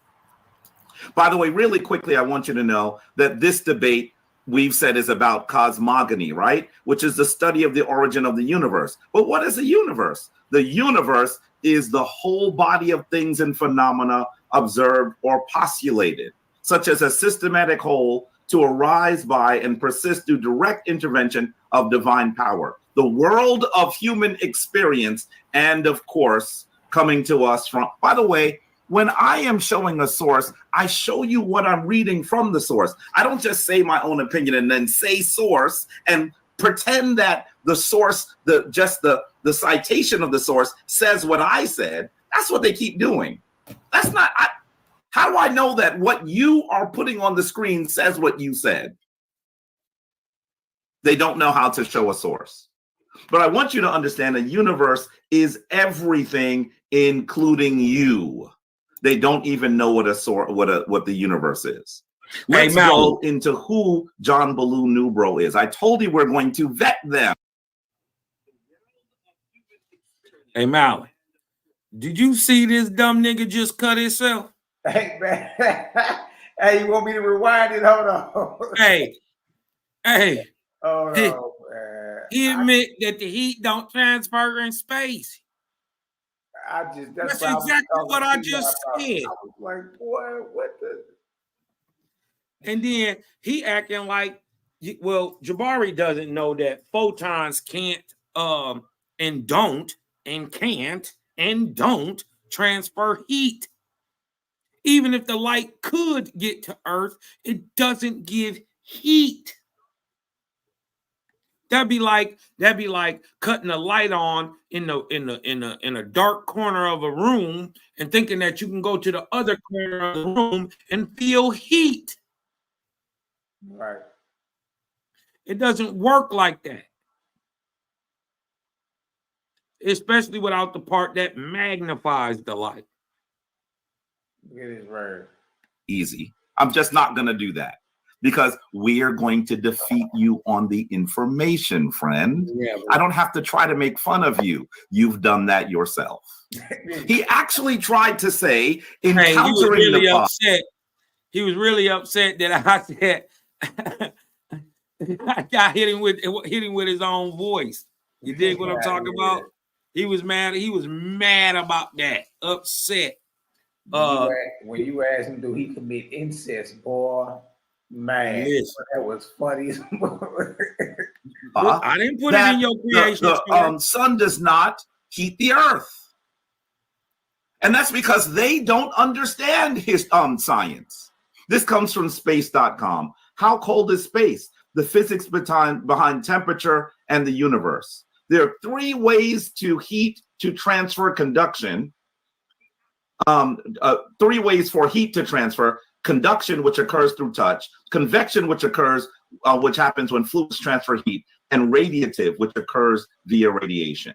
Conduction and convection can't happen in empty space due to the lack of matter, and heat transfer occurs slowly by the radiative process alone. This means that heat doesn't transfer quickly in space.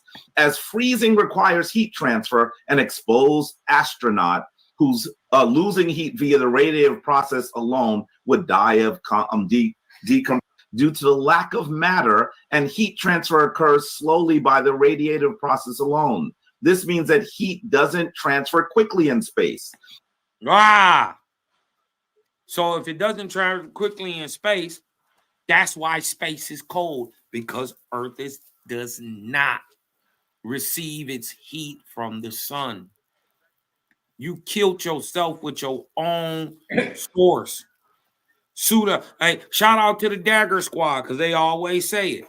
Pseudos die by their own sources. He pulled that source up while I was talking and never read it.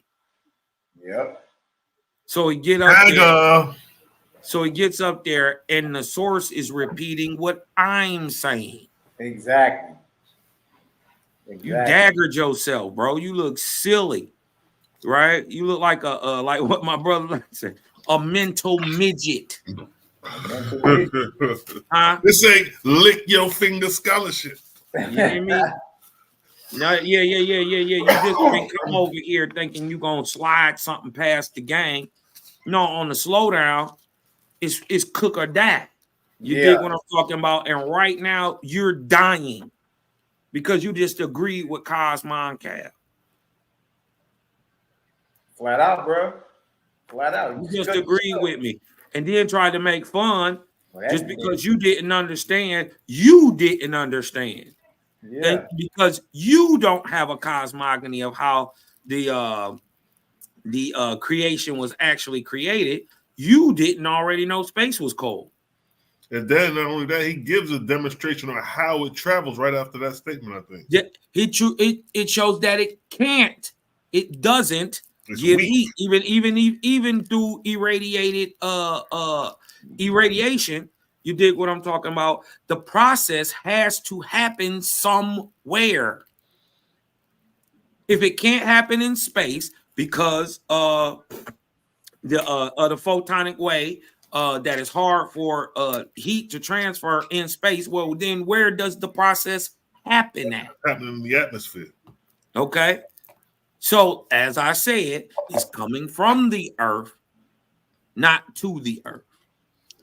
You done already daggered yourself. Daggered yourself, boy. Silly boy. Again, hey, look. Silly rabbit tricks are for kids. Hey, we got plenty of clips to put out, man. We can put us a whole we can put the mini blunders. Let's put out the mini blunders of Team Kemet. You know what I mean? Put these clips together and just play it like we play the blue thing before every little live. So basically, what we just showed you is a nigga just killed 2 people with 1 stone. Yeah. I got in a pie with it. and he came back and daggered himself and then daggered Nepal, and then I daggered him. You dig what I'm talking Due about? to the lack of himself. matter, and heat transfer occurs slowly by the radiative process alone. This means that heat doesn't transfer quickly in space. Heat doesn't transfer quickly in space. Yeah. Well, that means the Earth ain't receiving her heat from where? The sun. You know what I'm saying? Dang. That shit coming from the vortex. Dang. You see, did you see when he started reading it? He started stuttering because he realized very quickly that the source is saying what I'm saying. The source is agreeing with us, genius. Yeah, so he tried to speed through it real quick. Trick no good, Hold nigga. on. As freezing requires heat transfer, an exposed astronaut who's losing heat via the radiative process alone would die of decompression due to the lack of atmosphere. Jabari, you thought you was gonna be able to check something on the fly. Boy, you slid down a razor blade to alcohol bath. Hey, yo, Mally. Hey, yo, Yo, share my screen for 1 second, King, to tie in with this shit going on real quick. Quick second. Hold up, yo. Because this is deep. This is deep. Not even beating up Jabari on them, but just because that's something we was always taught. And how to find an outlet that's even ill. Now, check this.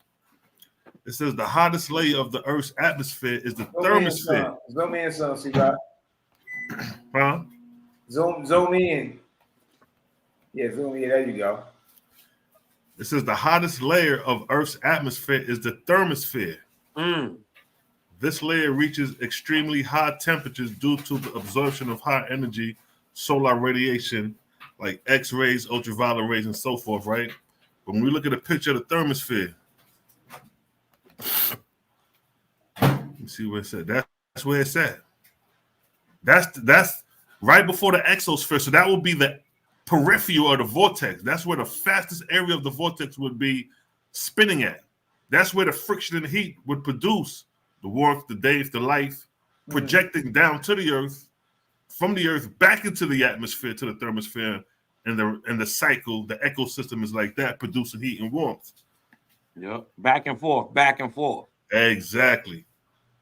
So technically, like we're saying, the vortex is what produces the heat and warmth, but the friction is coming from the sun's vortex, where the Earth vortex meet in that area. Okay. You know what I mean? So it's like we playing with a science that we unraveling as we go. We doing the knowledge to this. You know what I'm saying? This ain't what we've been taught. But go ahead, King. Just want to show that. And again, even in the slowdown, we still giving objective proofs. You know what I mean? Right. But Jabari started stumbling over himself because he realized he was reading something that agreed with Cal, not debunked. See? Watch this. Much more rapidly than they freeze to death. I want you to understand that while they say the word science, they have never studied science. They think that a vortex is anything circular. They also think that the sun does not transfer heat. They have lots of problems and don't even realize it. By the way, really quickly, I want you to know that this debate we've said is about cosmogony, right? Which is the study of the origin of the universe. But what is a universe? The universe is the whole body of things and phenomena observed or postulated, such as a systematic whole to arise by and persist through direct intervention of divine power. The world of human experience, and of course, coming to us from, by the way, when I am showing a source, I show you. Look at that. How both of y'all put up a vortex in your presentation? Both of y'all. Yo, that's crazy. Ball of light in the middle of it, boy. You talking about the origin? See what's going on here? Right. The hell y'all putting up methods and systems that agree with us? Right. Right. Talking about y'all won something. Asar did it first. And here comes Jabari doing it last. That's crazy. Shout out to Daryl Cosby. What you say, boy? Everything I described about Rowdy. Facts. Hey, Daryl, vortex right there in your damn. What is the universe? A vortex, dummy. It's right there. Right there in their face. Hey, in your slide. That nigga got me on the picture talking about what is the universe, and I got the vortex right there. Nigga, what the fuck is going on? Yo, this shit is wild. This is crazy. You know what? I can't take you serious, man. I just can't. Daryl, Asar did it earlier. I don't know if you know this, but in the beginning of Asar's round, this nigga had a vortex.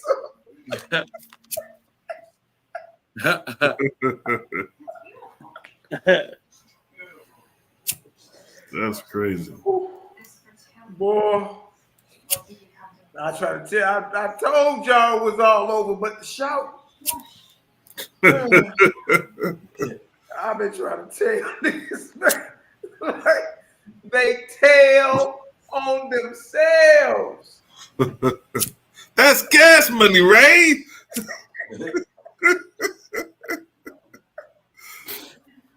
Boy, I'm over here laughing at you, Jabari.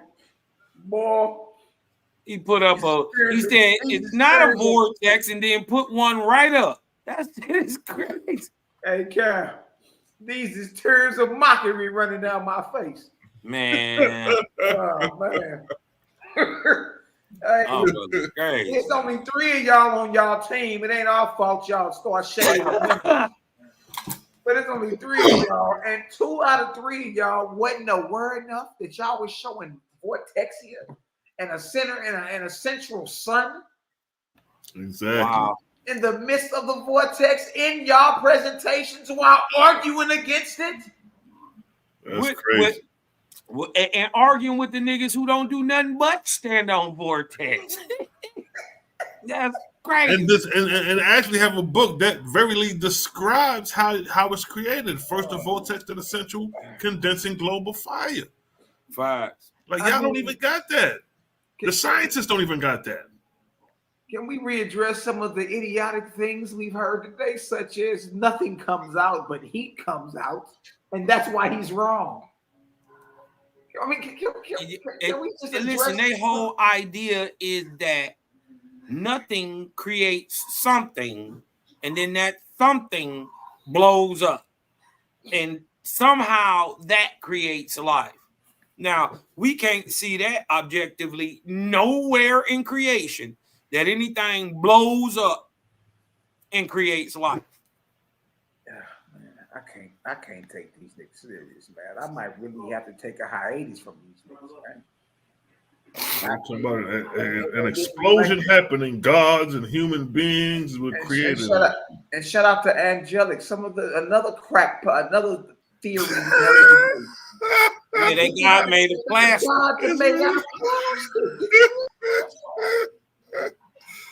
The gods are made out of plastic. These niggas are figurine gods. Man, this nigga said they had plastic in ancient Egypt. Man, I'm done. These are G.I. Joe figurine gods, yo. Oh, man. The same material you make the figurines.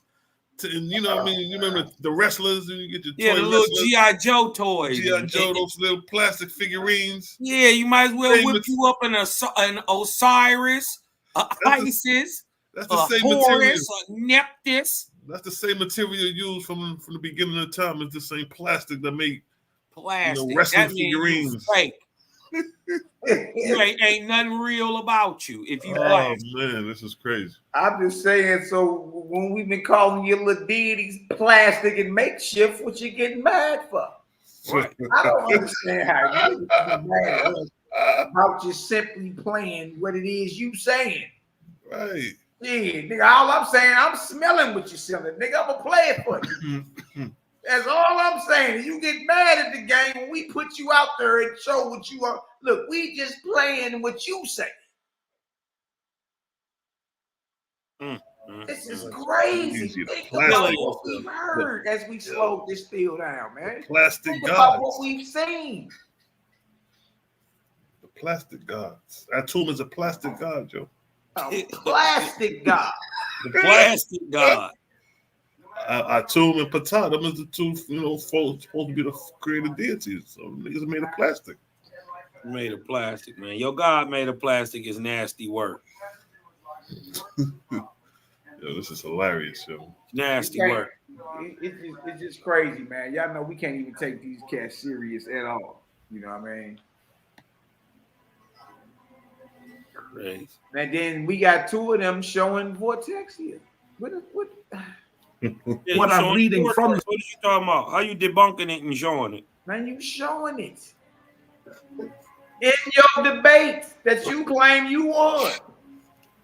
The source. I don't just say my own opinion and then say source and pretend that the source. He mad because we ain't allow this nigga to take screenshots of what we were showing so he can try to look something up on the fly.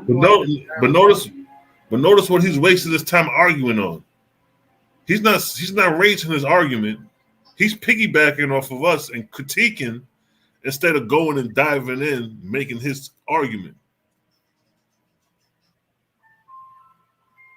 Man, this stuff is amazing, man.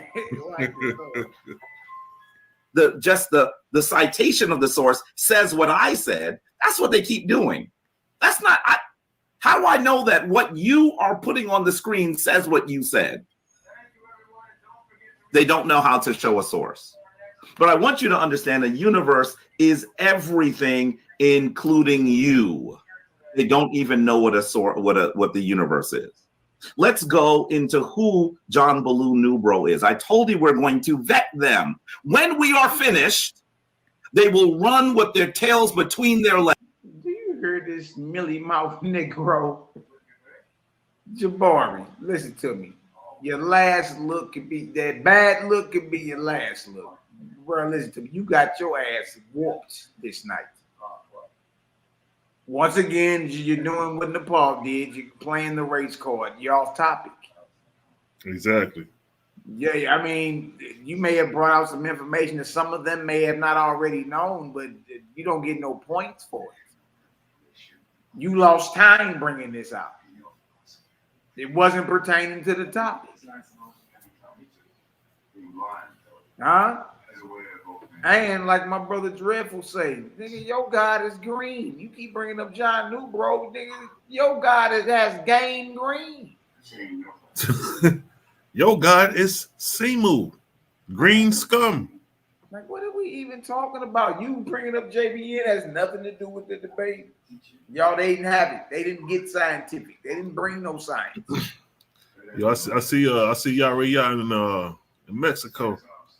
I see you, King. I see you on a yacht, on a boat or whatever. You still out there? Salute. Go ahead, King. Legs. When we are finished, no one will believe this. Tell us we're gonna run with our tails tucked. Boy, we whooped your ass. Then dropped a diss track on you. Right, that part. You got the whole world saying Jabari Osaze, you softer than Sade. Think about you worshiping Yahweh. Stop playing. It's a ridiculous concept that they're putting forward. So who is Nubra?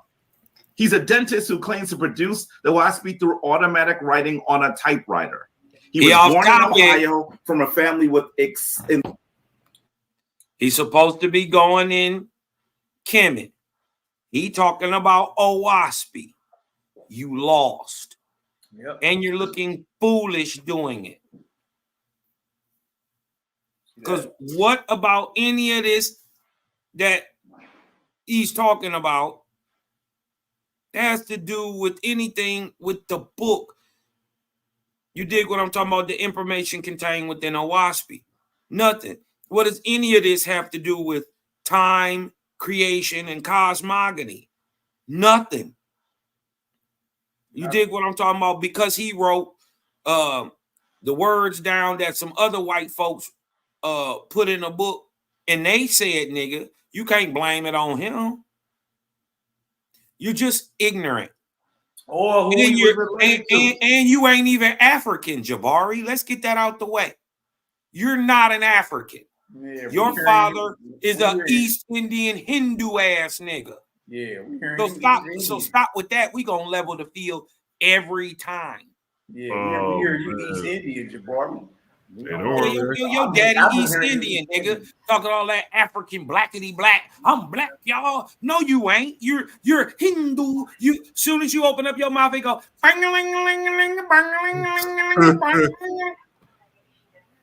Nigga, we not buying nothing you talking about. That's crazy. Nothing. That's your boy at Washington College University. Y'all used to work together, right? You and Jabari. Jabari is East Indian. That's crazy, yo. Look at this, man. Let him go ahead and run his mouth. He's off topic, though. Enslaved African owning ties. He earns money through the gold rush in both the Western United States and Australia, and he spends years studying world religions and becomes a trustee of the New York Spiritualist Association. He studied everything. That's why he sticks everything in his book. You got the book of Thor, the book of Apollo. You got stuff that comes from China. You got Zarathustra, and you have ancient Kemet. He studied everything, and he stole everything. He's also the author of a novel called The Fall of Fort Sumter, Love and War 1860. And the book critiques abolitionists, those people who were fighting against your enslavement, the enslavement of your ancestors. And in that book, he liberally uses the term nigger. He establishes an ill-fated commune in Las Cruces. That boy could wait to say nigga with 3 auras at the end of it. Nigger. You crazy. You sounded like a pirate. You sound like a gay Somalian. That was weak, Jabari. Come on, man. That's all I'm saying. It's like, what you gotta be soft with this shit for, bro? Like, just be real with it. Be like, hey, y'all got some firepower y'all bringing out that we ain't never tripped off of. He sounded so zesty. Nigger. He was hyped to say it. Hey, Dred said he enjoyed that. Like, y'all being weak with this shit, man. I don't like how these. How you feel about it, Malaki? Yeah, these cats will come off as if they so scholarly and just got so much decorum, but really he be throwing shots the whole time. Really, his whole aim is to stop you down. He just do it delicately so you don't be in as much pain, man. But he still slicing your ass. Nigger.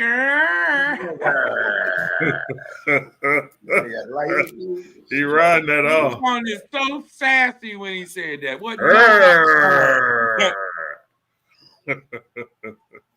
Jabari. Y'all niggas clowning. Go ahead, King. Jabari Osaze, you softer than Sade. Now that I think about it, you worshiping Yahweh.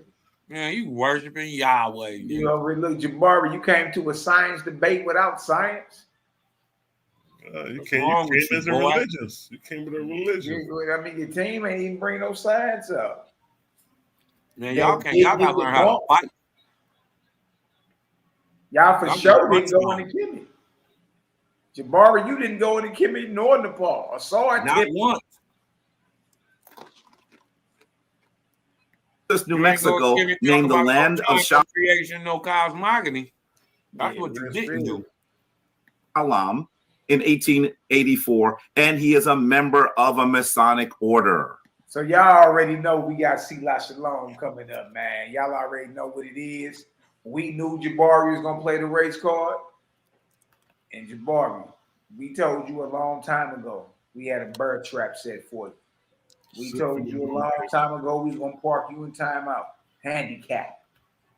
And then you coming out telling the world this is the route you was taking.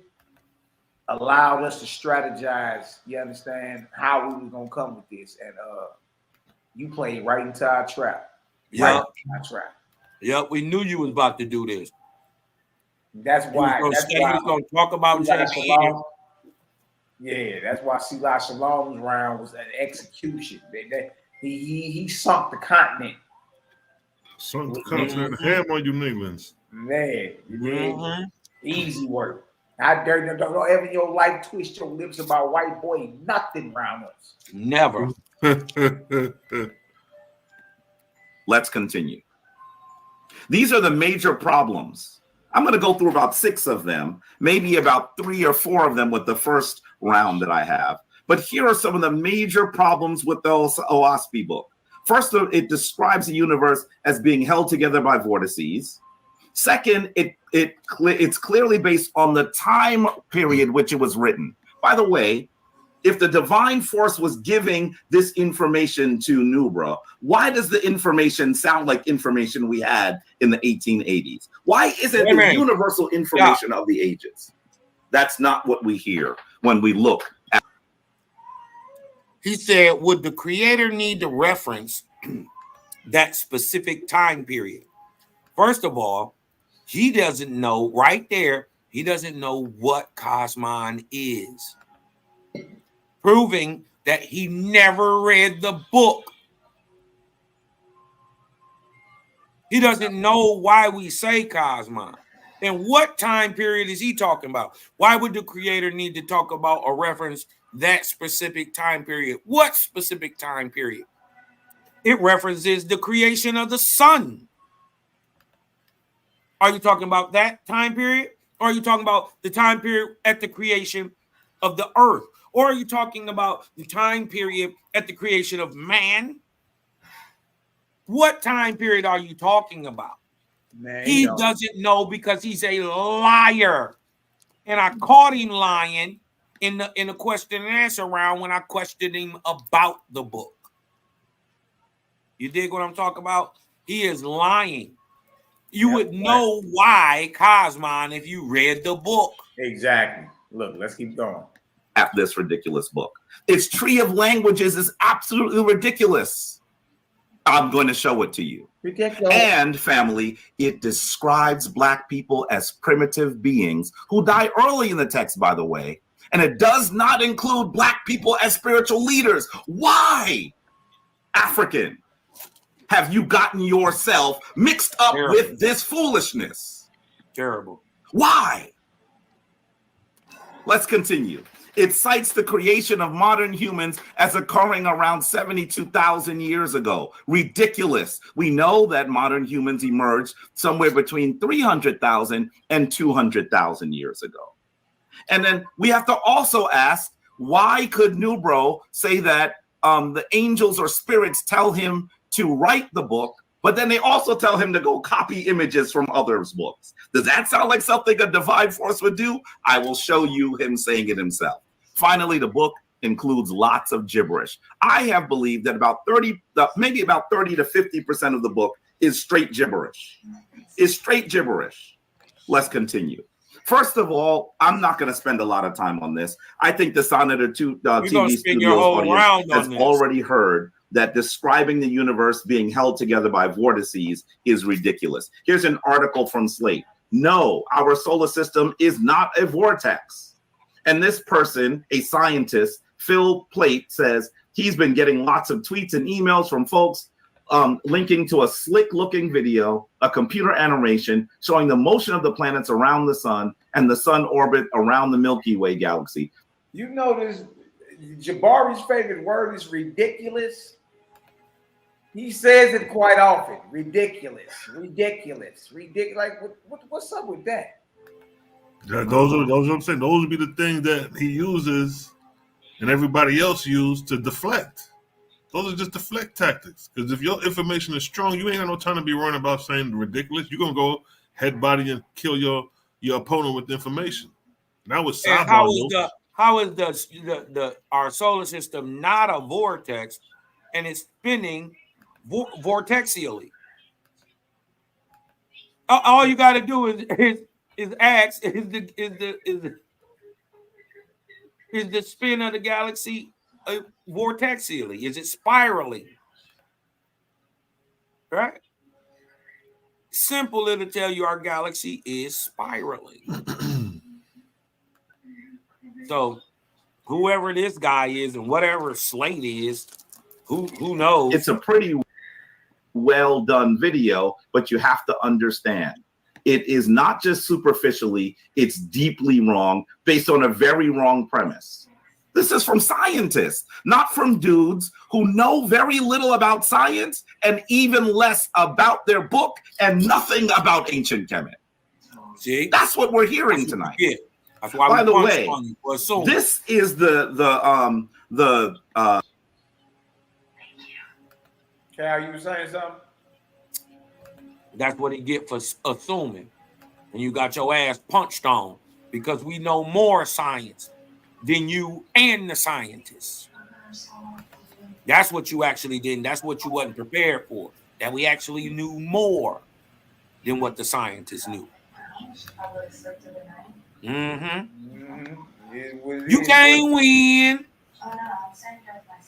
A diagram that New Bro gives us for the serpent. This is the vortex by which the planets, our solar systems, are existing.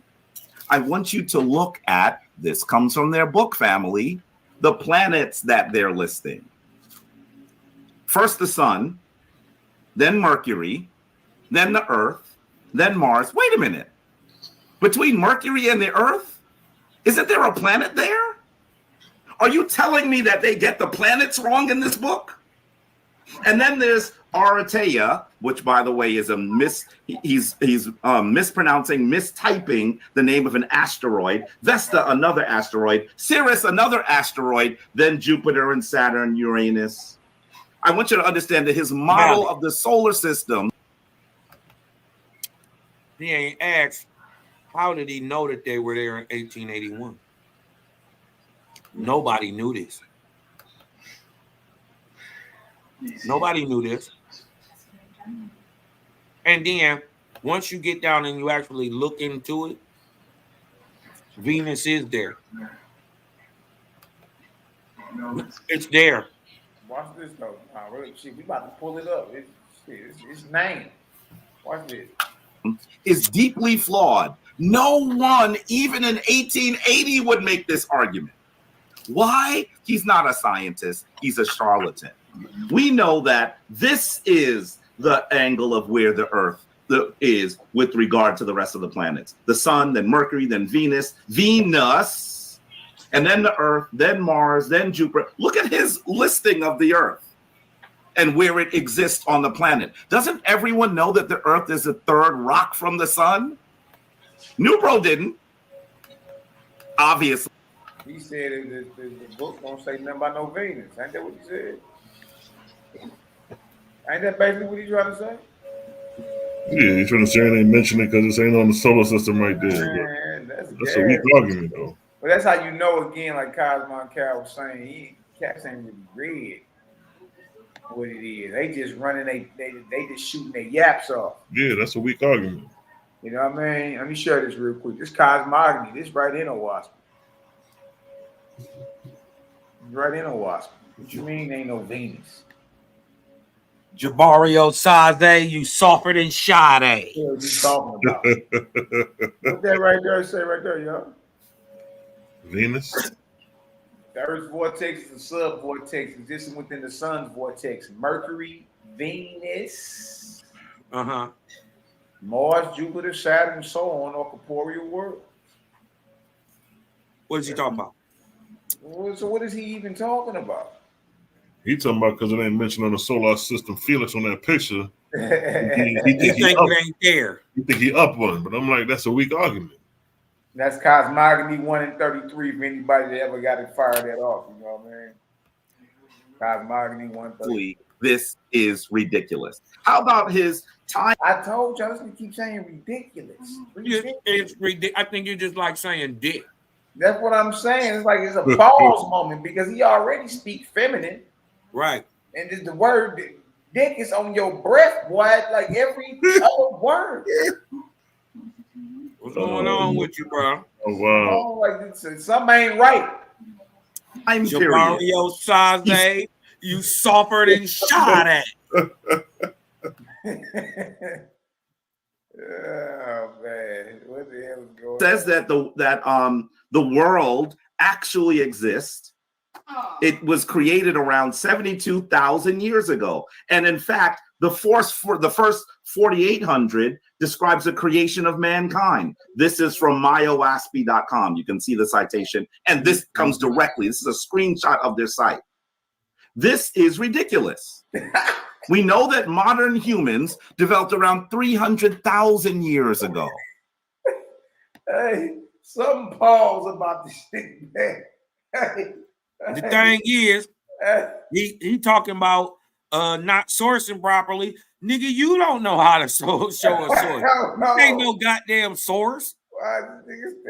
You took a screenshot during the debate, goofy, and thought you had something. Hell no, man. What does this date come from? Another orifice. That's where it comes from. And in addition to this, I want you to look at his description of the worship of the gods. This comes from Oaspi, once again from my Oaspi. We see the great god which appears 18,000 to 9,000 BCE is Apollo, Thor, and Osiris, he says. What? Apollo and Thor are before Osar? According to who? Go ahead, guy. See, that's how you know he didn't read it. He lying. He said that Apollo ruled from 18,000 to 9,000 BC. That's 3 whole arc cycles. You don't know what he's talking about. You don't know what the heck.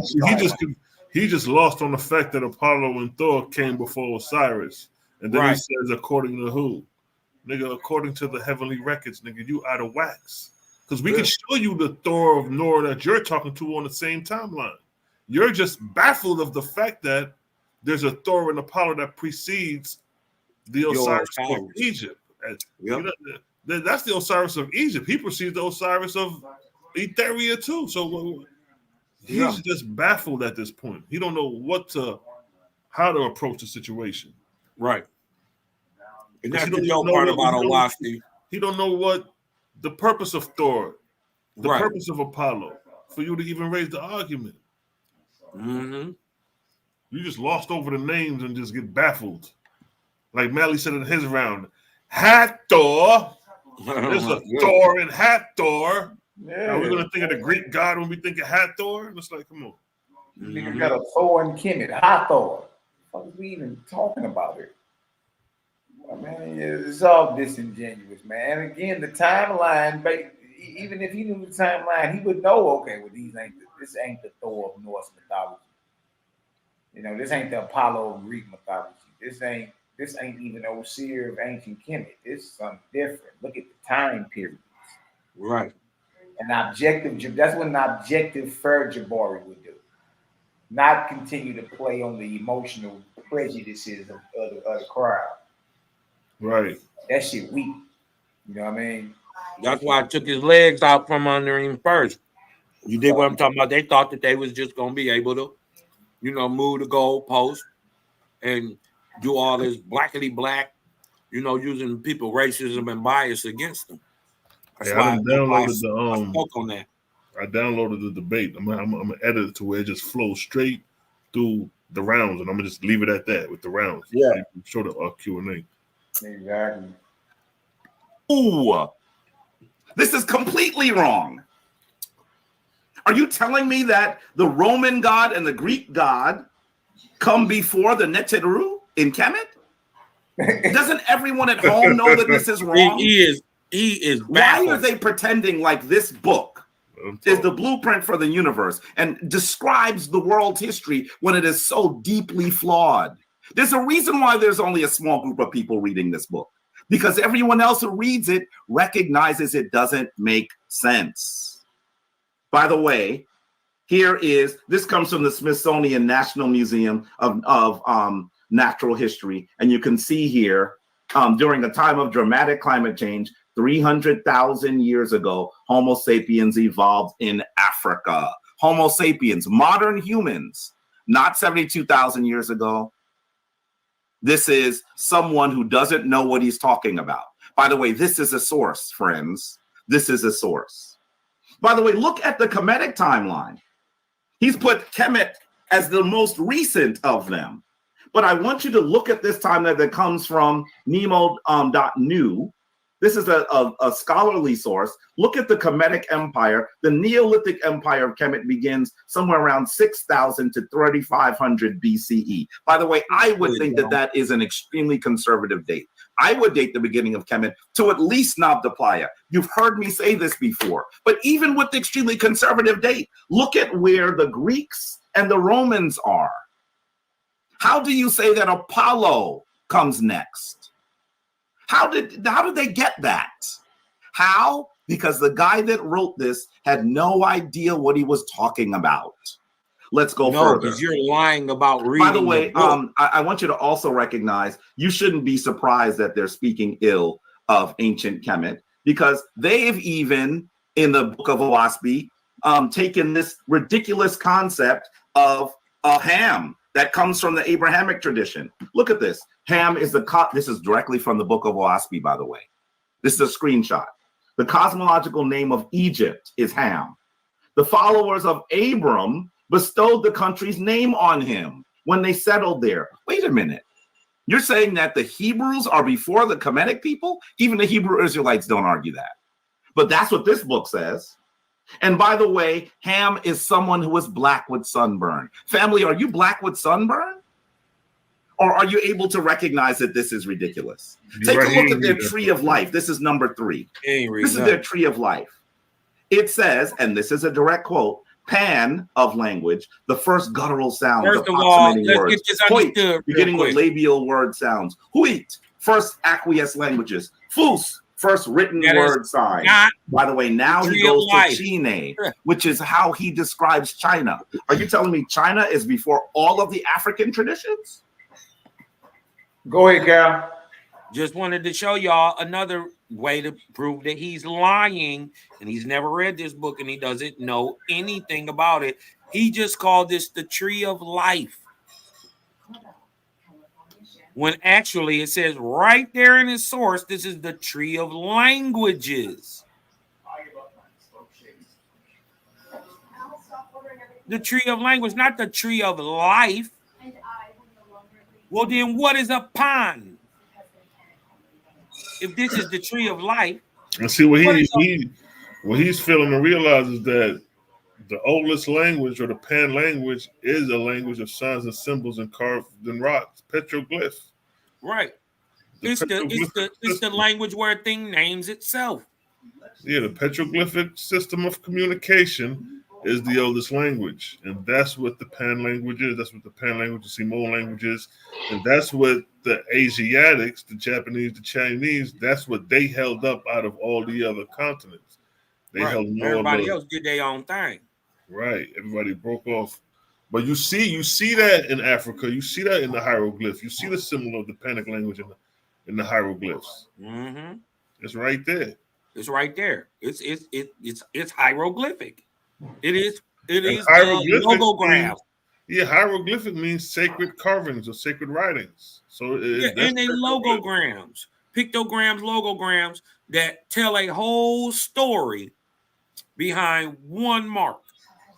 So really, technically, the hieroglyphic language will be the ending remnant of the Panic language, and for Egypt. Yeah, for Egypt, because it's still communicated in like China and stuff like that with the. But then they can't get around its Phoenician base, because you can't speak Kemetic, Ge'ez, Samaris, or any other language that was spoken in Egypt at the time without phonetics, without enunciating the vowel sounds that are exactly the same worldwide. Huh? Right. Even America had the ah, eh, e, o, u sound in the ancient Algonquin. We got A, E, I, O, U today through English, but it's still the same phonetics.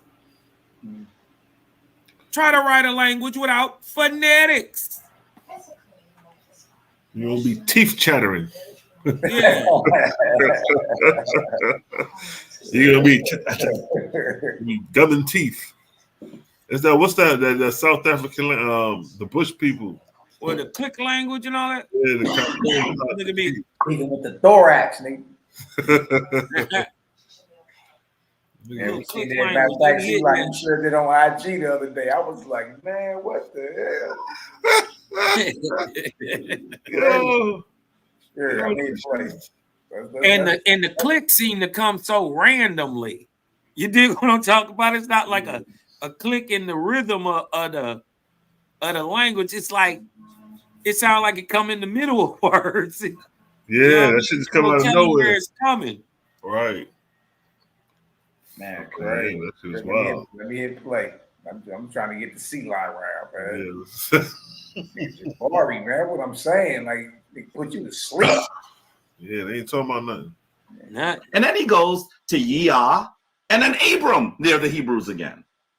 Then to Phonens, then to Aham, then to Ibra, then to Sanskrit, then to Araba, and this is the first Egyptian. Are you telling me that? Look, it's clear he don't know what he's talking about, but again, y'all, he off topic. This is the first Egyptian. I'm saying, like, this ain't got nothing to do with the topic or the debate, nothing. And I'm telling y'all why, because he ain't got it. Kemet ain't got it. Right. It's the reason why we picked the topic or the title. We knew y'all we knew they didn't have it. Especially to hold it with us for 20 minutes each. And had C-Live, you know what I mean, brought his science one, because he had a whole scientific round prepared. I'll be right back. It'd have been overkill for you. Yeah, it would have been damaging. Well, nobody want to go bar for bar with us. And that should tell everybody that's looking at something. Why do everybody come with the same one? Why the hell won't they just open up their book and just let it fly? Right. Go bar for bar. Let's see. Owaspy is a threat. Owaspy is a threat, all while claiming not to be immaculate. All while claiming not to be holy. All while claiming, yeah, it may have some mistakes. But it's still outshining what's been holding it down for thousands of years. It's outshined it easy. Yeah, the further we go back, it's even easier. Told y'all, Kemet was gonna be easier than the Hebrews. Yeah. Told y'all. Watch this though. That you believe this? By the way, he also argues that that there are 4 branches of the earth, and they are China, India, Europe, and America. These are the 4 branches of the earth. They have left you out, African, and you got these black dudes up here. This nigga lying. Hey, his whole round is based off saying ridiculous. He done said dudes a couple times. Because he lying. Because look, Vuhu is Africa. Jabari Osaze, the professor, the Commission high priest, who ain't got the hell. He sound like Kamala Harris. Word salads. This is crazy. What you was gonna say, C-Lo? Nah, I know he ain't read it because Africa is Vuhu mentioned in the Book of Satantis. Man, Arabania, all that. Yeah. You know what I mean? That's how you know niggas ain't reading. It's just talk. Exactly. They've been hoodwinked and led astray, and they want to tell you that this is what you should actually work with. You should have thought something was wrong when you saw the white dentist from Manhattan in the 1880s. That should have been a hint to run the other way. But that's exactly what they did. Here we go. This comes from theworld.com. The world's languages are traced back to a single African mother tongue, scientists say. Instead, look at their mother tongues on this branch of 4. Look at where they have it. Kemet doesn't come to here. Oh, my mouse. Where's my mouse? Anyway, just look at it. I hope 3 minutes that this makes no sense whatsoever, and he has written you out. Let's also talk about how the book describes Black people as primitive beings who die early in the book and does not include Black people as spiritual leaders. I want you to look here every single time you look. More this dude, man. Dang.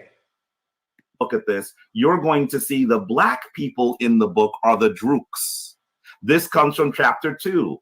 The Ihuns were white and yellow. By the way, this is why he's excited about the Chinese, because he wants to say the European and the Chinese predate the African. But the Drooks were brown and black. They were tall and stout. Let's continue with the Drooks. Look here. But they mixed with the Drooks. Okay, the Ihuns, even before the flood, were in the first place born capable of everlasting life. But they mixed with the Drooks until the seed of the spirit of eternal life became exhausted. And he also calls in this chapter the Drooks the ground people. You're the ground people. He says here in chapter 11 that the Drooks are the evil people who will not learn. He goes here and he says, it is not proven that the Drooks have souls. Sound familiar? The Drooks don't even have souls. These are the Black and brown people. Look at this. Div propounded, a man and woman in mortal life were as Drooks, being filthy and idle, begging from day to day, and yet they had born to them many children. Listen to this racist claptrap. This is what they're trying to sell you, family. This is what they think is good for you. By the way, here are Nubro's own drawings of the spiritual leaders of the world. The one at the top left is Abraham. Where are the Black folks? These are the spiritual leaders of the world. Well, Nubro steals thoroughly from Kemet. You would think that maybe he would depict the Kemetic person as Black. This is his depiction of Tothma or Hojax, who lived approximately 5,000 years, and he's the builder of the Great Pyramid of Egypt. Folks, we know that the builder of the Great Mur, the Great Pyramid of Kemet, is not this white guy that he's showing you, but we know that, actually, I don't have his image here. I want you to see the Africans who established Kemet. You see Narmer on the left. You see the world's first dentist, Hesi Ra, in the middle, and you see the man that wrote the world's oldest book, Ptahhotep. These are Africans. Yo, this man is not even on topic. Like, this is getting crazy. He's not saying anything about cosmogony creation or what time. Y'all do realize this, right? He done tried to move this into a whole black and white thing. Egypt versus Ohio. Like, yeah, he way off. What are you doing, bro? You looking bad, Jabbar. He way off. He referencing Kemet with pictures. He's referencing Kemet with pictures and giving his own interpretation on top of it. This is the first dentist. He should have. And then he brought up Nama. Asian looking. I can pull out an Asian looking Osiris right now.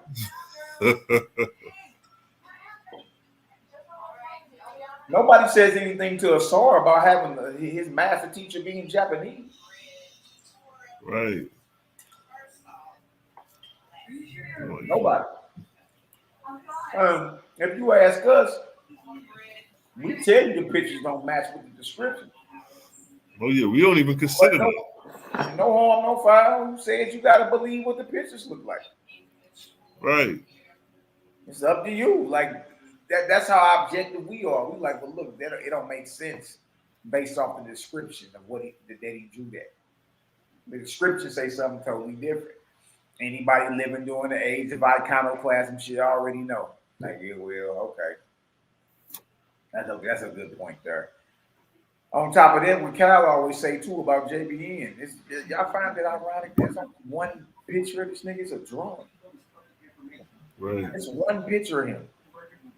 That's crazy, yo. Yeah, you talking about a man that hit gold twice, 2 different continents. Ever 20 inventions published author. You know what I mean? Known in the spiritual spiritualist circles and all that. You mean tell me there's one picture of this man in existence? You see what I'm saying? There's a lot more going on than what people, you know what I mean, are willing to even start to look at. That's all I'm saying. You feel me? And the deal is, it's like that. And I'm gonna say that because you're not supposed to be. You're supposed to be reading the spirit on something to understand if it's something that's compatible or conducive with you, or something that's hostile, that's right against you. You know what I mean? It ain't based off skin color and thick hair versus thin hair, and you know, I got more carbon than you and all that extra shit. Because we all had enemies in our lives, you know what I mean? And shit, that enemy, the phenotype of your enemy changes. It just depends on what time period you catch a nigga in. You know what I mean? So we just gotta stop that, man, because especially coming from cats who are fancied as the scholars and the gatekeepers of the conscious community, I expect more like being more genuine and real with the information than trying to play and spin the narrative. You know what I mean? Nigga, you ain't more pro-black than me, Jabari. Right. Nigga, you ain't more militant than me. That part. You ain't really about none of that more than me. So what y'all really saying when y'all be trying to throw this white boy stuff around? I be like, I don't get it. You niggas act like y'all really about, like, you know what I'm saying? Like, y'all not more militant than the brothers I be around. So what are you really saying? Right. You know what I mean? Like, stop all that soft showing it. Be real. Not this person he's showing you. This is what New Bra did. Is this good for you, family? By the way, here also in my OASP, look at his outline. Oh, I showed you this already. I want you to take a look at this. If New Bra is arguing that he was able to write automatically, then why did the spirits and angels tell him to copy from other books? This is a direct quote from his letter. It says, for 50 weeks this continued, every morning, half an hour or so before sunrise, and then it ceased. And I was told to read and publish the book OASP. The particular I'm going to level the playing ground by first exposing that the concept. Oh, wait. So 3 rounds, CGG, 3 rounds, team Kemet. Coming up round 4, CGG up next. Y'all better see La Shalom. Man, who y'all got, man? Who y'all got in the chat? Drop a 1 for CGG, drop a 2 for Team Kemet. Who actually is going into their book displaying the science and staying on topic. Right. Let's level the playing ground. You know what I mean? Now it's time to go ahead and level the whole playing ground. That's Rizzle. You know what I mean? CGG in the building, man. Yeah. It's kind of hard to act like it ain't what it is. You know what I mean? Bruh showed up to play. Bruh showed up to put in work, should I say. And that happened. That's right. Of Kemetic science as stands today stands on the shoulders of European Egyptologists who gave you everything you need to know about Egyptian science. So if we're going to take shots at John Bilal Nubro, one white man who authorized the OASP Bible, it's time to take shots at Kemet. First starting with Athanasius Kircher, was a German Jesuit scholar. He did, however, correctly establish the link between the ancient Egyptian and the Coptic language, and some commentators regard him as the founder of Egyptology. Kircher was the most famous, the decipherer between ancient and modern times, and the most famous Egyptology of his day. Kircher helped pioneer Egyptology as far as a field of serious studies. He learned Coptic in 1633 and published his first grammar in 1636. The book was Kircher's first venture into the field of Egyptology, and it also contains the first ever published grammar of the Coptic language. What is grammar? In linguistics, grammar is the set of rules for how a natural language is constructed, as demonstrated by who? Its speaker or writer. Who is the speaker and writer in this case? Anastasia Kircher. You couldn't speak about Kemetic science if you don't know Egyptian grammar, and you wouldn't know Egyptian grammar if it wasn't for Anastasia. Kircher argued that Coptic preserved the last development of ancient Egyptian. For this, Kircher has been considered the true founder of Egyptology, whereas the first ever published grammar of the Coptic language and founder of Egyptology, coming from the Bantu Negro in the Congos in the 1600s, specifically for the Black community, that we could frame these modern ideas. Joseph D. Guinea, he is recognized for proving that cartouche rings in Egyptian texts contain royal names. Where is the Bantu Negro from the Congo in the 1700s explaining to us that the Egyptian royal names are in cartouches? Samuel Birch, in 1867, Samuel Birch of the British Museum published the first extensive English translation. In 1876, he published a photographic copy of the Papyrus of Nebseni.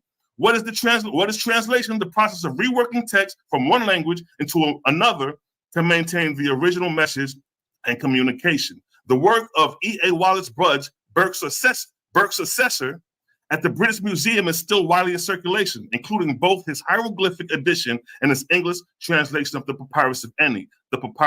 Where is the Bantu Negro from the Congos in the 1700s that's giving us a translation of the Papyrus of Eni and Nebseni for the Black community today to understand? The science of the 42 laws of Ma'at comes from the papyrus and translation by Samuel Birch.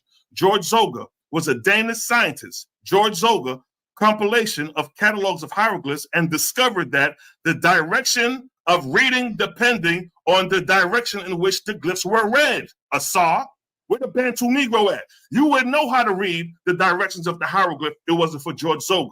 Where's the Bantu Negro from the Congo telling you this, Asa? Thomas Young, he was instrument in the decipherment of Egyptian hieroglyphs, specifically the Rosetta Stones. What is decipherment? The discovery of the meaning of text written in ancient or obscure languages or script. By 1814, Young had completely translated an oral text of the Rosetta Stone. Several scholars have suggested that Young's true contribution to Egyptology was the decipherment of the demonic script.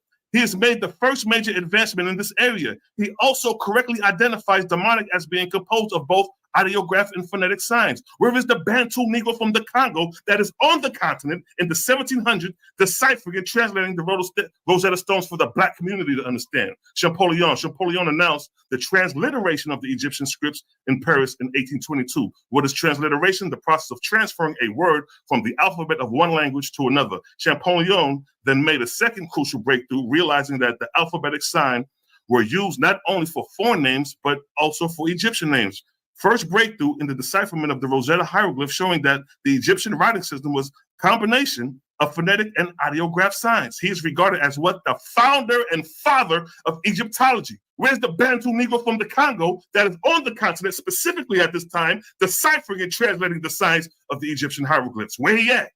Christian Charles, German Egyptologist Bunsen, coined the term Old, Middle, and New Kingdom in 1845 to describe a period in ancient Egyptian history that is considered one of three golden ages. The term was used by archaeologists in the 19th century to help distinguish Egyptians' long history. But the Egyptians themselves did not use the name and likely did not see a difference between the Old, Middle, and New Kingdom periods before and after. With that being said, we don't have a clue how the ancient Egyptians tracked time of history. The concept of the division of the Old, Middle, and New Kingdom was fathered by Christian Charles.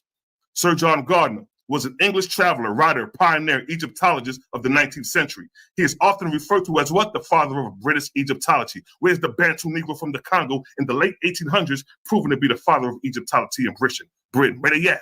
Nicola Francisco was also an Italian Egyptologist, a scholar and friend of Champollion. Look, these niggas showing their pedigree. He is regarded as the founder of Egyptology in Italy. Where is the Bantu Negro from the Congo in the 1800s, proven to be the father of Egyptology in Italy? It was niggas there. It was brothers there. Carl Richard, German Egyptology, first translator of a complete copy of the Book of the Dead manuscript. In 1842, Carl Richard published a translation of the manuscript dated to the Ptolemaic era, coined the name Book of the Dead? Where is the Bantu Negro from the Congo that is on the continent in the 1800s, specifically translating a complete copy of the Book of the Dead for brothers to understand and read? He has also introduced the spelling numbering system in which spell and use, identifying 165 spells. Carl Richard published widely in the field of Egyptology. He is considered what? The father of this modern scientific discipline. Carl Richard also documented the Abydos Kings list and published its finding in 1858. They go to Abydos King list. Where is the Bantu Negro from the Congo on the continent, publishing the Abydos King list for we can read. Henry Edouard was a Swiss archaeologist, Egyptologist, biblical scholar. He was a student of Carl Richards. Look at that. These Europeans are showing their pedigree. Where's the pedigree of the black man at this time?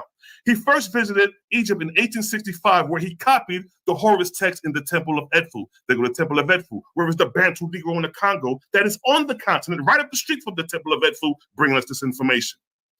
We got Miss Sparrow, was a French Egyptologist, widely regarded as the foremost Egyptologist of his generation. He began his career teaching the Egyptian language. Miss Sparrow was what? The first editor and translator of the pyramid text, known as the Book of the Dead. Where is the Bantu Negro from the Congo in the late 1800s, specifically teaching the Egyptian language and giving us the translation of the Book of the Dead? Where he at, Jabari? Now we come to Petrie. He has been referred to as the father of Egyptology, of Egyptian archaeology. The Menptah Stela, discovered by Petrie at Thebes in 1896, first translated by Wilhelm Spiegelberg. Hegel Wilhelm Spiegelberg was a German Egyptologist. He specialized in analysis of the demonic and hieratic script. Spiegelberg made important contribution toward the deciphering of the demonic script and the field of the demonic lexicograph. What is a lexicon? A lexicon is a vocabulary of language. What is a lexicograph? A lexicograph, the art of compiling dictionaries. Nigga, where's the Bantu Negro from the Congo that is on the continent giving us a lexicon of the demonic script? Huh? You getting it from the white boy. Here go Bulge. Bulge was an English Egyptologist. Bulge argued that the religion of Osiris had emerged from an indigenous African people, but stated that the fact that the black man was the ancient Egyptians long before brothers today trying to prove that Egypt is a black land. Bulge already made the claim. We know that the ancient Egyptians laid the foundation, but where was the black man in modern times giving us the revision? James Edwards was a British Egyptology. The Narmer palette was discovered in 1898 by James Edwards. How many times they break about the Narmer palette? You wouldn't know nothing about the Narmer palette if it wasn't for this white boy.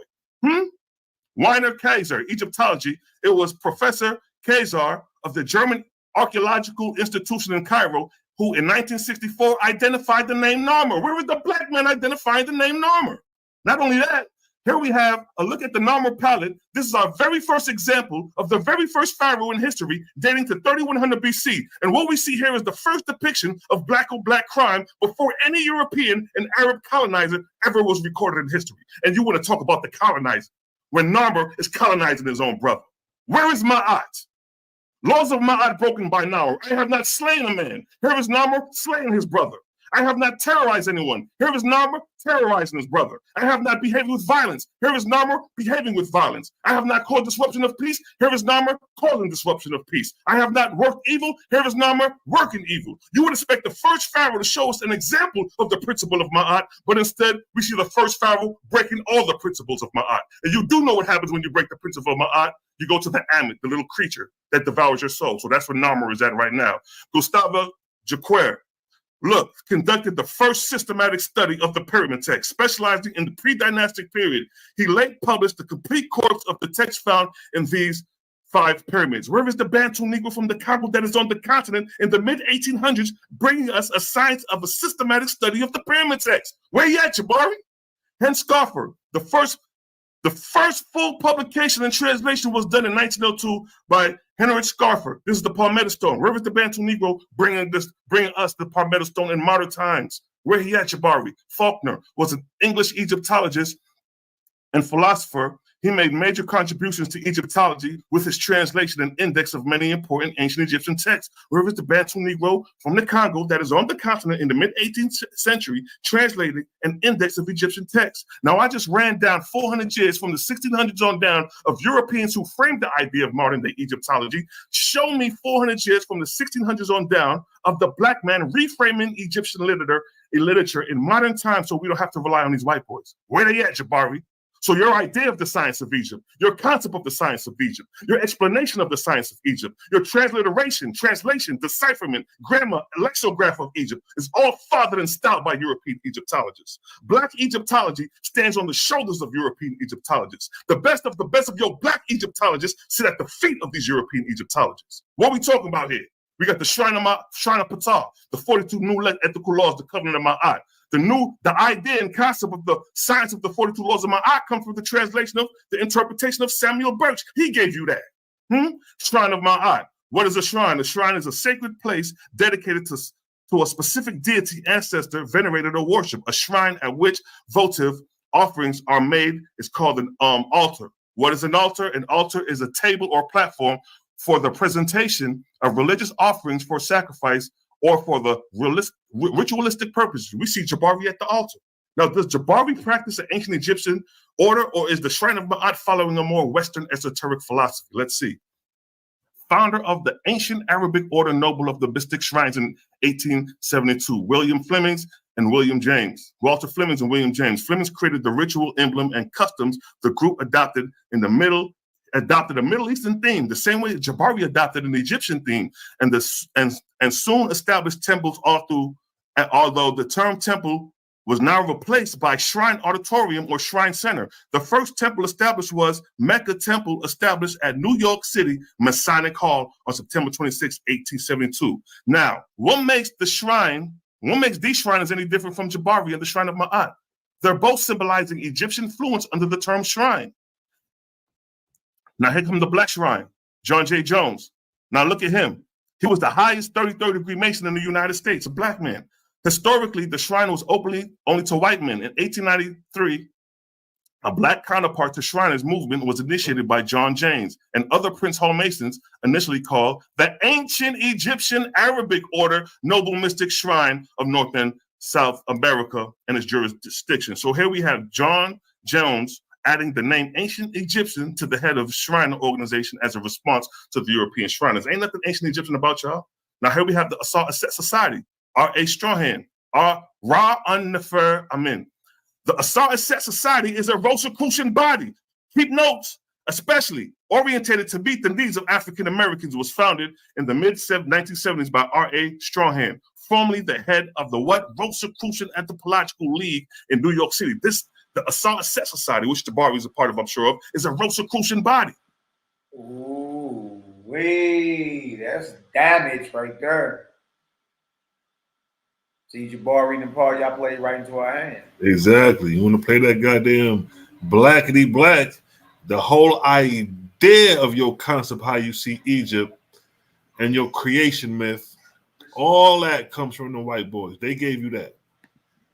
There's no way around it. Assault Asset Society is a Rosicrucian body. Mm-hmm. Good night. That's from encyclopedia.com.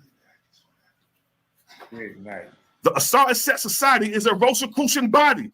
Keep notes, especially orientated to meet the needs of African Americans, was founded in the mid-1970s by R.A. Strawhan, formerly the head of the Rosicrucian Anthropological League in New York City. The Assault Asset Society, which Jabari is a part of, I'm sure of, is a Rosicrucian body. Now look, now here is the website of the Rosicrucian Anthropological League in New York that Strawhan is the head of. Now let's read. Now pay attention to the rows. I want you to pay close attention to the rows. They got the unk with the cross to the rows. Now let's read together.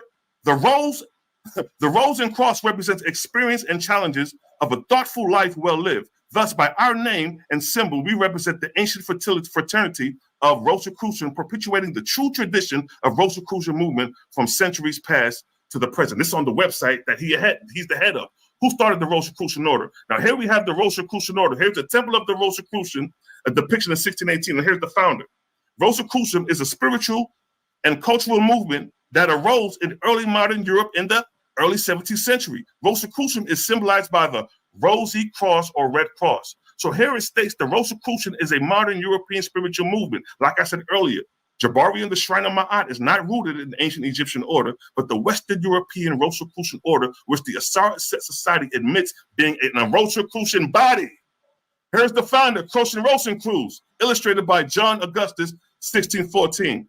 The famous of the Brotherhood of the Rosy Cross represents the legend of a German doctor and mystic philosopher referred to as Father Brother CRC, later identified in the Third Manifesto as Christian Rosencrantz or Rose Cross. The year 1378 is presented as being the birth year of our Christian father, as it states that he lived 106 years. He gathered a small circle of disciple friends and founded the Rosicrucian order. This can be deduced to having occurred in 1407. Christian Rosencrantz is the legendary, possibly allegorical founder of the Rosicrucian order. So the Asar-Set Society, including Jabari, is following a possible allegorical character named Rosenkrucenberg, who was a German doctor who started the Rosicrucian order. But we want to talk about John Bilal Newbro. At least John Newbro was a real person. You're following an allegorical character. Now here is the symbol of the Rosicrucian cross. Here's the rosy red cross, here's the Ankh and the rose cross showing you their affiliation. The rose cross is a cross within a cross at its center, which is usually red, gold, or white. It symbolizes the teachings of Western esoteric tradition with Christian tenets, Jabari. It didn't say Kemetic tenets, but Christian tenets, Jabari. So technically, the Shrine of Ma'at are undercover Rosicrucians disguised as Kemetic Christians. Let's dig deeper and see who the god of this Rosicrucian order is. Kabbalistic Order of the Rose Cross. Kabbalistic Order of the Rose Cross version of the Rosy Cross, the Hebrew Tetragrammaton, divine name. On the arms of the cross of the Pentagrammaton in the inner pentagram. So not only is Jabari following a Christian Rosicrucian order, but the god of that order is Yahweh. So show me where is Ra? Where is Ptah? Where is Amun-Ra? And not only that, pay attention to the top of the temple of the Rosicrucian church. Look at this. You got the Hebrew God Yahweh at the top of the church of the Rosicrucian order. Why ain't Ra there? Why ain't Ptah there? Why ain't Amun-Ra there? You got the God of Israel at the head of an organization you are associated with, Jabari. And notice the hand coming out of the cloud. That is the white hand of the God of Israel, Yahweh. What are we talking about here? The symbol of the Rosy Cross played a substantial role within the system of Thelema as developed by Aleister Crowley. What are we talking about here? 3 minutes. Aleister Crowley. Thelema is a Western esoteric occult spiritual philosophy and a new religious movement founded in the early 1900s by Aleister Crowley. And Thelema was inspired by the Golden Dawn founded by Samuel Adele McGregor Mather. This is the symbol of the Golden Dawn. You see that same red cross that's affiliated with the Rosicrucian order, that's affiliated with the Asar-Set Society. What are we talking about here? Samuel Methers. Methers is the Egyptian custom performed a ritual of Isis in the rites of the Golden Dawn. He was raised as a master mason on January 30th, 1878. So here you have Aleister Crowley applying the Rosicrucian order to his occult called Thelema, inspired by the Golden Dawn Rose Cross, which is rooted in the Rosicrucian order. And look at all the rosy red crosses affiliated with. Look at that.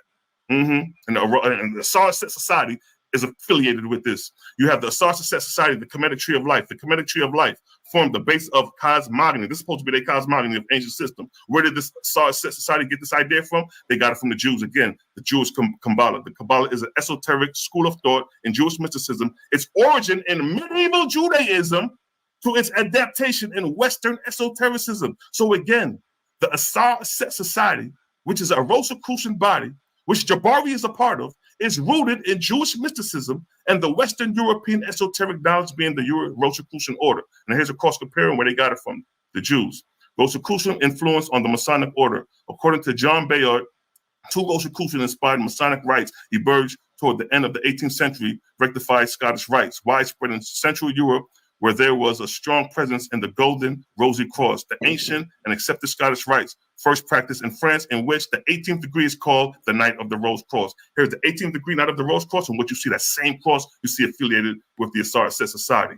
Not only that, it said, look, Rosicrucian was supposedly born by purifying Egyptian mysteries with the new higher teachings of early Christianity. Notice it stated about purifying Egyptian mysteries. Who revived the Egyptian mysteries? They did. So the Shrine of Ma'at, the Shrine of Ptah, the Asar-Set Society is nothing more than Western Rosicrucian order, a modified version of Jewish mysticism disguised under Egyptian apparel. Here you have the Rosy Red Brothers associated with this Rosicrucian order. You have the first Egyptian gay Kemetic high priest. Do you know about him, Jabari? He speaks 7 fluent languages. He's the first openly gay Ifa Bilal and Kemetic high priest. He was initiated in the rainforests of Nigeria. His focus is the teaching of Man, there's a lot going on. Overkill for these niggas. Man, there's a lot going on, man. Brought out in this debate. Man, this is a body. Listen, this is ugly. This is ugly. See, they thought they was gonna get away with all that white man this, white man that. Oh, you got this and got that. You should have been. No, see, when we turn around and hold that mirror up. Ashamed of you. It's ridiculous, Cosman. It's ridiculous, man. Y'all niggas crazy, bro. Look, hold on. This is the number one. Listen, I want y'all to rub. I want y'all to let this sink in for a second.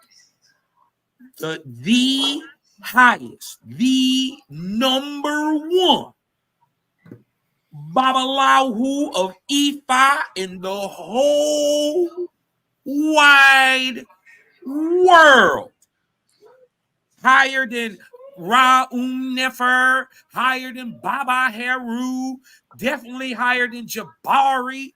You dig what I'm talking about?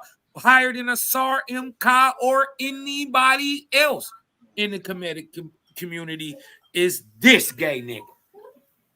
Now, while he may be a gay ass nigga, he know his shit. He know his stuff. He speak geese. Huh? They talking about it. He speak it fluently with 7 other languages. Jabari happens to be in the same city as the highest raised Babalahu, who was proven by the highest Ifa king over there, right? And the king had a vision about him and his gay movement and set him up as number one, saying that he would be special. Now, how is it? That would be like, think about this. That'd be like me and Sela, who both in OWASP, who both teaching, live in the exact same city, right? Not only as him and Jabari in New York, they both in Brooklyn and Manhattan. The same exact city. You think we both on here, the two big heads in this game? You dig what I'm talking about? And we in the same exact city, and we wouldn't know each other? That's wild.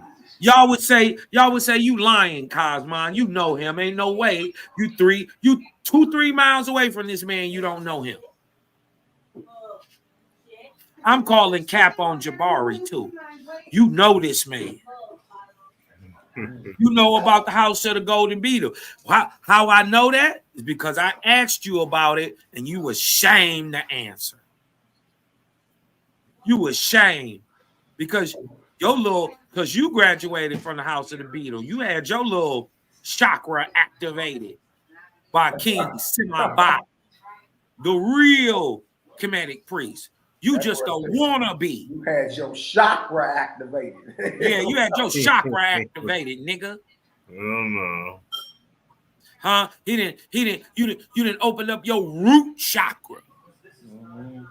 A whole movement on that years ago. Niggas was trying to open up. Listen, ain't no way we the two biggest things in OWASP. We in the same exact city.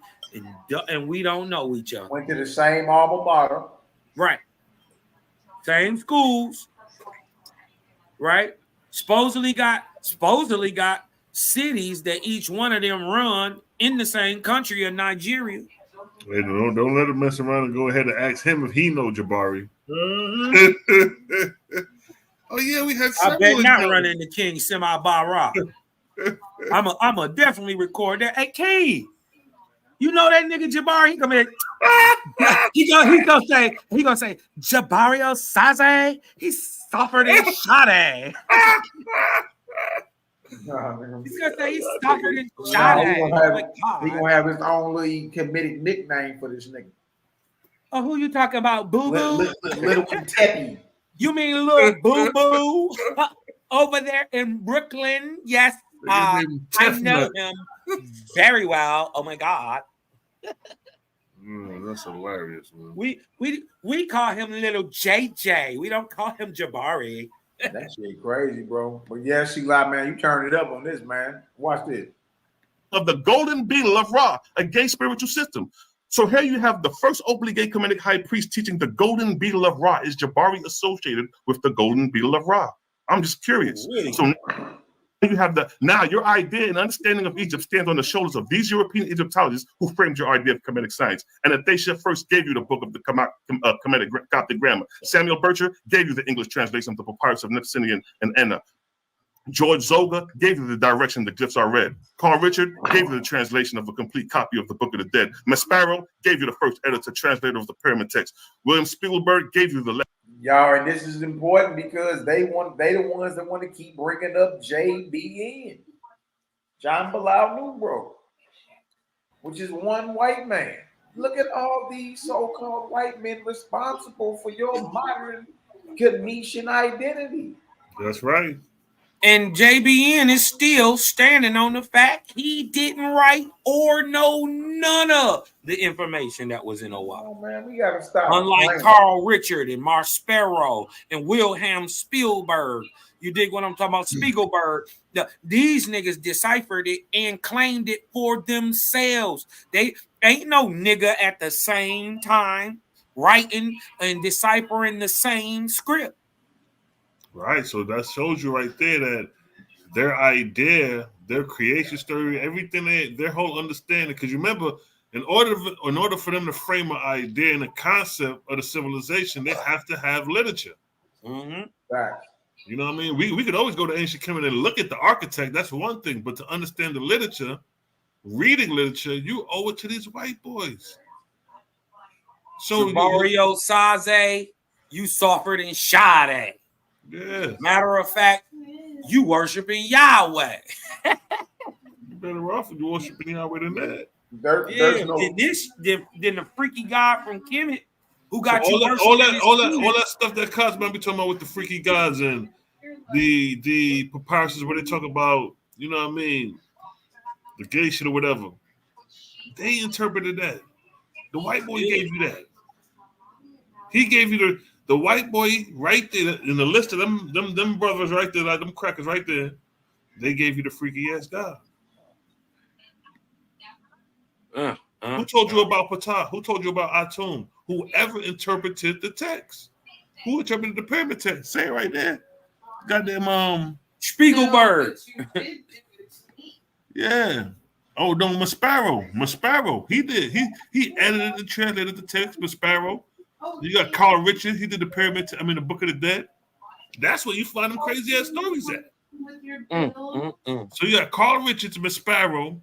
Then after that, like Bulge and Faulkner, they the one who framed the idea of the stories. A nigga blowing snot out his nose, creating moisture and wind. They gave you that. Wow. And you niggas just going with it. But here we come in with some information one white boy brought, and then he's referencing it back to nature as the source. So when you do a cross comparison of the two, nigga, we reign supreme, nigga. What the fuck y'all niggas talking about? What they talking about? Lexicograph of demonic script. So with that being said, the same way the Europeans gave you cats the Bible is the same way these European Jews gave you cats the Tanakh is the same way these Europeans gave you niggas the Egyptology, and I'm done. And then we have a list. European, Egypt, you want to talk about one white man? I thought he was going to get to 25 minutes, Sonetta. It's all good. I got it out. But we want to talk about one white man, but you have all these Europeans who influence your modern idea of Egyptology. I'm done. Okay, I love him. This brother. Oh, man. Hey, so at this point, y'all, there's no way possible they could even attempt to even try to come back. You understand? They got 3 rounds of science, and that bomb C-Lot just dropped proved that whatever they talking about coming against us is hypocritical, because look at all these people who are responsible for your modern Egyptian understanding or Cometian understanding of yourself and science. You wouldn't have it unless it was for them. And they tried to take a low blow by saying, oh, well, you're trying to say that the black man didn't have nothing to do with that. No, you know exactly what I'm saying. Mm-hmm. I'm saying ain't no black men in modern times revised any of these texts. Yeah, so CGG this was for Ballhead. They didn't win not one round. Yeah. At this point, there's nothing they can do to win this debate. Right. You got the 40 with the 30. We gave you the 40 with the 30 hanging out the back end. At this point, there's no way they can win the debate. It's over. It's over with. It's over. Everything they came with, we debunked. Jabari even attempted to debunk Cal and pulled a source that agreed with Cal. We talked about time, cosmogony, creation. They did. You know what I mean? They talked about slavery and tried to play the race card. They lost this debate hands down. Right. There ain't a question and answer round that can save them. There ain't nothing. At this point, it's all over. Yeah, this is the point of the hell with the question and answer round. This was the meat of the debate. This the purpose of the debate. Is the debate. Right. Exactly. That's what I'm saying. Like the rounds, when it come down to the rounds, you understand what I'm saying? It's a game over. At this point, ain't nothing that can happen. And if Jabari could have won the ancient Kemet, he would have won by now. But I'm gonna let him play out, and then I'm gonna, we gonna give our important thoughts on this, bro. And hey, it's all good. All praise. This was fun. Told you that a Saurocet is a Rosicrucian group. Why? Why is he saying that? Because they have an Ankh? Because they're using an Ankh and the Saurocet Society is using an Ankh. He says that I must be working with the Shriners because my organization is called the Shrine of Ma'at. By the way, you should also know we actually inside the shrine actually call our shrine Kara Ma'at, but you wouldn't know what that was in English. He's using the worst possible slippery logic. And I'm not even exactly sure how anyone would possibly believe that anything he just said made any sense. So let's start from here. One of the things that Selah thinks he should do is he believes that simply because Europeans were able to reconstruct the Kemetic language, that means, listen to this slippery logic, that the Kemetic language is European. That because they were reconstructing the language, that it's their language. Exactly. He lied. Ain't nobody even insinuate that. Yeah, pull that back. That nigga lied right there. Man, look, they've been lying all night, man. That is like, true. What the hell? Nobody even say nothing even close to that, bro. Like, stop Right. it. The slippery logic. Right. How did the Kemetic language die? You listen, man. You so off topic. What does that have to do with cosmogony, creation, and time? Diddly do, neighbors. Ned Flanders. Your name ain't no Floyd Mayweather. Your name Ned Flanders of the conscious community. Diddly do, neighbors. Don't let me get no skits on this shit, my nigga, from the Simpsons, bro. Don't do that. Okay. What's his name again for the Simpsons? Yeah, Ned Flanders. Ned Flanders.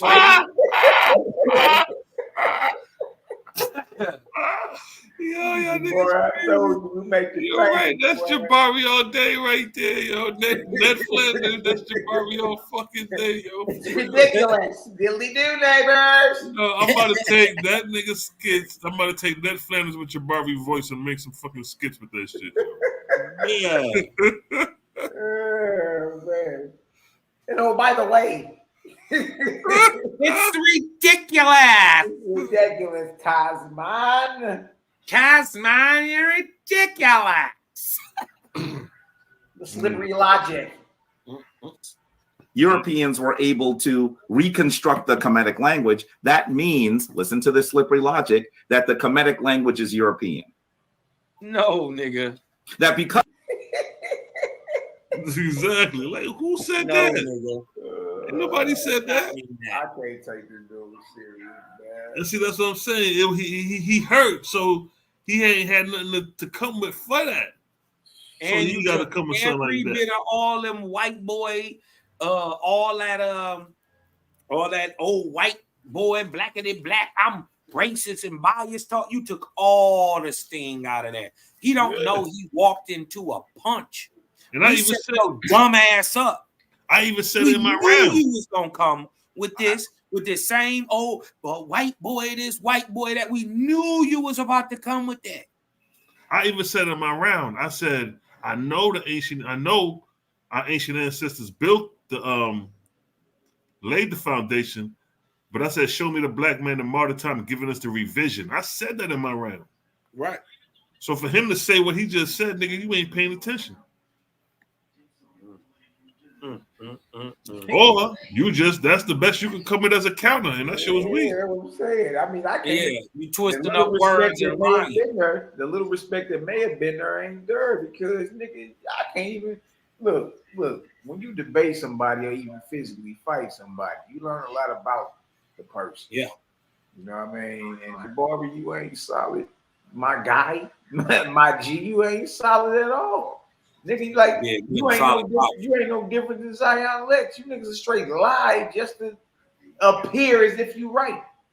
Exactly. Yeah, you ain't got no integrity in my book. I ain't got none of that, bro. That's what I'm saying. It's like, look, you doing the same thing Zion Lex, Neptali, and everybody else. Elder Yara talking about some, it's a Molekit. Remember he says this is a Molekian. This nigga came up with a word. It's a Molekian.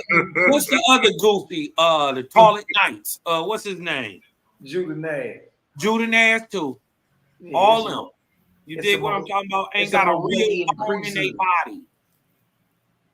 Judenaz and all types of just like niggas. Everybody we ran into was willing to sacrifice their integrity and lie.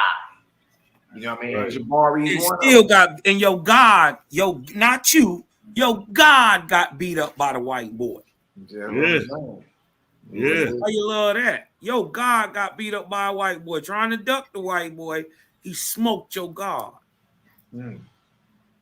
Put hands and feet on your God. Look. Because they were reconstructing the language, that it's their language. This is really bizarre logic. This comes from history.com. 8 facts about ancient Egyptians here, hieroglyphic writing. And I want you to just see here, hieroglyphic writing gradually died out. He is off topic. He is not on topic. I just want y'all to know that. Exactly. Ptolemies, by the way, these are Greek rulers of Kemet after Kemet is taken over by foreign people who are of Macedonian descent, began to rule Egypt in the 1300s BC. Greeks replaced Egyptian as the official court language. About 600 years later, the Christian Roman Emperor Theodosius approved a decree that banned the pagan religion, he calls it, from being practiced in Kemet. By the time the last known hieroglyphic writing was carved into the Philae Temple in 394 AD, there were probably few Egyptian sculptors who could even understand. Yo, this ain't got nothing to do with no cosmogony, creation, time, none of it. He's not even reading from nothing ancient Kemetic. Exactly. This got ugly. Look, why you think ain't nobody really heard from Jabari since? Hieroglyphics writing gradually died out. Nigga, you agreeing. You agreeing.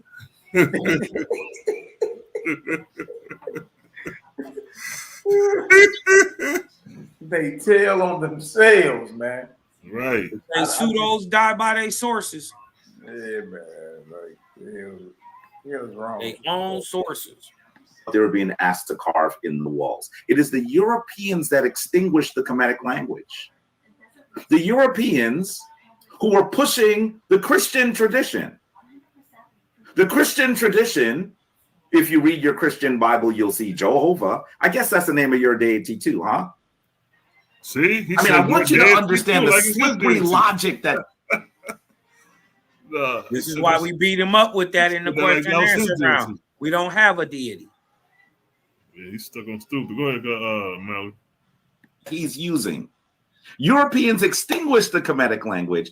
And if Europeans are actually able to rebuild the Kemetic language, that means that the Kemetic language is theirs. That's almost like me stealing your wallet and giving you $5 and then you calling me your daddy. I mean, that don't make any sense. See, he ain't had nothing to come back with that. Combat that. Yeah, like you don't know how to. You don't got a street bone in your body, boy. Cause see, the difference is like see, the difference is that analysis you try to break down with the wallet was whack.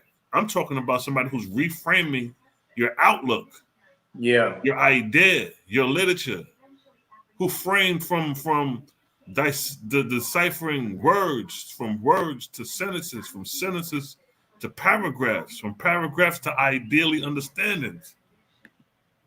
You see what I'm saying? It's like, nigga, they framed your whole life. They framed your world vision of modern day Egypt. You don't know what your ancestors taught. You don't know what they believed. Because your very understanding of everything you look back and reference back to relies on the shoulders of Maspero, Carl Richards. They the ones who gave it to you. Man. That's a harder pill to swallow than our shit, if you think about it. It is. This got ugly, man. This was ugly. Like, for real. Selah is not making any sense. By the way, you should know that one of the reasons why. By the way. So his vocabulary, y'all, is ridiculous. And by the way, you should know that. Oh, Jabari teaches so well. He ain't saying nothing. Nothing. What is he saying?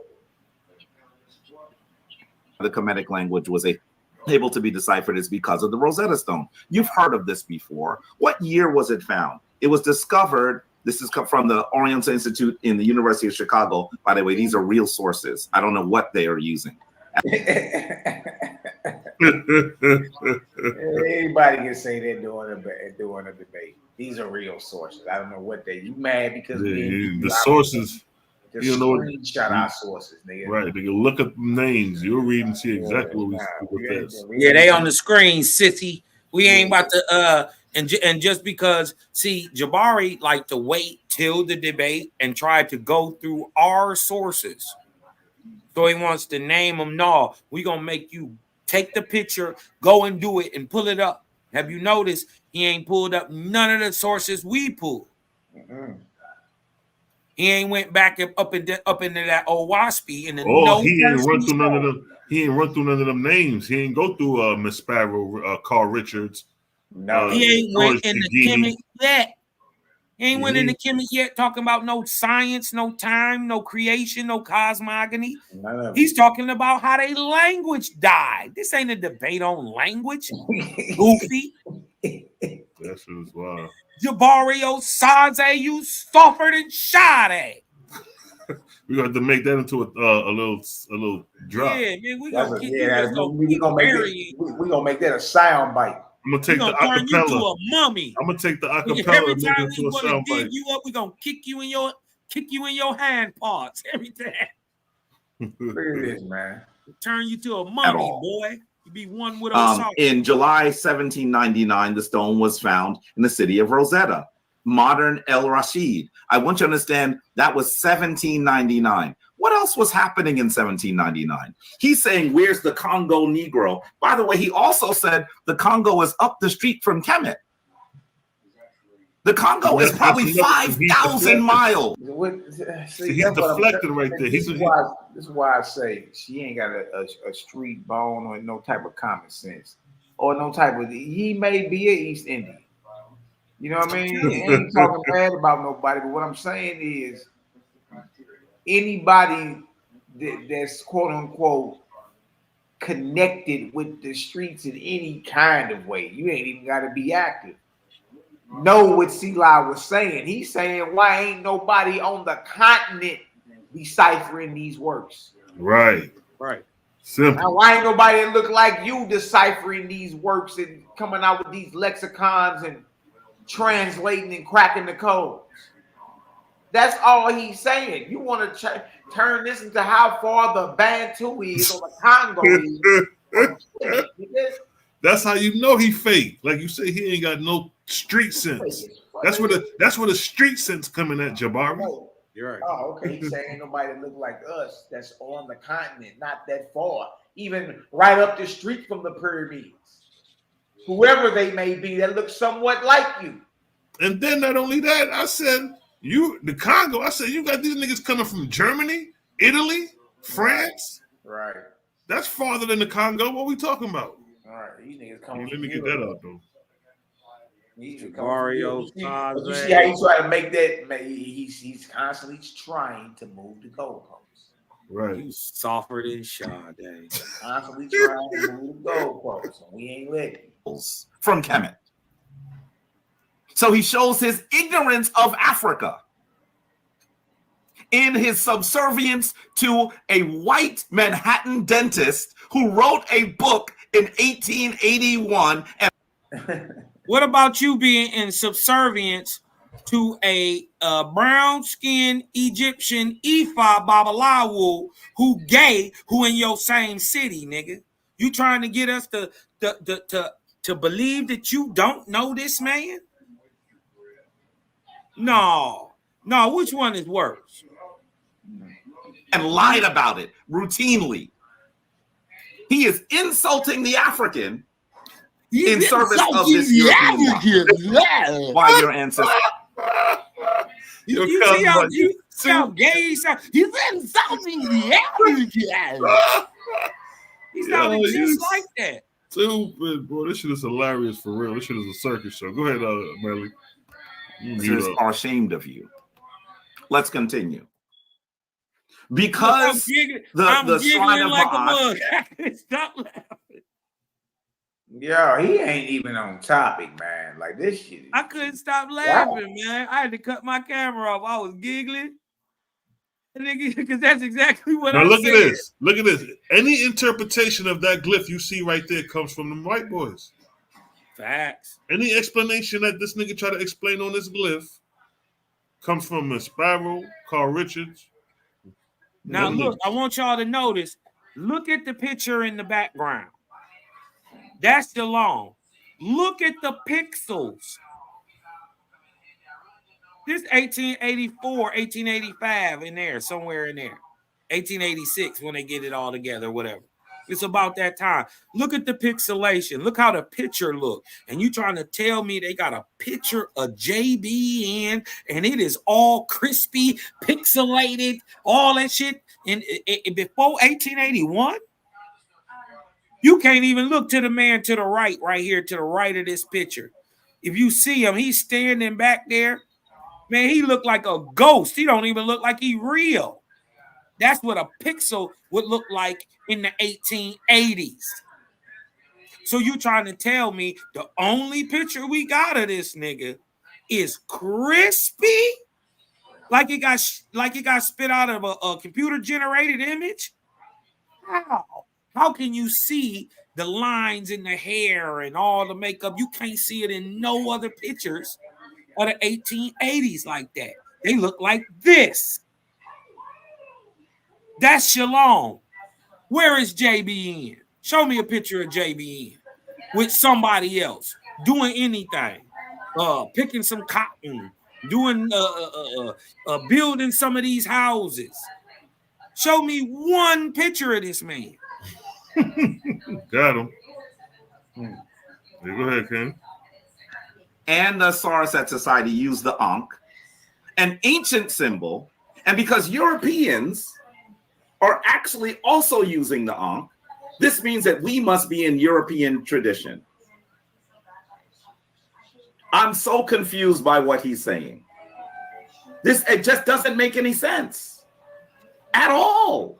At all. Are you suggesting that the Europeans, who the Rosicrucians and the Shriners, developed the Ankh that we're using?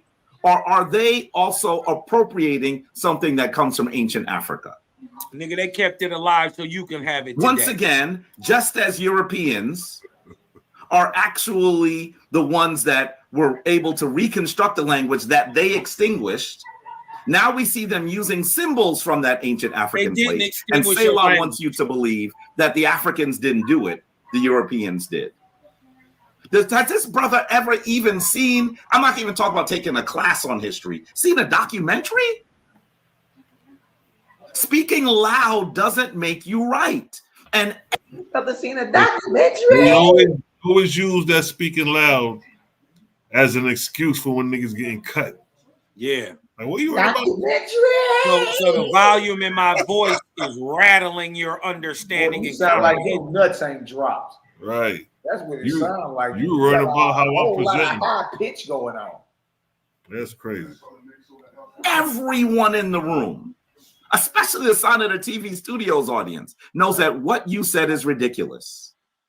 Yeah. Y'all done found out Jabari don't got a big vocabulary at all. He doesn't have a big vocabulary at all. He can't go a couple sentences without saying the word ridiculous. And oh, by the way, what you should know, man, I cut him when I hit him with that. Heru. He's called Heru. He's called Horus by the Greek. Are not literal, Cosman. Man, that nigga sounded gay as hell. And he was mad that I hit him with that. I shook that nigga's soul up with that shit. He ain't. you said my voice is deeper than his. Oh man, I'm gonna stop messing with y'all today. Oh no, you wild. That's funny. Cosman. Barrio Saze, you softer than Sade. It makes no sense whatsoever. By the way, let me get back to where I was at the end of my presentation.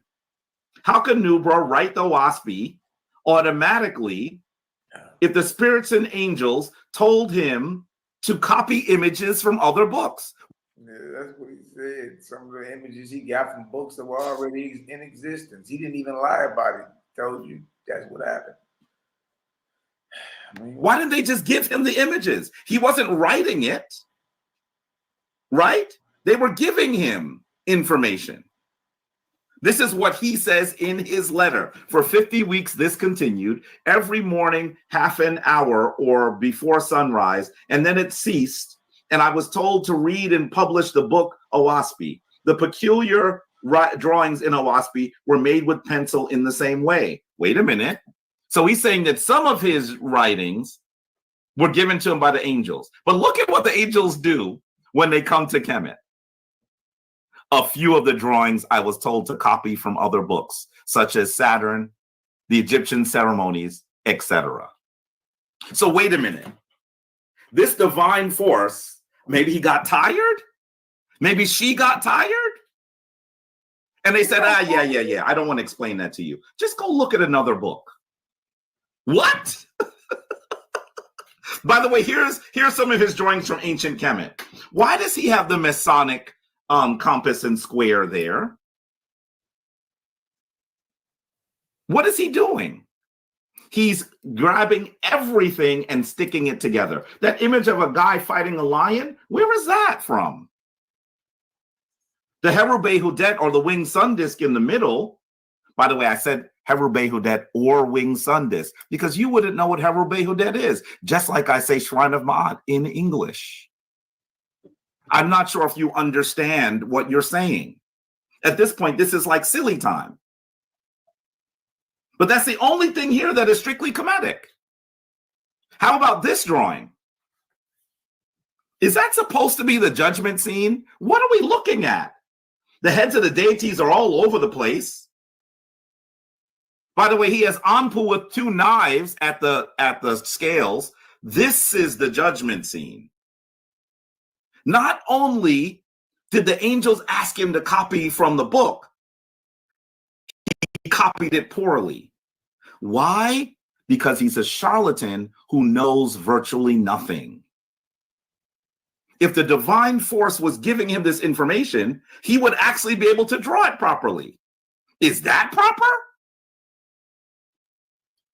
Family, I want you to understand that this is not something that makes sense.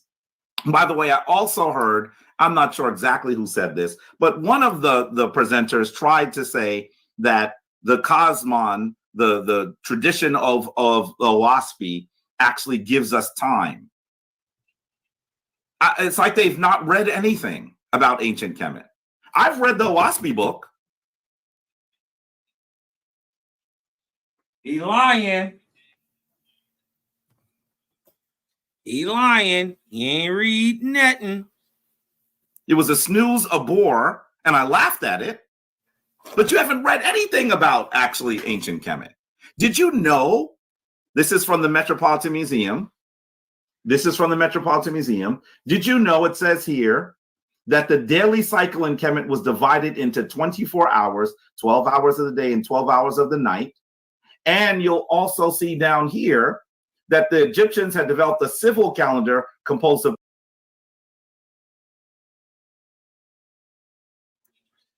I asked this goofy ass nigga a simple question.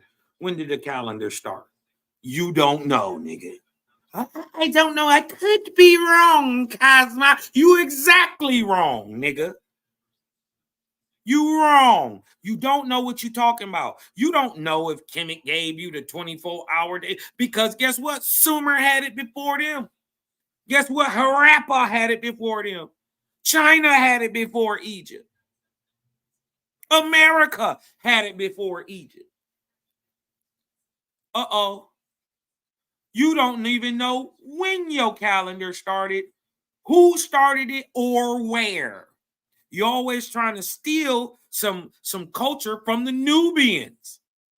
They seem like the real high-raised people. They created Naphtha Playa 1,000 or so years before there was an Egypt. Wasn't no Egypt. But it sure was a Nubia. The Kutso burner, the oldest Egyptian known depiction of a so-called pharaoh, is Nubian. It's not Egyptian. And it depicts a ruler from Mesopotamia. Huh? We will body you just like you got bodied. Mm-hmm. Huh? This was easy work. There ain't nobody else to debate. Really? Man, that was easy work. This is why we going. This is why we going to the next step that we going to. Y'all keep on the lookout for these. And you know what, too, though? Any round two with anybody going to even be more dangerous, because now we got a taste of what to prepare for. And we gonna do you bad. We gonna do you bad. Just in case the Sakaris man want to step up. And last night I watched Asar start caping for the Greeks. Jabari was up here saying the Greeks destroyed Egypt. Asar is saying no, they kept it alive. Where do you think you get the hieratic and the demotic from? Exactly. She like That's what I brought out. We got them shit polio on them boys. Yeah.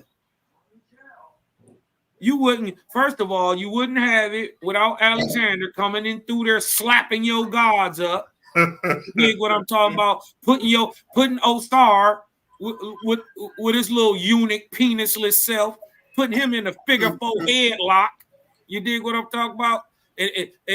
And punching Isis in her mouth. You dig what I'm talking about? Zeus and Hera came through, kicked over the buildings, and Egypt ain't been nothing since.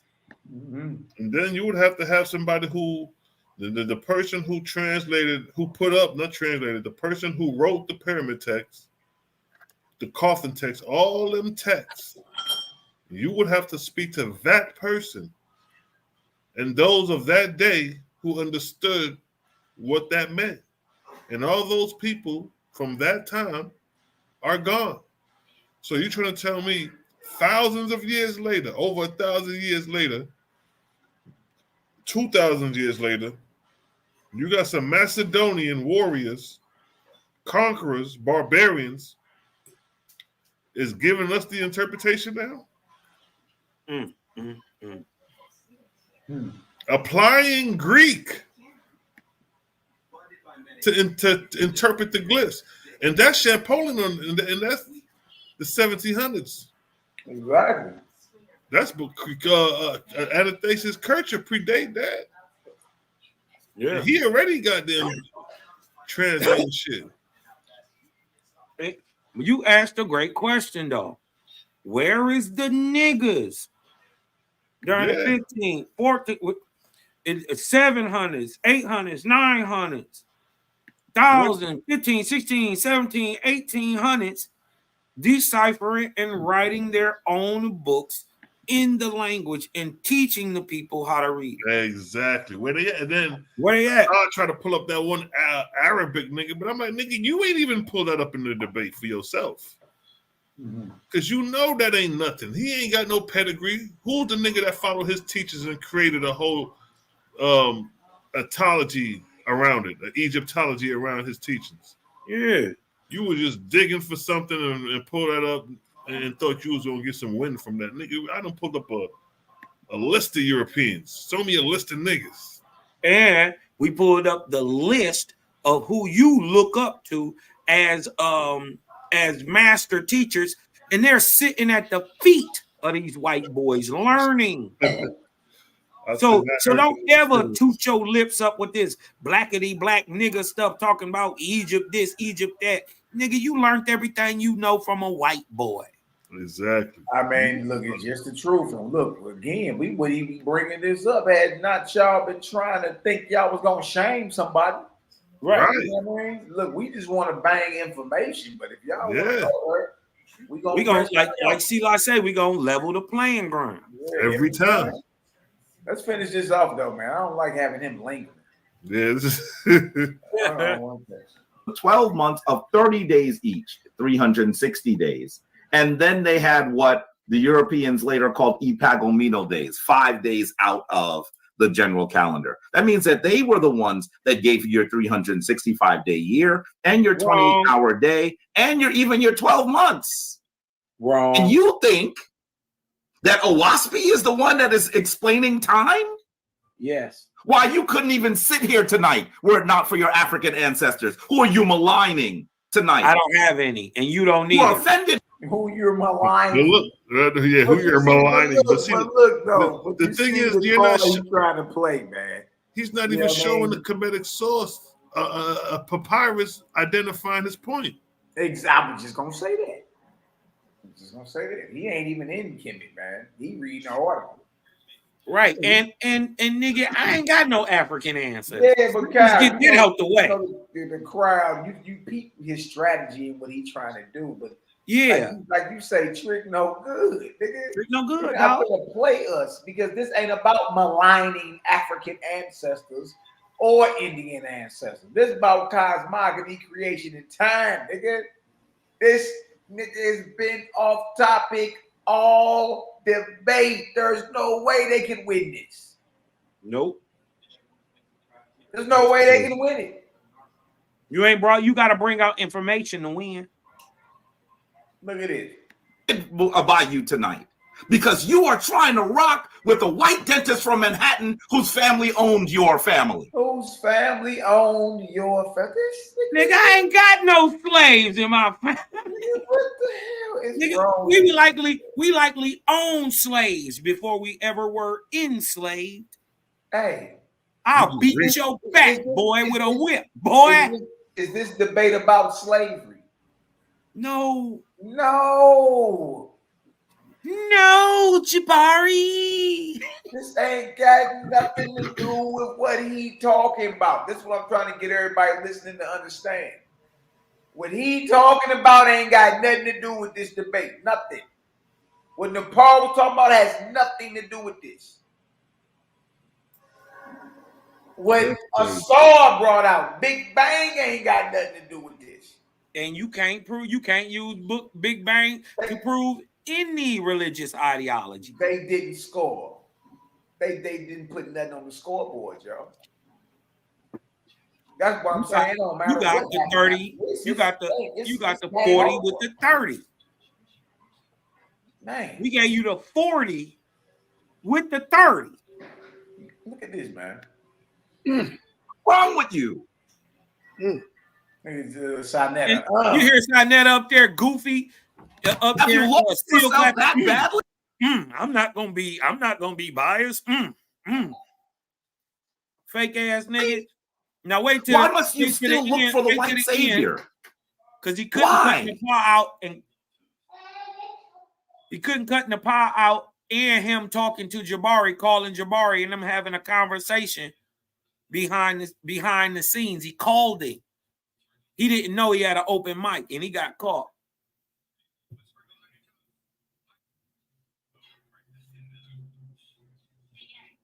Yep, it's coming up.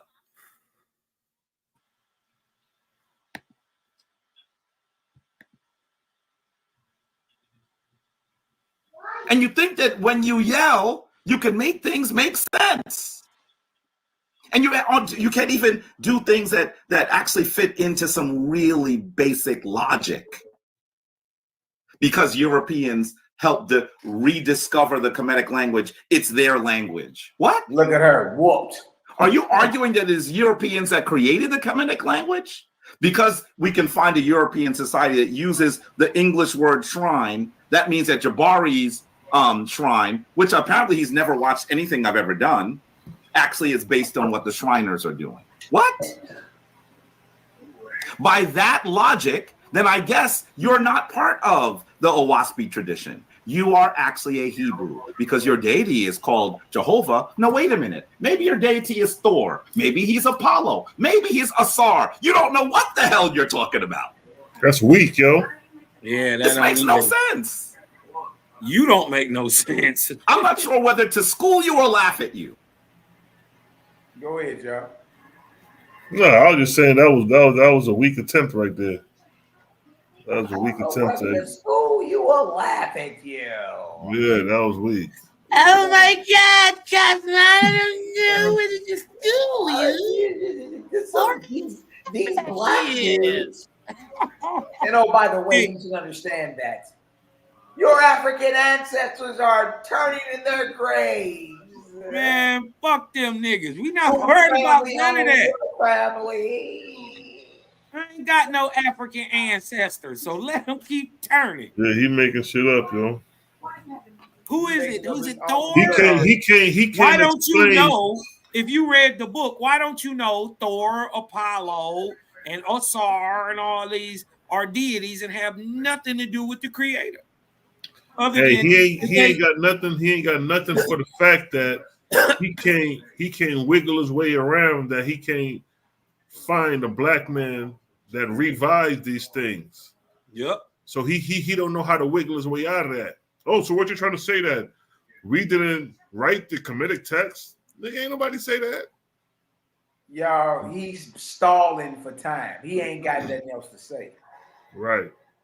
And it should be painfully obvious to anybody that's watching. Kemet ain't got it. It ain't there. We knew from the get-go it wasn't there. It was a setup from the get-go. If it was there, y'all, they'd have been firing out of it. They don't got it. And look, they look lower than snail nuts on this night. Beat the brakes off of Kemet. And it was easy. It wasn't even close, man. It was easy. I ain't even gonna front. The Hebrews is tougher than they is. Real talk. Yeah, fact. Laughing at you would be offensive. So I'll apologize because I certainly did laugh at you.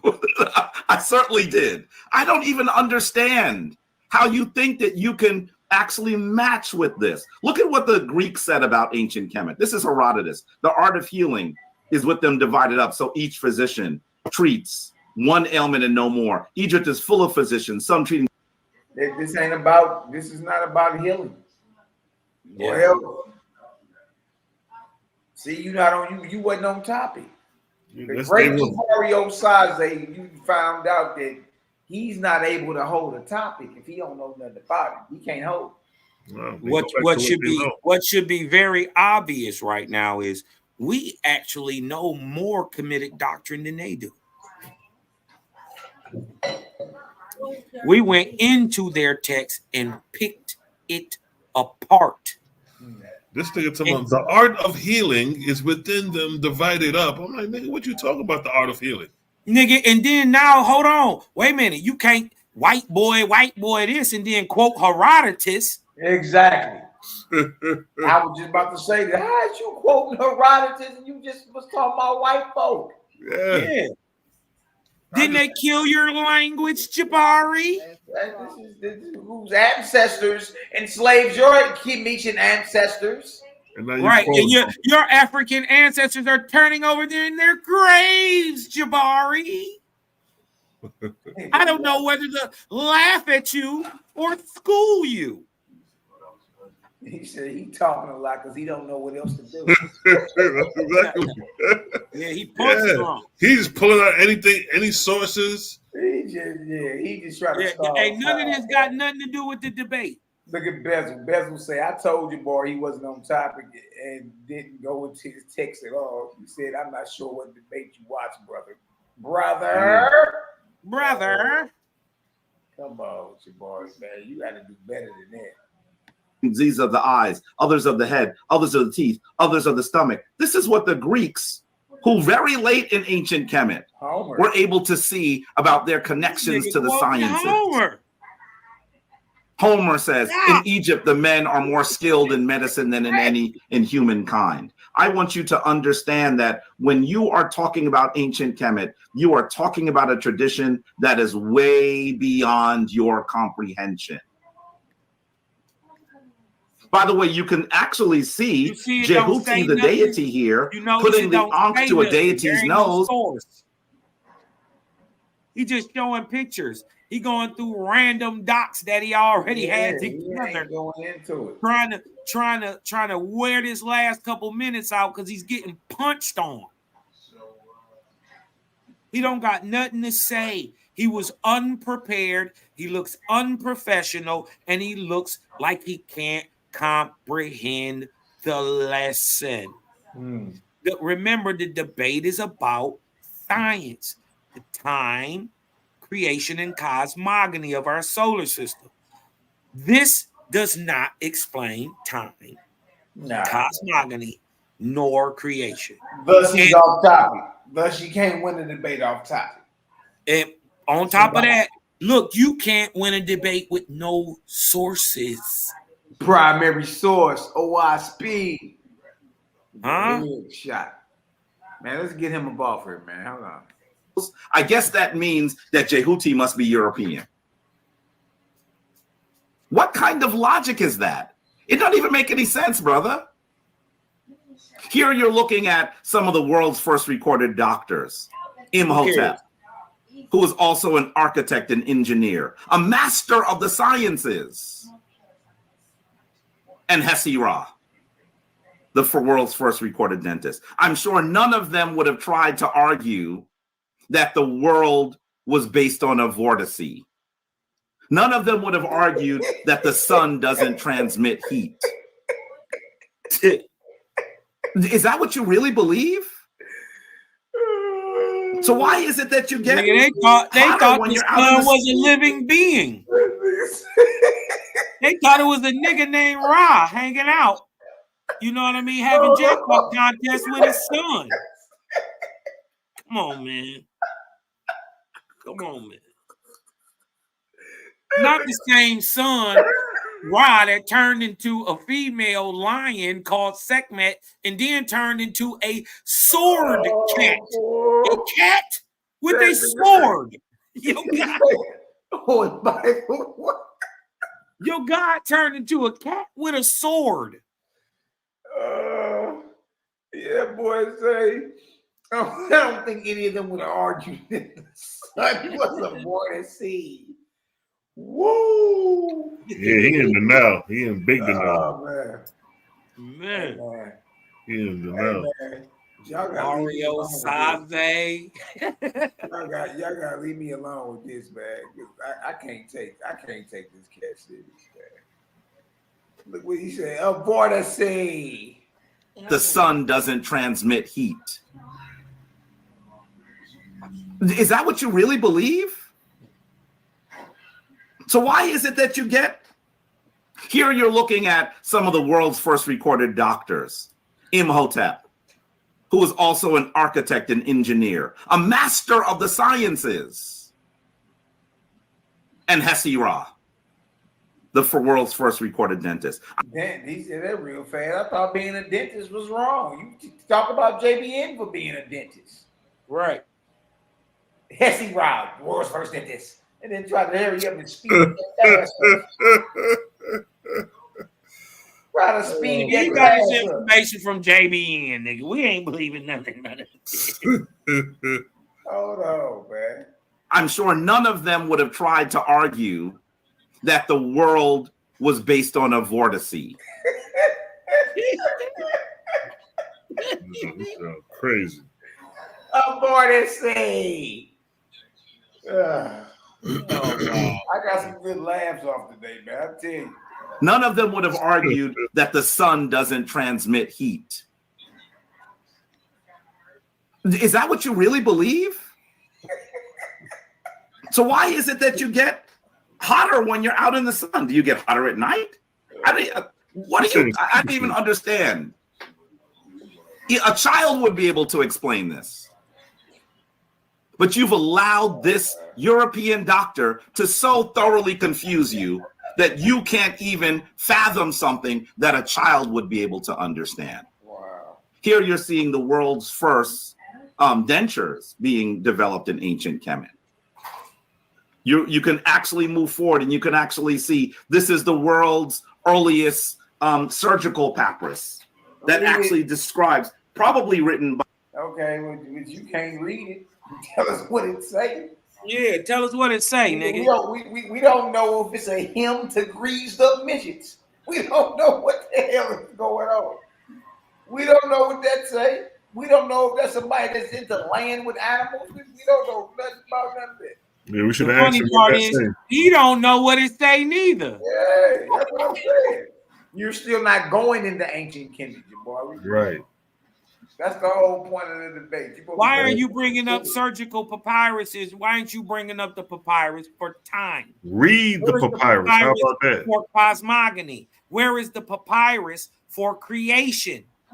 And then read it at that. Give me the interpretation of this papyrus. What does it say?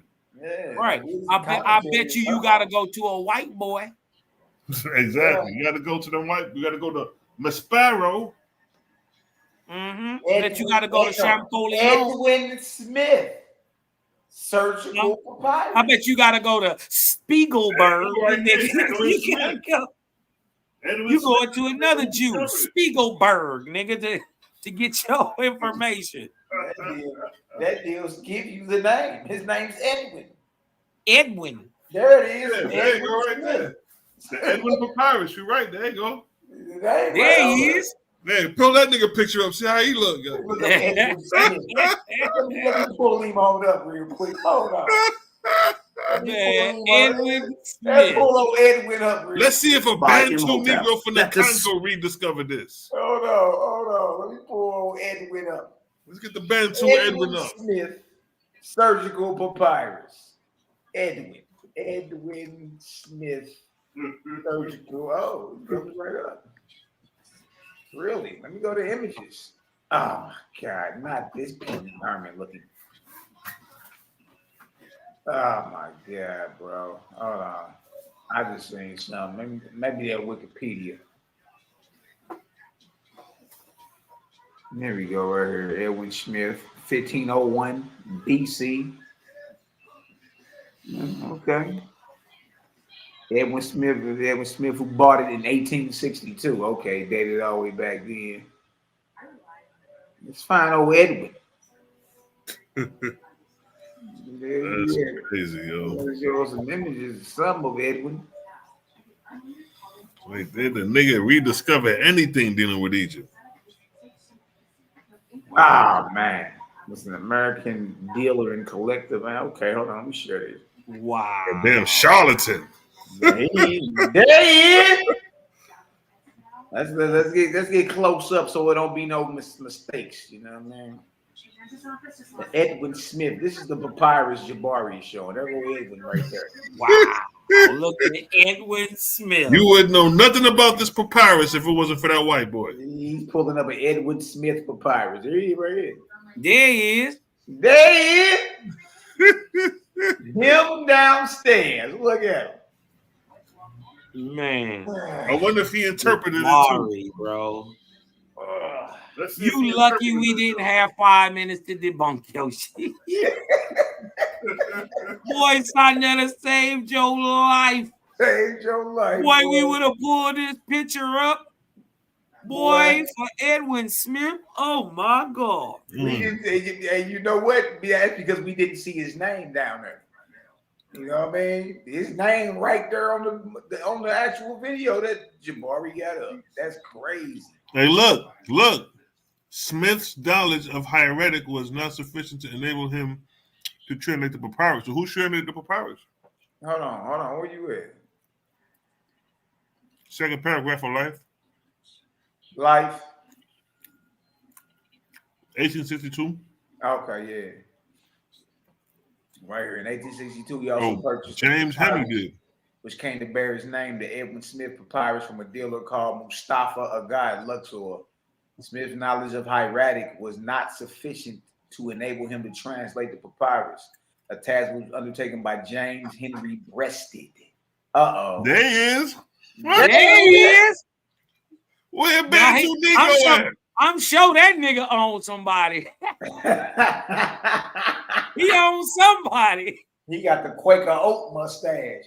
Man. Dang. Was an American archaeologist, Egyptologist, and historian. After completing his PhD, University of Berlin, 1894, the first American to obtain a doctorate in Egyptology, the first one. He joined the faculty of the University of Chicago. They stay in some mess. Look at that though. What? So is he the translator? Go back and down real quick. Yeah, he the actual translator. There it is. He was translated. James H. Breasted. Breasted.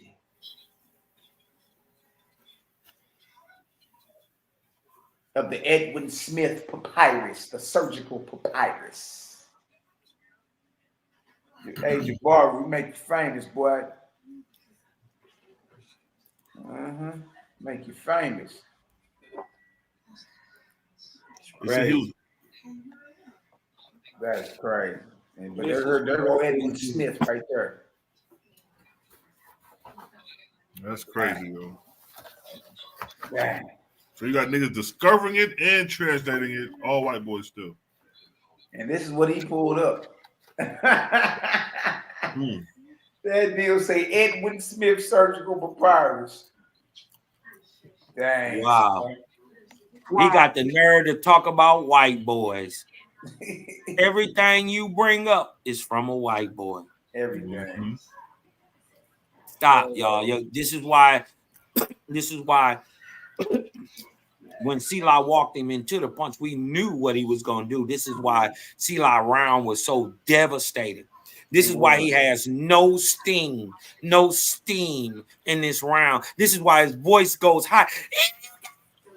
He do the same thing goddamn L.A. Yara did after his round. Took the soul out that nigga. Yeah, beat the steam out of him. That boy he get this voice, get this when you get the when you find that pressure. Now let's let this cat in. Hold on. The cures for 200 medical conditions. When it comes to science, when it comes to mathematics, when it comes to medicine, how do you think you could compare this to this dude who is clearly plagiarizing things poorly? Poorly. poorly. This dude. But he ain't showed not damn lick of nothing, yo. Nigga, you don't know King Semi-Ba? I don't believe it. Yeah, he too feminine. You too effeminate. Really? You know this man. Is that where you've gone, African? Well, you've lost your mind. You've lost your mind. You've lost your mind. I'm not even really going to necessarily. By the way, here's proof that the Kemetic people were using morphine in surgeries. I mean, the sorts of things that ancient Kemetic people did. Yeah, this ain't about no surgery and morphine. Yeah, it ain't got nothing to do with this. He's stalling for time. He ain't got it. He don't have it. He's rambling. He's filibustering. Is this nigga showing a dead foot? a fake toe. This nigga pulled out like a pile of crap. The toe of Akhenaten in this mind. And is that the foot of Atum right there? Nigga, that's the tie. Is that the foot of God? Foot brown as copper? That's Jeebus foot, nigga. That nigga got toe fungus, boy. What was that gang? Jesus feet. That's a saw's foot. That's off the green god. Man. Damn, good. Before that nigga toe is the grandfather of the grandfather of the grandfather of the person who wrote your book. And the fact that because I guess you read it and it sounds like it sounds good to you. None of you have studied science. Did you actually see what Asar put forward? Do you think you see what Asar put forward? And listen, I got more scientific background than anybody up there. Let's get that out. You see how his voice get high? All right, man. Y'all niggas let me die over here. Oh man. Hey, they said that's the foot of shoe. Hey, come get Tefnut right ankle. Tefnut right ankle. That little shoe, that's the shoe for real, nigga. They chopped off Chili Mom's foot around his bug. Man, where is the shoe? That's what we trying to worry about. Where is the shoe at, nigga? Shoe. Man. Actually sit in the same room with the Sarim Ka? One of us is on college level and the other one is in kindergarten. And you think that he actually showed you that he studied this. And because you're regaled by the words of a white Manhattan dentist, now all of a sudden you think that you can rap with this, you can mix with this, you can insult your ancestors. How did that happen? Look at the carving of the surgical devices on the Temple of Kamambo. Many of these devices are still used today. How about the world's first prosthetic device? We're seeing excellence in the sciences. That's what Kemet is known for. Did you know that ancient Kemet, by the way, if you're going to study the universe, it's not going to just be science, you're going to take mathematics, right? You do understand that mathematics is necessary as well, right? Did you know that the first mathematic text come to us from ancient Kemet? Bull. He ain't gonna go into it though, y'all. Then this nigga pulled up a picture of me. From ancient Egypt. They gonna see like right goddamn there. The crazy part is who he pulled up. That's what I was about to get to. He pulls up Moses' stepdaddy. That Moses daddy there. He pulls up a Menahem the third. I bet you he didn't probably even knew who that was. He didn't even know. Man, these niggas don't know. You already see they will really ain't they own. They just talking. Man, this was bloody, man. This was very, very bloody. And you want us to rock with a man that doesn't know how far the sun away is. How far the sun away is. How far the sun is away from us. The size, the circumference of the sun, and doesn't think the sun transmits heat. Why, here you're seeing that during the reign of Amenemhat, he pulled a source that said the heat can't transfer through space. Yeah. His His source said it. He pulled the source. Oh, man. a man that always is depicted with And they these said they thick call locks. it Sila Shalom the first.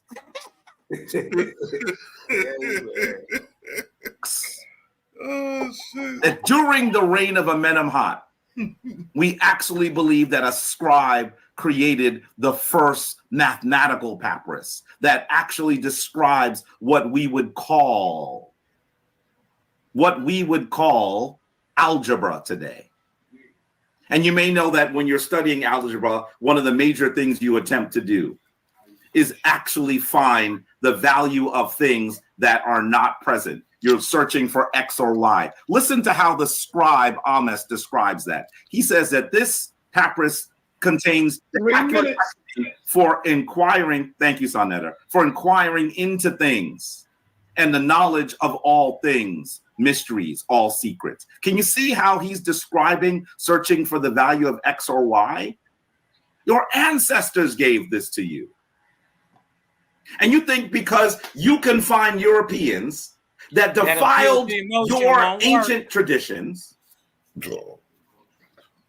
that appeal to emotion never works. Yeah, man, like that's crazy. They spent It the never whole works. debate doing that. You feel me? The whole debate spent just trying to cater and Crying. He's been crying the whole debate. Yeah. What he say? He got 3 minutes. Man, hurry up. that extinguished your ancient languages, you're going to give them credit for those very traditions and languages. How dare you malign the name of Rao Nefer Amen, the founder and head of Asaraset Society, and say that they're Rosicrucian? Have you ever even been to an Asaraset temple? Have you? Nobody. I have. Have you? Have you? When you put that pressure on them, they get to squeaking. Told you that boy sound like he a eunuch. Like his nuts ain't dropped yet. The swift kick to the jibs. Now look at it. Have? And no, I'm not a member of Asaraset. I'm not. You were. I know everything about it. They gave but you how your could charter. you make that error? Because you see an Ankh in one place and an Ankh in another place, that means that he's a Rosicrucian? Because there are some that say that he might have started as a Rosicrucian? Rosicrucian? We see that rosy red brother, Ankh. you are in kindergarten because that's where you started. Unfortunately, we see on that website that Ankh with that rosy red tied in the center. Listen, on there, hold on, man. Let's just get this out the way. Have you? Hold on. 1 second. Hold on. Let me pull this up real quick. Come on, man. I've been on here over 8 hours messing with y'all, man. I'm gonna get off this deal. You closing out this round because that Q&A, that shit was some. Yeah, I ain't even tripping off that. I've been on this deal over 8 hours. Like, man, this was fun. Hey,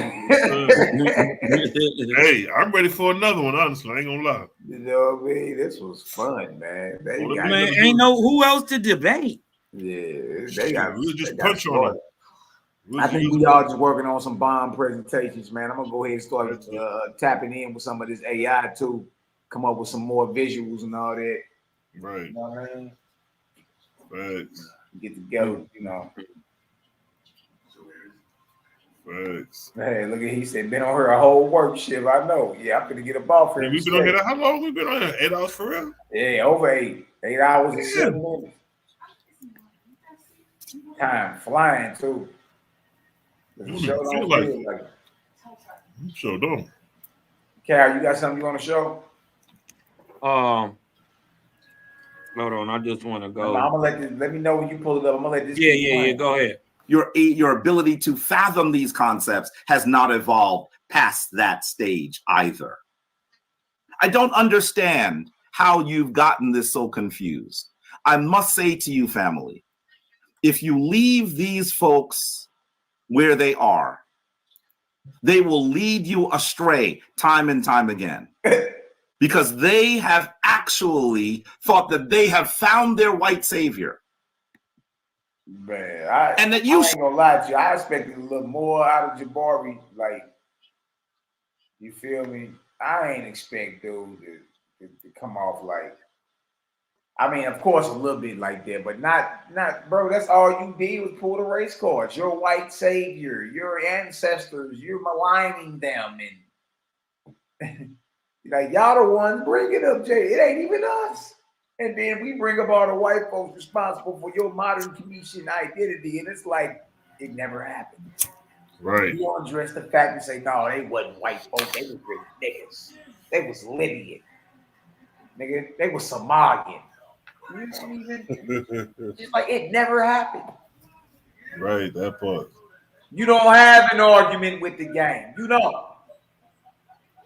You ain't got no argument with us. Y'all niggas is just in denial. That's it. Mm-hmm. And do you know what denial means? Denial actually is an acronym. A lot of people don't know that. Do you know what denial means? Don't even know. I am lying. I forgot you. You're right. Don't even know. I know this. Don't even know I am lying. That's crazy, yo. That's what denial is, man. And that's what y'all displayed tonight. This was sad for Team Kemet. Hey, Mally, let me share something real quick. All right. Because he kept trying to duck this Rosicrucian stuff. You dig what I'm talking about? And it ain't flying around here. You dig what I'm saying? Share that for me real quick. This is from encyclopedia.com. There you go. Blow it up a little bit. All right, one sec.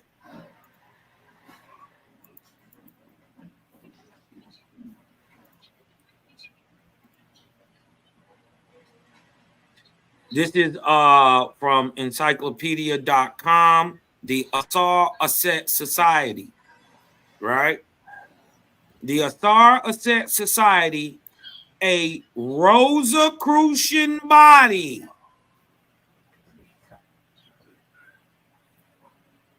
Let's get that out the way.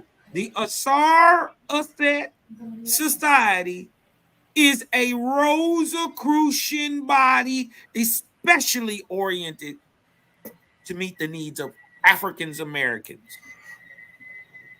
Dodged the hijack, and was founded in the 1970s by R.A. Strong, or Raoul Nepper, formerly the head of the what? Are we making this up?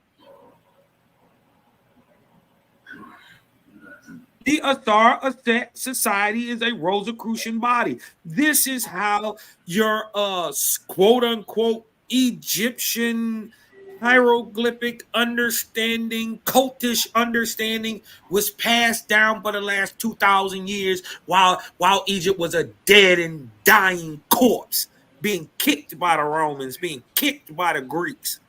You dig what I'm talking about? Finally being punched in the mouth and taken over by the Arabs who run you niggas. Ask Russell Simmons. You dig what I'm talking about? Strachan, under his adopted name, this Rosicrucian from the Rosicrucian Anthropological League, adopted the name Ra Nefer Amen and has written a number of occult texts on Hermetic and Eastern religions. He has also developed a unique tarot card system. I'm not making this up. When Sela brought out the fact that the nigga who put you on, because the only reason you have the Shrine of Ma'at is because it was blessed by the Asar Asset Society. Right. And that's a Rosicrucian society. Jabari, it is what it is. Right? And your OG is just as Christian as Baba the Haywood. Pope. Yeah, Baba Haywood. That's right. Baba Heru and Ra'un Nefer. They are just as much Christian as the Pope is. Hey, look, I think we good, man. You know what I mean? We done set through this whole thing for real. And as y'all see, objectively speaking, especially when we slow it down, you dig, it get real ugly. We got a lot of clipping to do, fellas. We can make a whole nother reel off their many blunders. You know what I mean? And we can start playing that, man. We heard a lot of goofy stuff today, man. You know, we're on here going on 8.5 hours. Y'all give me some last words before we get up out of here. Yeah, man. You know what I mean? Tap with your boy Sila Shalom TV. Creator gang is undefeated, as you see. We stayed on topic. Even with the counter, we leveled the playing grounds. So as of now, Creator Gang is on top, man. You know what I'm saying? We ran through the Hebrews. We ran through cats individually. We hit the top heads, Kemetic. Now we better come and bring back some hard body presentation. So look for that coming soon. Creator Gang, your boy Shalom is out of here. Man, nothing but love, light, balance, man. Cosmon Cal, give us some last words, bro. Hey, man, look, it is what it is, man. We put hands and feet on them boys. This is one of the easiest debates I've ever even been in. And we did them bad, you know? So, look, with that being said, man, y'all go over to Cosmon Cal TV, sub, like, share, man. You dig what I'm talking about? Sub, like, share to the channel. You dig what I'm talking about? We're going to get up to this 1,000 real quick. I'm pressing on this 1,000, you know? I'm coming up on my 200th show, man. So y'all check in. I want to kind of do a live question and answer on Noah and the deluge. You know what I mean? Absolutely. We're going to tap in. Let us know when that 200 episode. I know it's about 3 or 4 more episodes and you there. Yeah, I think I'm at like 194. So I think I got like 4 or 5 episodes left. 7 more episodes and you there. Well, you know we there to support, brother. You already know. What I mean? I'm about to get out of here, man. I've been sitting up on this deal a little bit over 8 hours, whole work day, chopping it up with the fam. As y'all see, when we slow it back down, it gets bloody. Hey, Mally. What's up, Bob? Hey, before we get out of here, can you do something for me? Man, you know I got you. Hey, man, I just need you to breathe in. Let that light in, huh? Because I'm Cosmon, man, son of Jehovah. And I'm out. And I'm out. All good, fam. Hey, man. Peace. Nothing but love and light to the family. Y'all know what time it is. You understand? And we told y'all we was going to put them boys' heads on the floor. Facts. And that's what happened. You understand? And the thing about it, we knew it from the jump, from the moment that we decided to go ahead and take this so-called or call them out for this debate. They didn't even have the science in Kemet to bring it out. You know what I mean? Especially not in no 20-minute, you know what I mean, debate format. So as y'all see, and then look, even after the debate, it's been more fallout, but it was a lot of crazy the way it was handled. So I want to apologize to anybody that supported. You understand, and had to sit around and wait for an additional 2 weeks before the footage even came out. Cosmon Kyle's round waiting on her. You know what I mean? It was a lot of crazy stuff going on. But I think Just Me just combined it, both videos from offside of the channel, made them into one and emailed me. So we're going to go ahead and put the whole debate up on CREATORGGTV. You know what I mean? All our own personal channels. And, you know, continue to elevate, man. Take it to higher channels, higher platforms that really want to understand and absorb this light. You feel me? That's right. So with that being said, you know what I mean? But our brother Cal P. Hey. Cosmon Cal in the building. And oh yeah. Super 7 in the air. Tell me how you feel it when you're feeling up there. When you in the sky breathing rarefied air. When you're breathing rarefied air, oh yeah. Put that Super 7 in the air. Tell me how you feeling when you feel it up there. When you in the sky, breathing rarefied air. When you breathing rarefied air. Just that job felt, that chow mein, that palpable, that towel mein. Since sunset in the arc of Wayne, my brain moving like Tao saying. So as above, it's so below. That up and that down thing. This flow is atmospheric. I call that a ground game. See, water is knowledge. So if I'm teaching, you're learning. So how your God make a sun without vortexing and current? See the pattern is panic. I'm reaching out for my people. Oh, watch me flow through your speakers. You feel the force of the ether. And when the force gets the equal, I'm taking off like an eagle. Police popped the pastor yesterday for pushing political. My DNA is Moshe.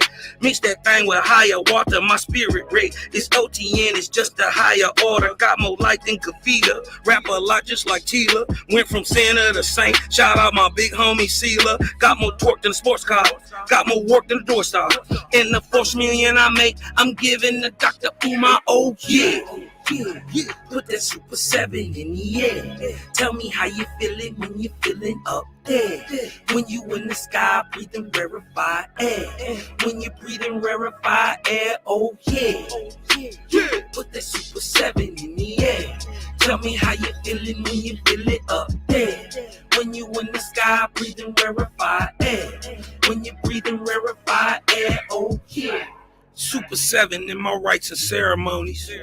I'm married to Jehovah, holy matrimony. Confucius say, in the words of Caillou, before you hit the tomb, be a bridegroom. Only got one question for Miss Susan B. On how to last Ahu when it's now a ennui.